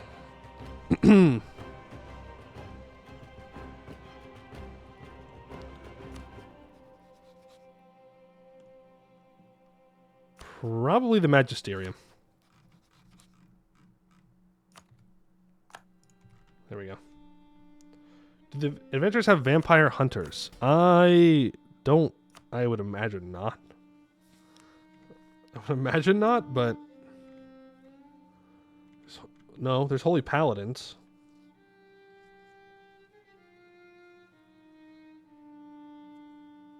But I don't see any vampire hunters specifically. Nor do we need vampire hunters. There's no vampires in Royal Side. You're being weird right now. You're being weird right now. Should we go on a little journey to fix Eskin? No! We just went on a little journey to dismantle the Empire. I've done my job. I've done hard work. Go ahead and protect trade. Go ahead and give me another explorer. That is the weakest 100 tradition explorer I've ever seen. I'm going to do the North Aelantir coast. And we are colonizing. Yeah, these guys are all... They've colonized this whole damn thing before we can even get over here. I didn't go expansion, though, so... I can't be too mad. Or exploration. This, I guess. Pay off loan. I don't think I can afford to seize land.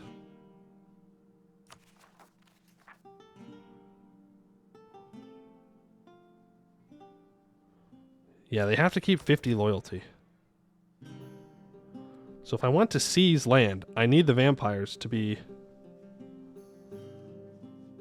more loyal.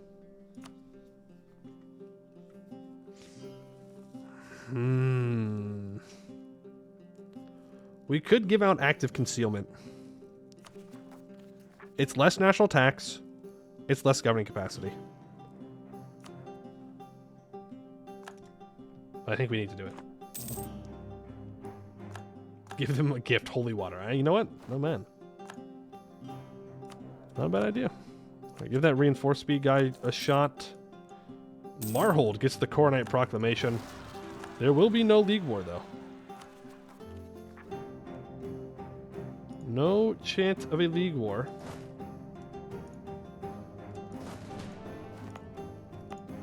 Devastation should go away pretty quickly in our capital state. Once these guys are at 70 loyalty,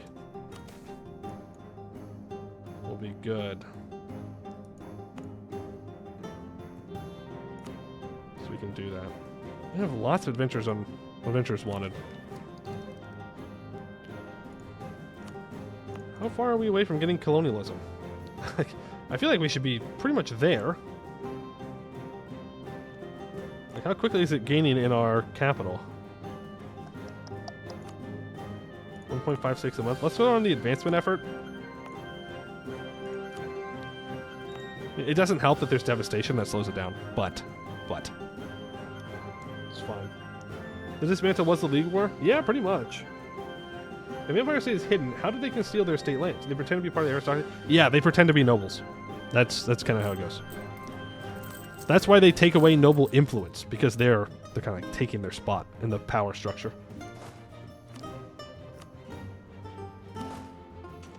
Okay. So you are going to drill. Drunken Explorer, thank you. And you are going to drill as well.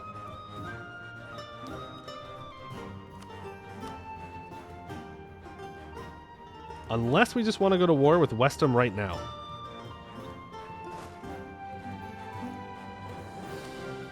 Which I think we do. Now that I think about it. It's actually fairly easy to disguise being a vampire as a noble, because nobles are in fact blood-sucking vampires by nature. Yeah, well, you know, there it is. Good point. Hello, Scottish? Go explore that. Bring up a good point there. Would join the coalition against Westham before war going to do anything? No.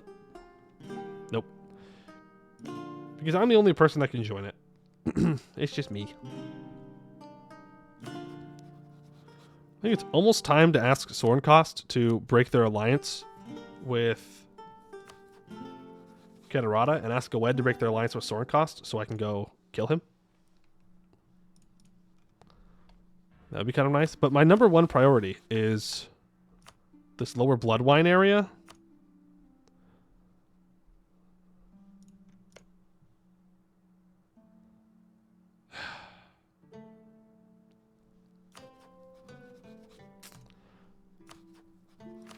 See, the problem is I need to own the lower Bloodwine. And then I need to control... Well, if I just take the province, that's controlling it. So, I guess that solves that problem. We just take it and call it a day. 25-year timer on break alliance favorites? Yes, that's why I asked Sorenkost to break their alliance with Katarada. Oh, I see what you mean. Well, I can fight Katarada. What's Katarada going to do? Sail over here? No. Don't that heavy.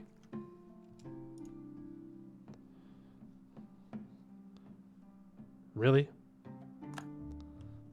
Redglades, why are you asking Lorent for anything? Are you willing to become my vassal? No.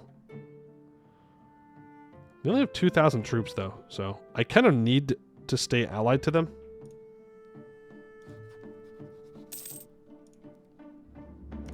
Are they vassalizable? No. Katarada has 17 boats. Well, you know what? Those are some great 17 boats they've got there, okay?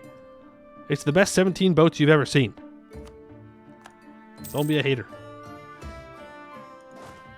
Let's get our troops over here. You move up. I am waiting to seize land.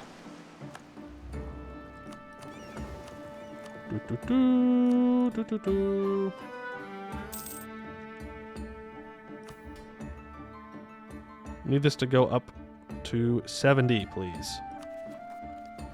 Take forever. I wish this went down at more than 0.1 a month. I'm not gonna lie. 0.1 is rough. That is a long time. Long time.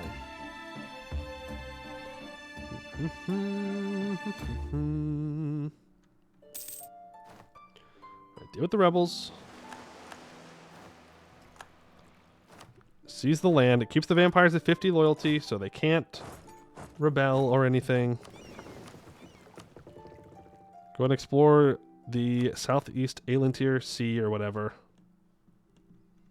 Then I want to start improving with neighbors. And let's declare this war. Westham's trying to declare war on Southroy. Yeah, no. I'm not going to let that happen. Yeah, just because I dismantled the Empire does not mean that your ass gets to join in and do stuff now. No. That's not how this is going to work. What's going to work is I'm going to annex you and you're going to die. That's how this math works out. Sorry. You give, you know what, just split in half. Truly democracy at work, yes. Here's what we do. You vote for me to be in charge, and then you don't get to complain. I think it's good math. It's good democracy. Personally. That doesn't reflect anything happening right now. I'm just saying, that's good democracy. What's bad democracy is Southroy might grab Duran. Which would be rather unfortunate. But, not the end of the world. If that does happen. Vern declares declares war on Pearl's Edge. L Pearl's Edge moment. I have no cannons. Well, I mean, to be fair, if I have to fight Southroy for Duran, it's not a huge deal. Right? What we need to do is make money to pay off my loans.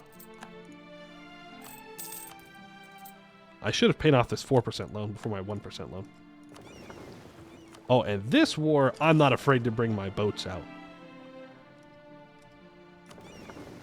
You... Transports back in. Come here, you little whippersnapper. Fight me. That's right. That's what I thought. Delete.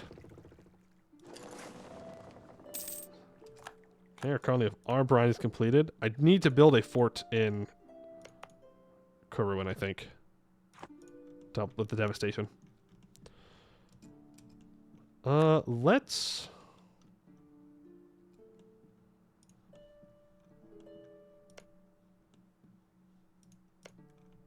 I'm gonna need to send troops over to Aelintir here. For now, though, well... So, Delaire is nice, but I can't pull Delaire directly into my node. Right? Yeah, it only goes to Serpent's Head and the Dragon Coast. And the Dragon Coast now just feeds into BPEC, which feeds into Damescrown. So I don't actually need to go to Delaire. I think instead I should try and grab Sella, maybe? Or I can even go south.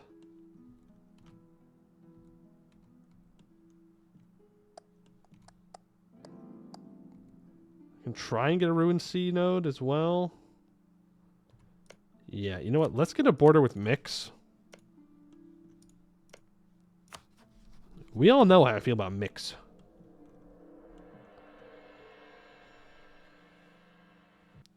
You're gonna sell their goods? No. Good. Good. Nice one. Just came back from shooting a bow for the first time in like 2 years at a public open archery range in my city that I just learned about a couple weeks ago. Nice. How'd it go? Did you hit the target? So it's an important question. Because hitting the target is pretty important. Fun fact. I never got too good with the bow. I just kind of shot it around for funsies when I was a kid. So I can't actually like shoot a bow effectively. We do need to re-elect her.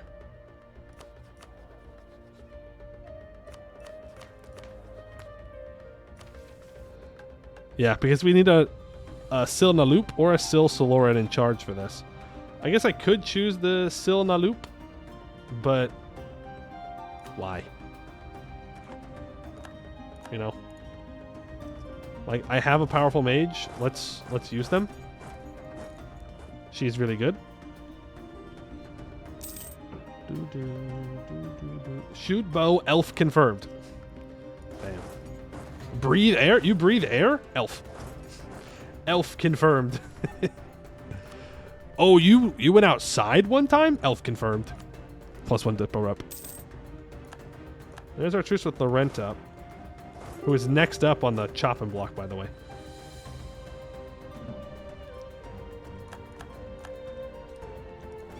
Yeah, we're just repairing their boats. Well, if I leave the transport behind, I think we're all repaired. All right, here's this fight.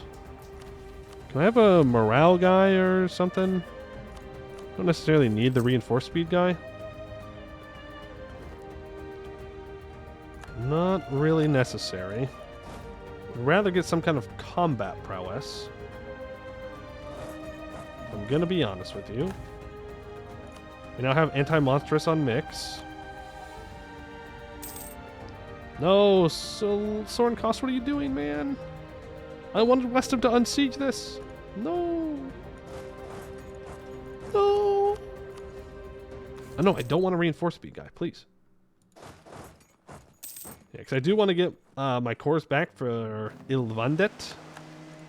Then I can annex them, because I don't really want them sitting around anymore. Explore the South Ulos Limit Sea. Man, our exploration is so scuffed. So scuffed. Did he just hit his golden age? No, I think it was someone else. I don't know. Whatever.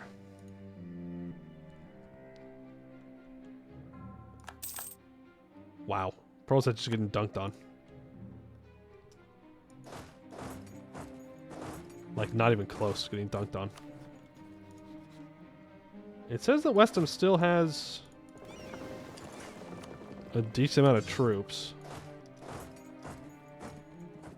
So let's go wipe those troops. Oh, I can't until we take this. Darn. Darn. Because I want to make sure that South Roy wins. There's the siege of Westham. It does pop his boats out. We're sinking a galley of his. I think we're going to win. We did, in fact, win. So let's go fight his 14,000 troops. I don't think we'll win again, though, so we're going to pop our boats back into port here.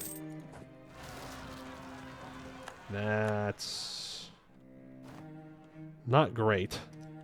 Hopefully Vanale can take care of that for themselves. Is the institution fully spread in this state? It sure is. Let's pay off the 4% loan, since that's the next one up. It's more important to me than the tech, or this. So Westham is now down to 6,000 troops.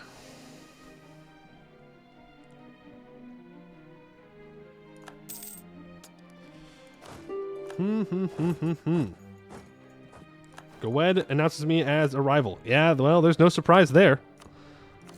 That's whatever. I don't really care. We are about to max out on mill points. Let's encourage some development. Get rid of some devastation. That's good.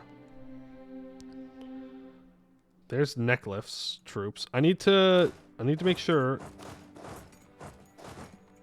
that Westham and his allies cannot do anything against Southroy. Okay, there's the rest of Westham's troops. Let's go fight them. Neckliff now has 0 troops. Westham is about to have 0 troops. There we go. Okay. So, hypothetically, Southway should be able to win. That's the goal here. I want to take Horse Garden too. Yeah, make some people upset. They'll get over it. I'll take max money and war reps. Oh, I need to go get you Lair out of the war. What? I was gonna say, I have access. You're crazy. You're fighting demons right now. Then these 33,000 troops can...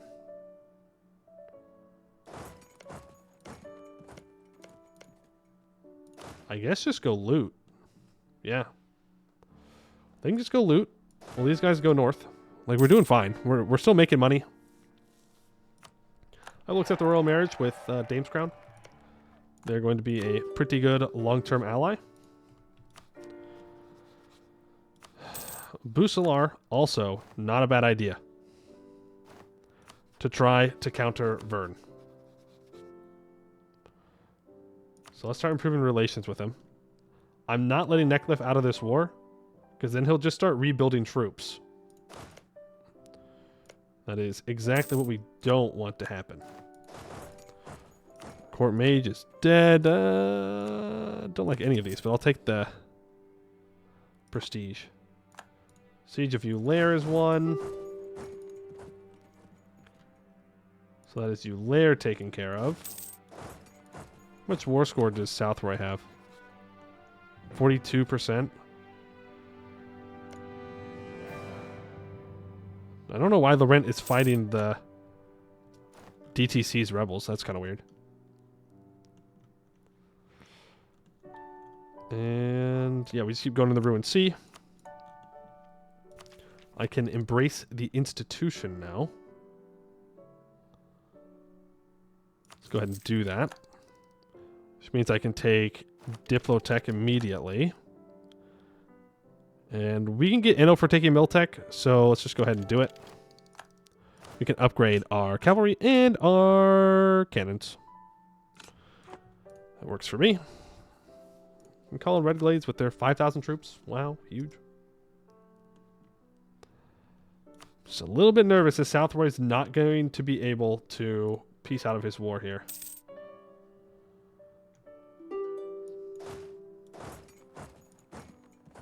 But don't know what other choice we have. pop out and fight Necklif's boats. Maybe we can capture some? No. Did not. Let's repair again. Ah, man. I want to take out Weston's boats. But the problem is that they're galleys in an inland sea. Well, there goes one galley. There's no... He does have a wooden wall. Though I'm not sure how he's getting it because he doesn't actually own any of this land.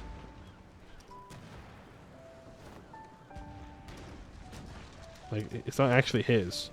Because it's occupied by other people right now.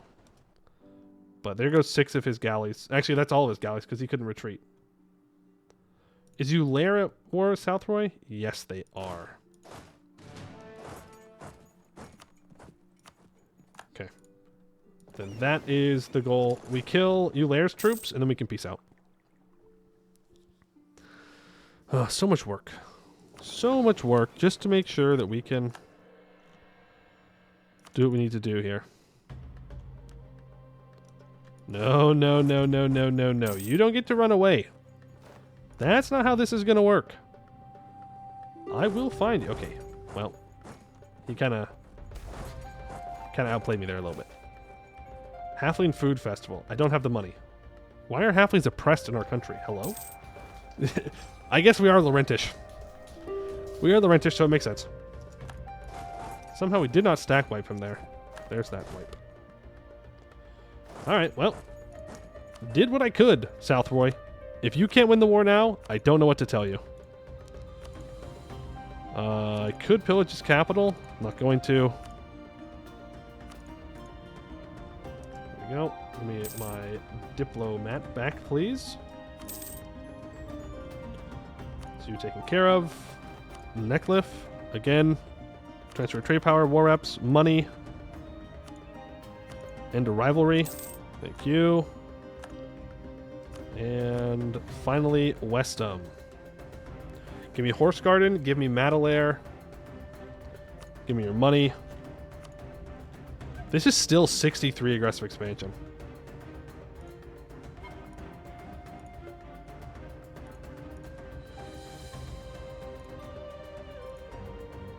That's crazy.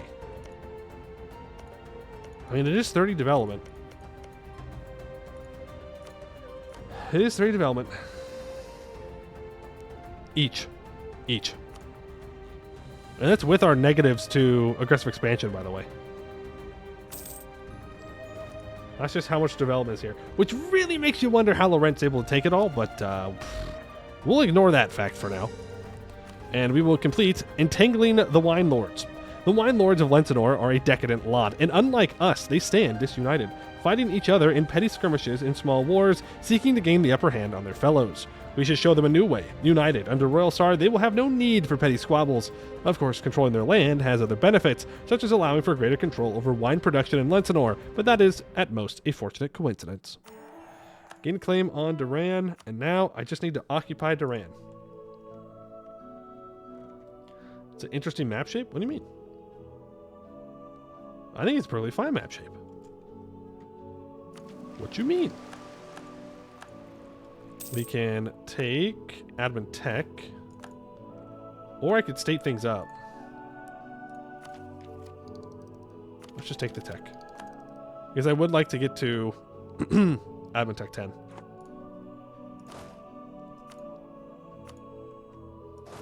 Okay, let's regroup here. I need to explore. Thank you.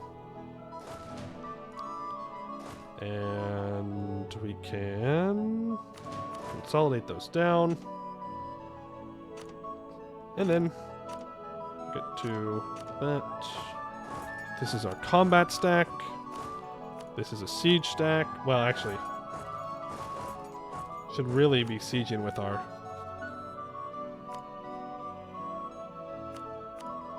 very good stack here. So Sorenkost wants that. I want Darum's Fort. We need to do our reconquest war. Lorent has just gained another 10 million allies, is the thing. But he's still tech 8, so it doesn't matter. Now is the time that we pounce on him. Reconquest for Il Vendette. Call in, call in. Let's do this.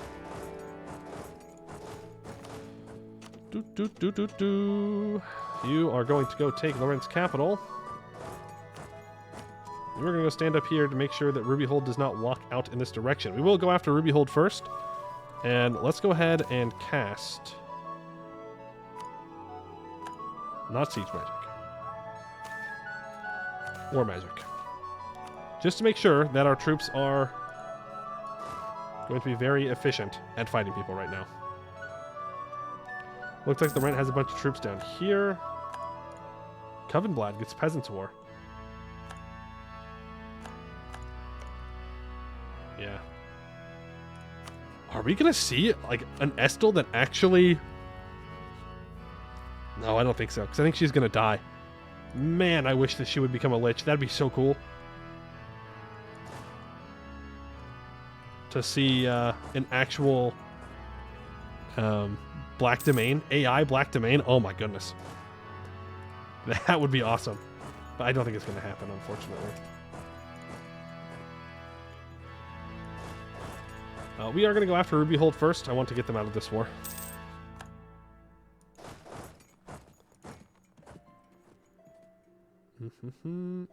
Is that a Gerwick on the Lorentish throne?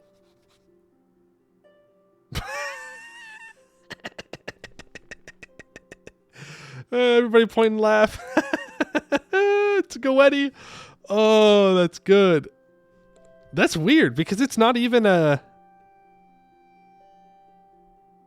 Wait, how does that work? Because it's not a regent. That's just straight up their leader, but their heir is High Lorentish still. And it's only Gwed. I don't know. I don't know how that works. Imagine, if you will, if they used the Seahold mechanic for Silverforge, except instead of Boathold, it would be a mobile strip mining platform. Funny. I don't think we're going to win this. We might win it. Is it worth it? No. Well, he rolled a 9 in the shock phase.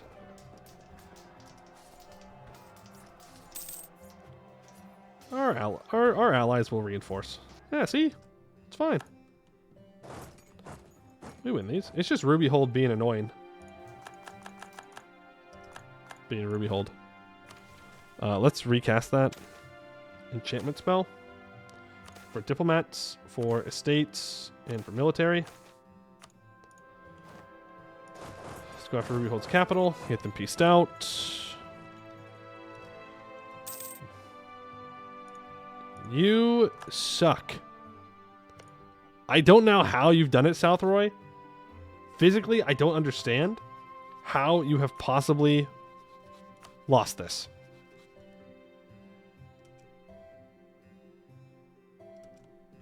That's crazy for you.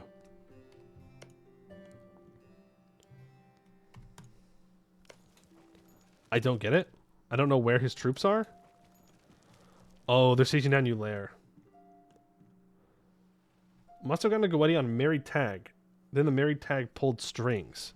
Yeah, but then their heir would also be Gwedi. Right? Southward legendary bag fumblers. Well, apparently that's true. They are fumbling it right now pretty badly. Where are my colonies at? Okay, they're just both down here. I just want to make sure that I didn't accidentally send a colonist to one of my provinces. That would be embarrassing. Vampires can fill their stock back. Yep. Organize a Masquerade can be given back as well. Less money, but whatever. Whatever. And the peace deal is return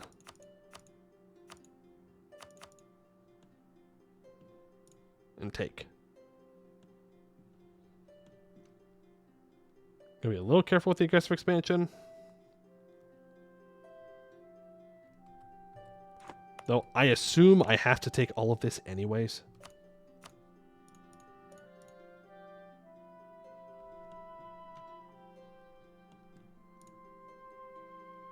So... And maybe I take Lorent to make sure Westham doesn't take it, but I don't really care about Westham either. Since there's no Empire to worry about. I want a white piece Tretton out for sure. Well, maybe not. Missions. Let's look at our missions. All provinces in the Curtin area are owned by me directly. And then it gives me permanent claims on Westham, Wind Tower, and the Dame's Teeth areas. Okay. I mean, we can... Old Port, Lorent, Red Fort. Okay, yeah, so...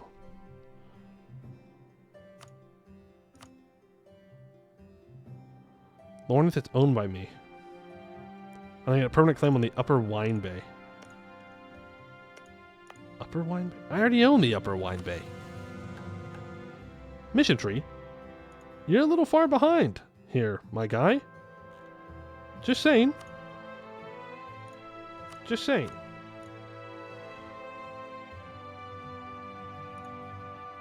Woodwell is in the Woodwell area, believe it or not. So we'll leave Woodwell behind. I think we take Lorent, though. Because I need that earlier on. Then we take max money. Well, almost max money and war reps. That's my peace deal. If we can get that, because Goed has just declared war. Okay. Goed, I ride off the coattails of the player. That's it. There's no like last name for Goed. I guess E. Goed, I ride off the coattails of the player E. There you go. You go ahead and explore the Broken Sea. Thank you very much. Appreciate that. Go ahead and launch its own 100 years war. I guess. I guess so. Rubyhold, break your alliance with the Gnomes. Oh. You auto broke your alliance with Lorent.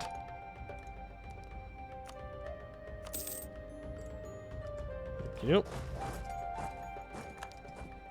Yeah, well, now I'm not nearly as worried about my troops. Because it was really just the dwarves that were causing an issue. Oh, Moonhaven's dealing with them. Okay. Let's go grab Ruby Pass. You grab Uriel's Rest. There is an argument to be made to take a little bit less money and take Uriel's Rest. Because then I have a border with Red Glades, which means that I can break my alliance with them and we can start planning on conquering them. So that might be what we do. But Lorent is like dead at this point. They're not coming back. Luckily. Get rid of the galley, please. Grab the transport. Send it over here. Over here. In fact, let's build some more transports. Get up to 30 transports. 15 heavies. And let's build 30 light ships. 35 light ships. And that way we can start looking to possibly doing some more expansion in the colonies.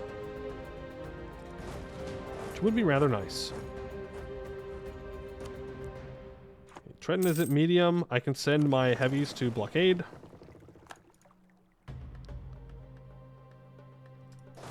Go. You need to help down here.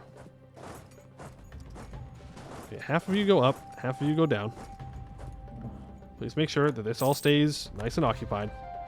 There's the truces up with the people that we allied to dismantle, so that's not a big deal. Not a big deal at all. Goetti, more like Grubby. Got him. Got him, got him, got him. I can't believe South Roy might lose this. No, he's not. They're going to win. They're going to win. They're going to win. They're going to win. Copio. I believe. I believe in the power. Look, they just occupied Durand. They're going to win. Okay? They've got him occupied. Neckcliff is still in that war, though. They're going to do it. They're going to do it. Appleton and South Roy. The homies for life. I believe. Let's go over to here. You are going to stay and make sure that that's all good. Explore the Broken Sea coast. I don't really care where you go to explore now at this point. You need to go blockade outside Anbennar. Vertesk? Who is Vertesk at war with? Lorent? Oh, he's allied to Goed, of course. Of course. Let's not loot the province that I'm taking. Guess we go to Roycefort and take that. Okay, Anbennar has been taken. There goes the Anbennar Navy. To the bottom of the sea. Send you guys back around. Now, Anbennar, I would love for you to 6 development in my capital for 6.8 aggressive expansion. I think that's worth it. You can keep your alliance with Lorent, not with Vern, though. Thank you. Yeah, that is 6 free development into my capital. 43 development. We can pay off our loans now. And we can build some very, very good wineries.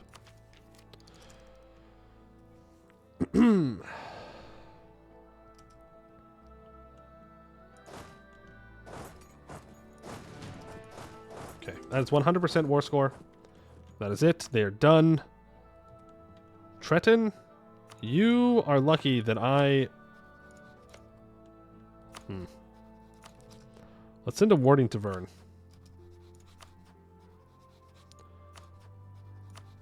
You break your alliance with Lorent. Break all of your alliances. I'm gonna kill you soon, TM. Next time. And we'll take all this. A little bit less money. We can handle that. That's fine. We take a whole bunch of Lorentish land. We gain cores back for our vassal. And like that, bada bing, bada boom. Royal Sard looks a little bit better. Can core it all up. And we can improve relations with you for 1 month. And then we'll begin to annex them. Wait, now we can chill for a little bit. Or we can do some colonial stuff. That is also an option. We could do the unthinkable. Invite gnomes? I'm not going to invite them, but they're more than welcome to show up. One of these days, people realize it's pronounced coast. What's announced coast? What do you mean what's announced coast? What do you mean?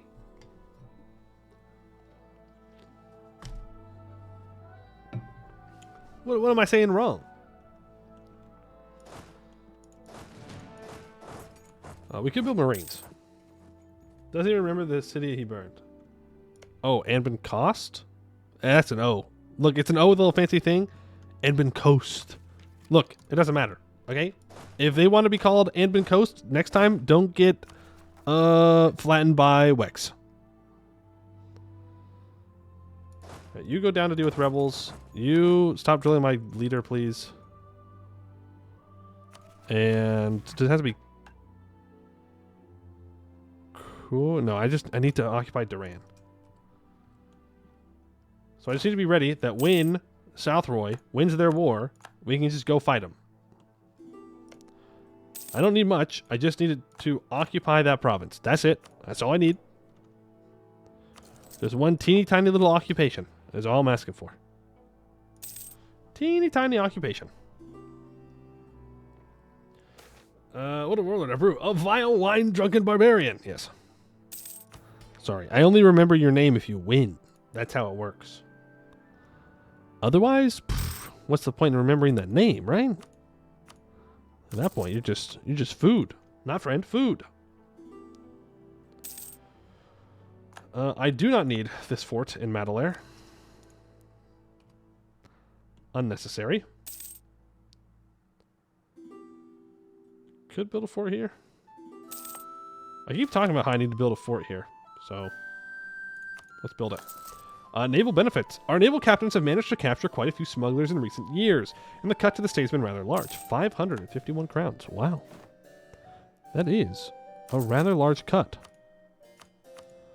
I will give you that. Alright, when the vampires are up to 70 loyalty, then we will seize land. Again.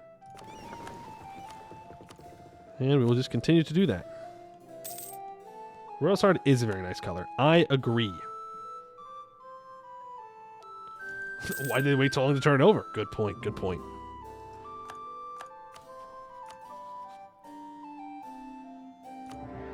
Not even hesitating. Not even hesitating. Alright, well... I was very... Oh, I forgot to scootage him. Aw, man. Whatever. We'll annex him after the war. Get the rest of them occupied. Chocolate imports. 1 mercantilism or national unrest manpower recovery. Mercantilism bad for us. Very bad for us. We can take Diplotech. So let's go ahead and do that. We're saving up on admin. We're still focusing admin, by the way. We will catch up sooner rather than later. Apparently the rebels have been dealt with, so you move up to attack, and we can complete Those Who Abandoned Us. During the Lilac Wars, the Duke of Durand abandoned us, surrendering to Lorent and leaving Royal Sard to die at the hands of the Lorentish. The time has come to take our revenge. We will march and Durand and do to them what they allowed to happen to us. Durand will be burned to the ground. Durand lies in ashes. It is rare for an army to be given unilateral permission to loot and destroy, and our soldiers took full advantage of this boon, unrelenting in their destruction, seeking to avenge the wrongs of the past. This day shall not be soon forgotten. We gain 6 development in our capital. Durand loses 9 development, gains 50 devastation, and we gain 150 crowns. And that doesn't sound like total destruction. I'm just saying. That does not quite sound like total destruction. Fun fact, the Northern League invented chocolate bar. Really? They should not have abandoned us. We gain a bunch of money, too. Which we will immediately get some more manpower built. Right, now we can elect a different ruler in the next election. Even if that seems like a kind of silly thing to do, considering they're a powerful mage, is what it is.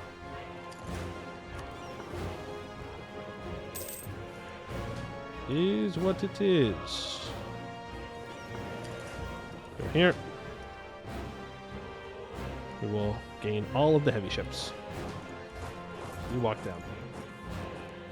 So he moved his capital immediately. The mission to make Durand a 1/1/1 that produces salt. It's funny. No, I just thought I was going to do like 75 or 100 devastation. Tier 5 military doctrines.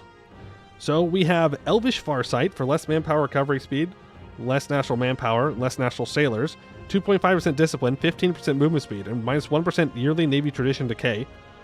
We have the Diplomatic Corps of the Half-Elves, which gives plus 1 Diplo rep, minus 10% aggressive expansion impact, and minus 5% province war score costs, or Humanity First, for 2.5% infantry, cavalry, and artillery combat ability.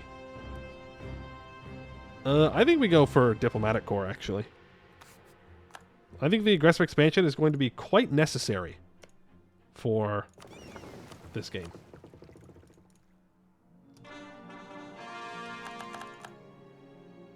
Are you vassalizable? I could just vassalize South Roy. They're already at minus 94. Aggressive expansion. Don't know if that's quite worth it. Let's get a spy network built up on you. Hopefully, I can just threaten war for this. That would be the preferable outcome. And he's like, oh yeah, you can have it. There's our truce with Goed. Wow. Goed took a hell of a lot of land. Wow. And immediately, Vertesk declares war on BPEC with the help of Goed. Pruikin, anyone who kills baby elephants for fun deserves to be sacked to destruction? Pruikin does that? That's messed up. Baby elephants? What'd they do? They're out here catching strays. Goed Unchained? Yeah. We kill the Empire, Goed immediately. 60,000 troops. They're like, yes, finally. Finally. When we don't need to have as many troops anymore. We build more. Okay. Fair enough. There's Appleton taken. Appleton, why don't you go ahead and give me your war reps, your trade power, your money. Have a nice day. And South Roy, why don't you... I was going to say just die, but no. Give me these 3 provinces. Your money. Thank you. We'll try and get nice borders. Redglades? Well, the problem is Redglades is now... They have a border with Goed. So if I break my alliance with Redglades, then Goed may kill them. So congratulations, Redglades. You have become the new small country. You are the demilitarized zone. Congratulations. Hope you enjoy being a demilitarized zone. Okay. We can now chill. Oh, colonist. Lazy colonist. The laziest of colonists. You can seize land as well. And we can just improve with allies. Well, first of all, let's ally Busalar. They're a good ally, and we will annex you. So we've done in 1522. We're about to max out on military points. Go back to Tornair. You can drill. You can get the other general, and you can drill. Our force limit is currently 58. Let's get you to a full stack. And... I mean, there's every incentive in the world to continuing developing in our capital state. Even if it is very expensive. We get so many bonuses. Is there anything government for to re-elect proclamation? No, we're going to switch. We're going to switch because our missions require us to.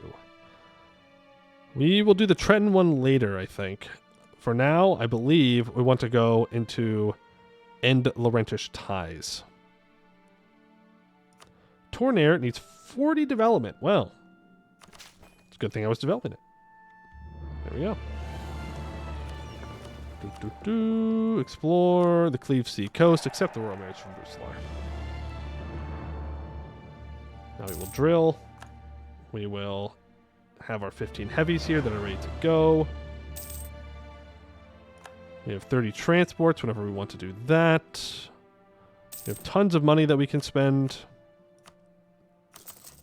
More wineries, please. Do I have any other level 1 centers of trade? I sure do. We will state both of these states up when we get the chance. And it has been an honor, Marianne. You are quite the leader. If I could have realistically re-elect you, I would, but unfortunately, we cannot. So we shall have a Royal Sard in charge now. 57 years old. You are benevolent. I suppose that's fine. Let's go with Esmariel for the 15% Diplo annexation. That'll work. How influential are my nobles? Very. We're just going to have to accept that we're going to lose Diplo rep here. Is what it is. Is what it is. We will core up what we can. Another colony is completed. Is this actually in the Ruined Sea node? Hold on. Nope, this is all in Andreliande. 1, 2, 3, 4. 1, 2, 3, 4, 5, 6, 7, 8, 9, 10. So that should give me colonist.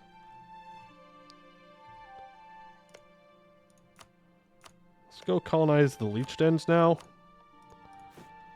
And let's build a couple of... Oh, I can't build Marines in my... That's lame. 1, 2, 3, 4, 5, 6, 7, 8. 8 Marines it is. Let's go ahead and start our Golden Age. Might as well. Then we will take our Marines over to the New World, and they will deal with all of the natives. And there is our extra merchant. So let's start transferring trade in the Banished Isles. Luckily, it seems that the Nail has been kind enough to pull the trade towards us anyways for a while here. You aren't worth Eberthil? Huh. Well, I didn't expect that. The Ketaradan Eberthil Unification War.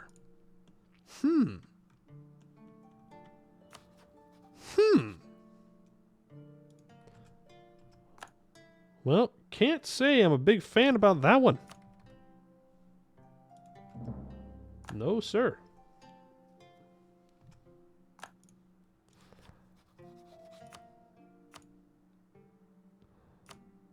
Yeah, I can send an insult. You can send an insult when you have a truce. You just can't gain the power projection. Okay, and Laurentius ties. Following the reformation of Royal Sard, there seems to have been some uncertainty as to where we stand relative to Lorent, and they have sent many a diplomat to our realm seeking to re-establish our vassalage. This will not do. Royal Sard is not Laurentish, and we should make that clear to them. Gain 10 prestige. Right, and now we can complete Public University. Tornair has 40 development, we have 300 crowns, and it's owned by us. In Rubenair, there is a university where many of the Laurentish nobility study, learning the twisted truths of the Laurentish and destroying our identity. Our nobility studying at such a university cannot be allowed. We should build our own in Tornair and allow all the people of Royal Sard to attend, where they will learn the glory of Royal Sard's past and the bright future that lies ahead. We lose 300 crowns, we gain a university. Tornair gains 50% institution spread till the end of the game. And the Eastern Wine Bay gets Royal Sard Tornair Public University. -2 local unrest, -25% local dev cost, 25% local goods produced, 15% local manpower modifier. Okay. And now, we require a Silvivan. Military skill at least 5. When we annex this vassal, then we'll be good to go there. What are we building here? Farm estates? Yeah. Okay, I only need 8 transports. Have a good trip, Marines. To here. We've already sent those out. That is good. Sabaku, thank you for the follow. Appreciate it. Now you gotta form Lorent once you're done with the mission tree. Funny. Funny. I don't think so. Cursed. But funny. Okay, we need to state all of this up. We need to make sure our autonomy is getting lowered. And that way we can benefit from it.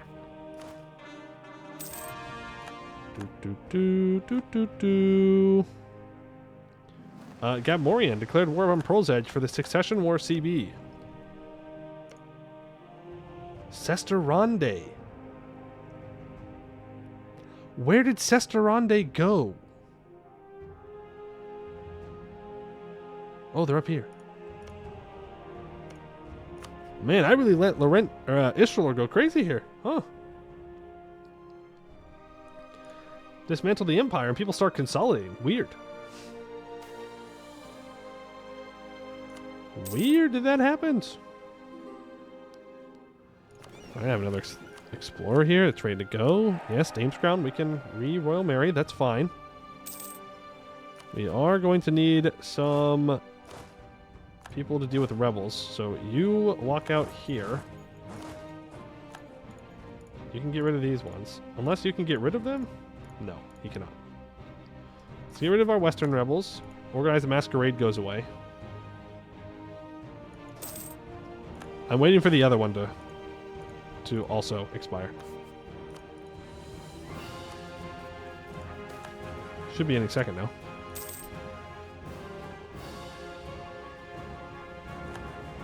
Right? Fill their stock. Oh, fill their stock lasts longer than a Masquerade. Well, the more you know.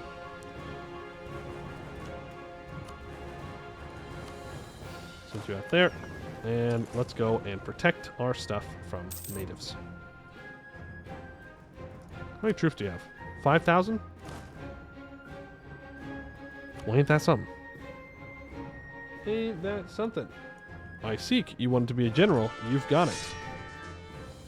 Let's see what you have. Nothing too great. Oh, that's a level 3 fort. Well, they get to live for now. Can't really do too much about that. I could build more Marines, I guess, and send them over. That would be an option.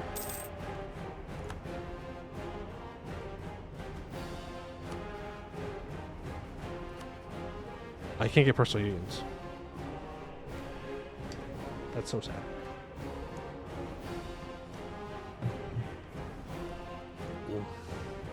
I'm a republic. Fun fact. Republics cannot get personal unions. Oh, man. Oh, wow. Wow, wow, wow. So many things just popped up. Okay, it's the Age of Unraveling. Dwarven Knights begin anew. Have fun. Emmenmoss Frontiersmen ride westward. Have fun. Oh, my goodness. So many things popped up. People clicking Golden Ages. The 11th Pantheonic Council pops up. And actually, Lake, thank you for the follow. Followers of Balgar tend towards magnificent tombs. Adherents of Munis are given to the waves. Those of the Dame are buried by the light of the moon. What kind of funeral do you give a god? This is one of many questions the 11th Pantheonic Council and the Regent Court has set out to answer. Every high priest of every temple has taken in the mural of Castellar in magical rendition or having gone to Aelintir to see it in person. They have seen, one or two even touched, his shattered scepter, and they bore witness as most of Canor has become to believe in his death, and not even a whisper from the gods to contest it. The gathered representatives of each god have expected discord over the claim of Castellus' death, unprecedented in the history of the court, but there was little. Even Castellus' own representative, an aged Castellarian refugee, was more relieved to finally have an answer to the question that has twisted his soul for decades: why the Silver Dragon did not come again. Instead, most of the debate has been around what happens next. Traditional Canorian succession law would have his son Adian take the throne, but that was rooted in the traditions of Castellus' favorite country, Cassanor. With him gone, with that old empire gone, does it really still apply in the court of the gods? Adherents of Corin, led by Dominic of Gallowspeak, now wizened with more than 9 decades of age, but still a member of her circle, a recorder of her teachings, a speaker of her truths, argue otherwise. Instead, they claim succession would obviously be a contest based on merit, one at which surely the heroine of the Green Tide excels. Moreover, she inherited the legacy of Agrados, Castellus' brother, and thus has a dynastic claim as well. The priests of Adian's mother, Esmariel and Ryala, are quick to back the god of chivalry and righteousness. Many others, especially the priests of Nathalane and Fala, are not so sure. This debate has raged for weeks, and may rage for weeks more, but on one thing, at least, there is agreement. Castellos is indeed dead. All Kenor, all Halan shall mourn him, and the world shall never be the same. Let's just go ahead and take 3 years of peace, because I think we're going to be at peace for 3 years anyways. So we will take a stab hit if we go to war, but I'm not planning on going to war. So we're good. Dutch Republic can get PUs. That's true. But you know what the Dutch Republic can't do? Win a soccer game. So, you know, cringe. If I was dunking on the French earlier, now I have to start dunking on the Dutch. Fuck you, Dominic Gallo speak. You ruined Corin's legacy. Or maybe he just is the true speaker of Corin's legacy. Right, let's stake that up. Core U. And we can complete Imperial Carnitaria. Carnitaria is considered part of the Empire, but it lies outside the influence of the Emperor. As the new defenders of the Imperial border with Lorent, it would be wise for us to restore this duchy to the Empire, strengthening our position in the Empire, weakening Lorentish influence in the region. Gain a permanent claim on Westham, Wind Tower, and Dame's Teeth areas.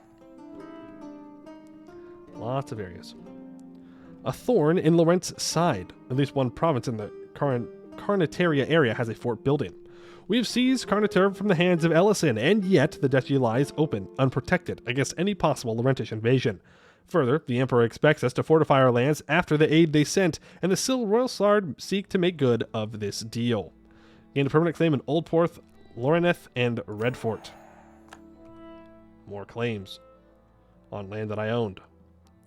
Expand the frontier. Old Port, Loreneth, or Redfort, and Redfort are all owned by me, which we do. Here's Old Port. Here's Redfort. Here's Loreneth. The county of Royalsard, seat of the Sil Royal Sard, sits on the border of Lorent and is, much to their dismay, often the first county to fall in the case of the Lorentish invasion. The Sil Royal Sard have long sought to change this, moving the Lorentish frontier further from their lands. Should the opportunity present itself, they would certainly be grateful if we were to conquer the nearby Lorentish towns. Permanent claim on the Upper Wine Bay area, which we already own. Around the bay. After the initial conquest of Lorent, an opportunity has arisen. If we were to take the Duchy of Lower Bloodwine, we'd be able to connect our lands in the Wine Bay and Royalsard proper and cut Lorent off from the bay entirely. Gain 100 mill points. For 25 years, we get 10% movement speed, and we get a claim on Lorentaine. And when we can sack Lorentaine, we will. Ooh, we get 0.3 Republican tradition to the end of the game. That's pretty nice. Okay, we need a Silna loop for this right-hand path. So the right-hand Lorentish path, or Empire path, needs a Silna loop. But we need a Silvivin to get down in this area. I need a Colonial Liechten's, and I need a Colonial Lai Peninsula. So that is where we will start colonizing next, after I get a colony in Saloren. Damn Coronites, you ruined Corin! That's right. If you look, I mean, Coronite's not doing too hot. But we all know that people can just auto-convert all like crazy. So, see. Also, fun fact, Rayuel went the Jad this game. Cringe. Cringe Jad.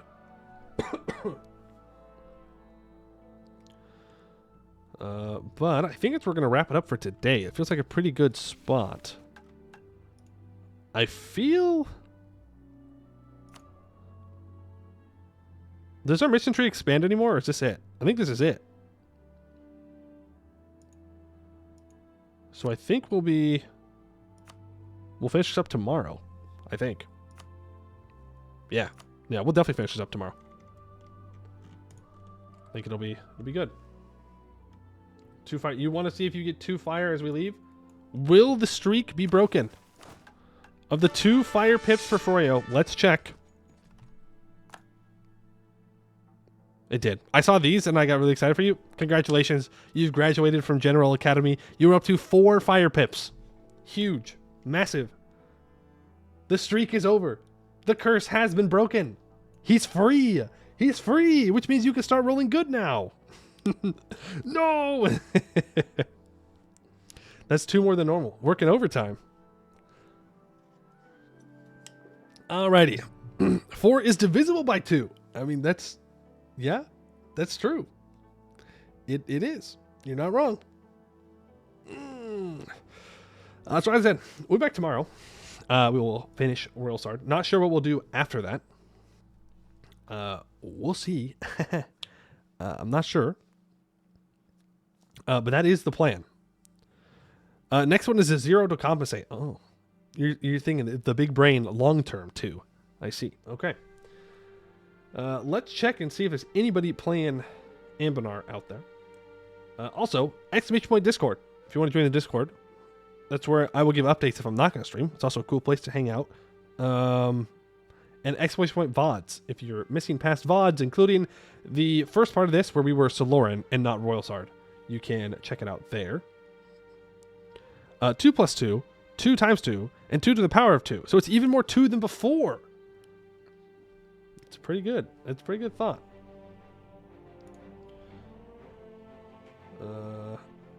So let's see. Is there anybody doing... Wait, hold on. This is not Anbennar, but it does look like there's somebody learning EU4 with Lady Saffron. So I will send you guys on over to them. I can't raid Lady Saffron since she streams on YouTube. This is kind of indirectly it. Yeah, it's like you're raiding a homie. That's good.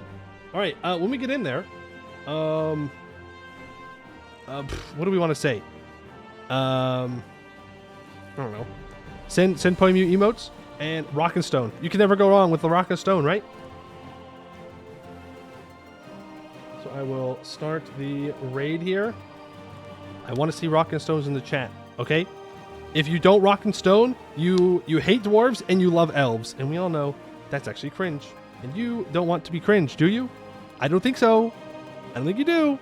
All right, thank you all for watching. I will see you all tomorrow. Ruby, Kind of. my editor.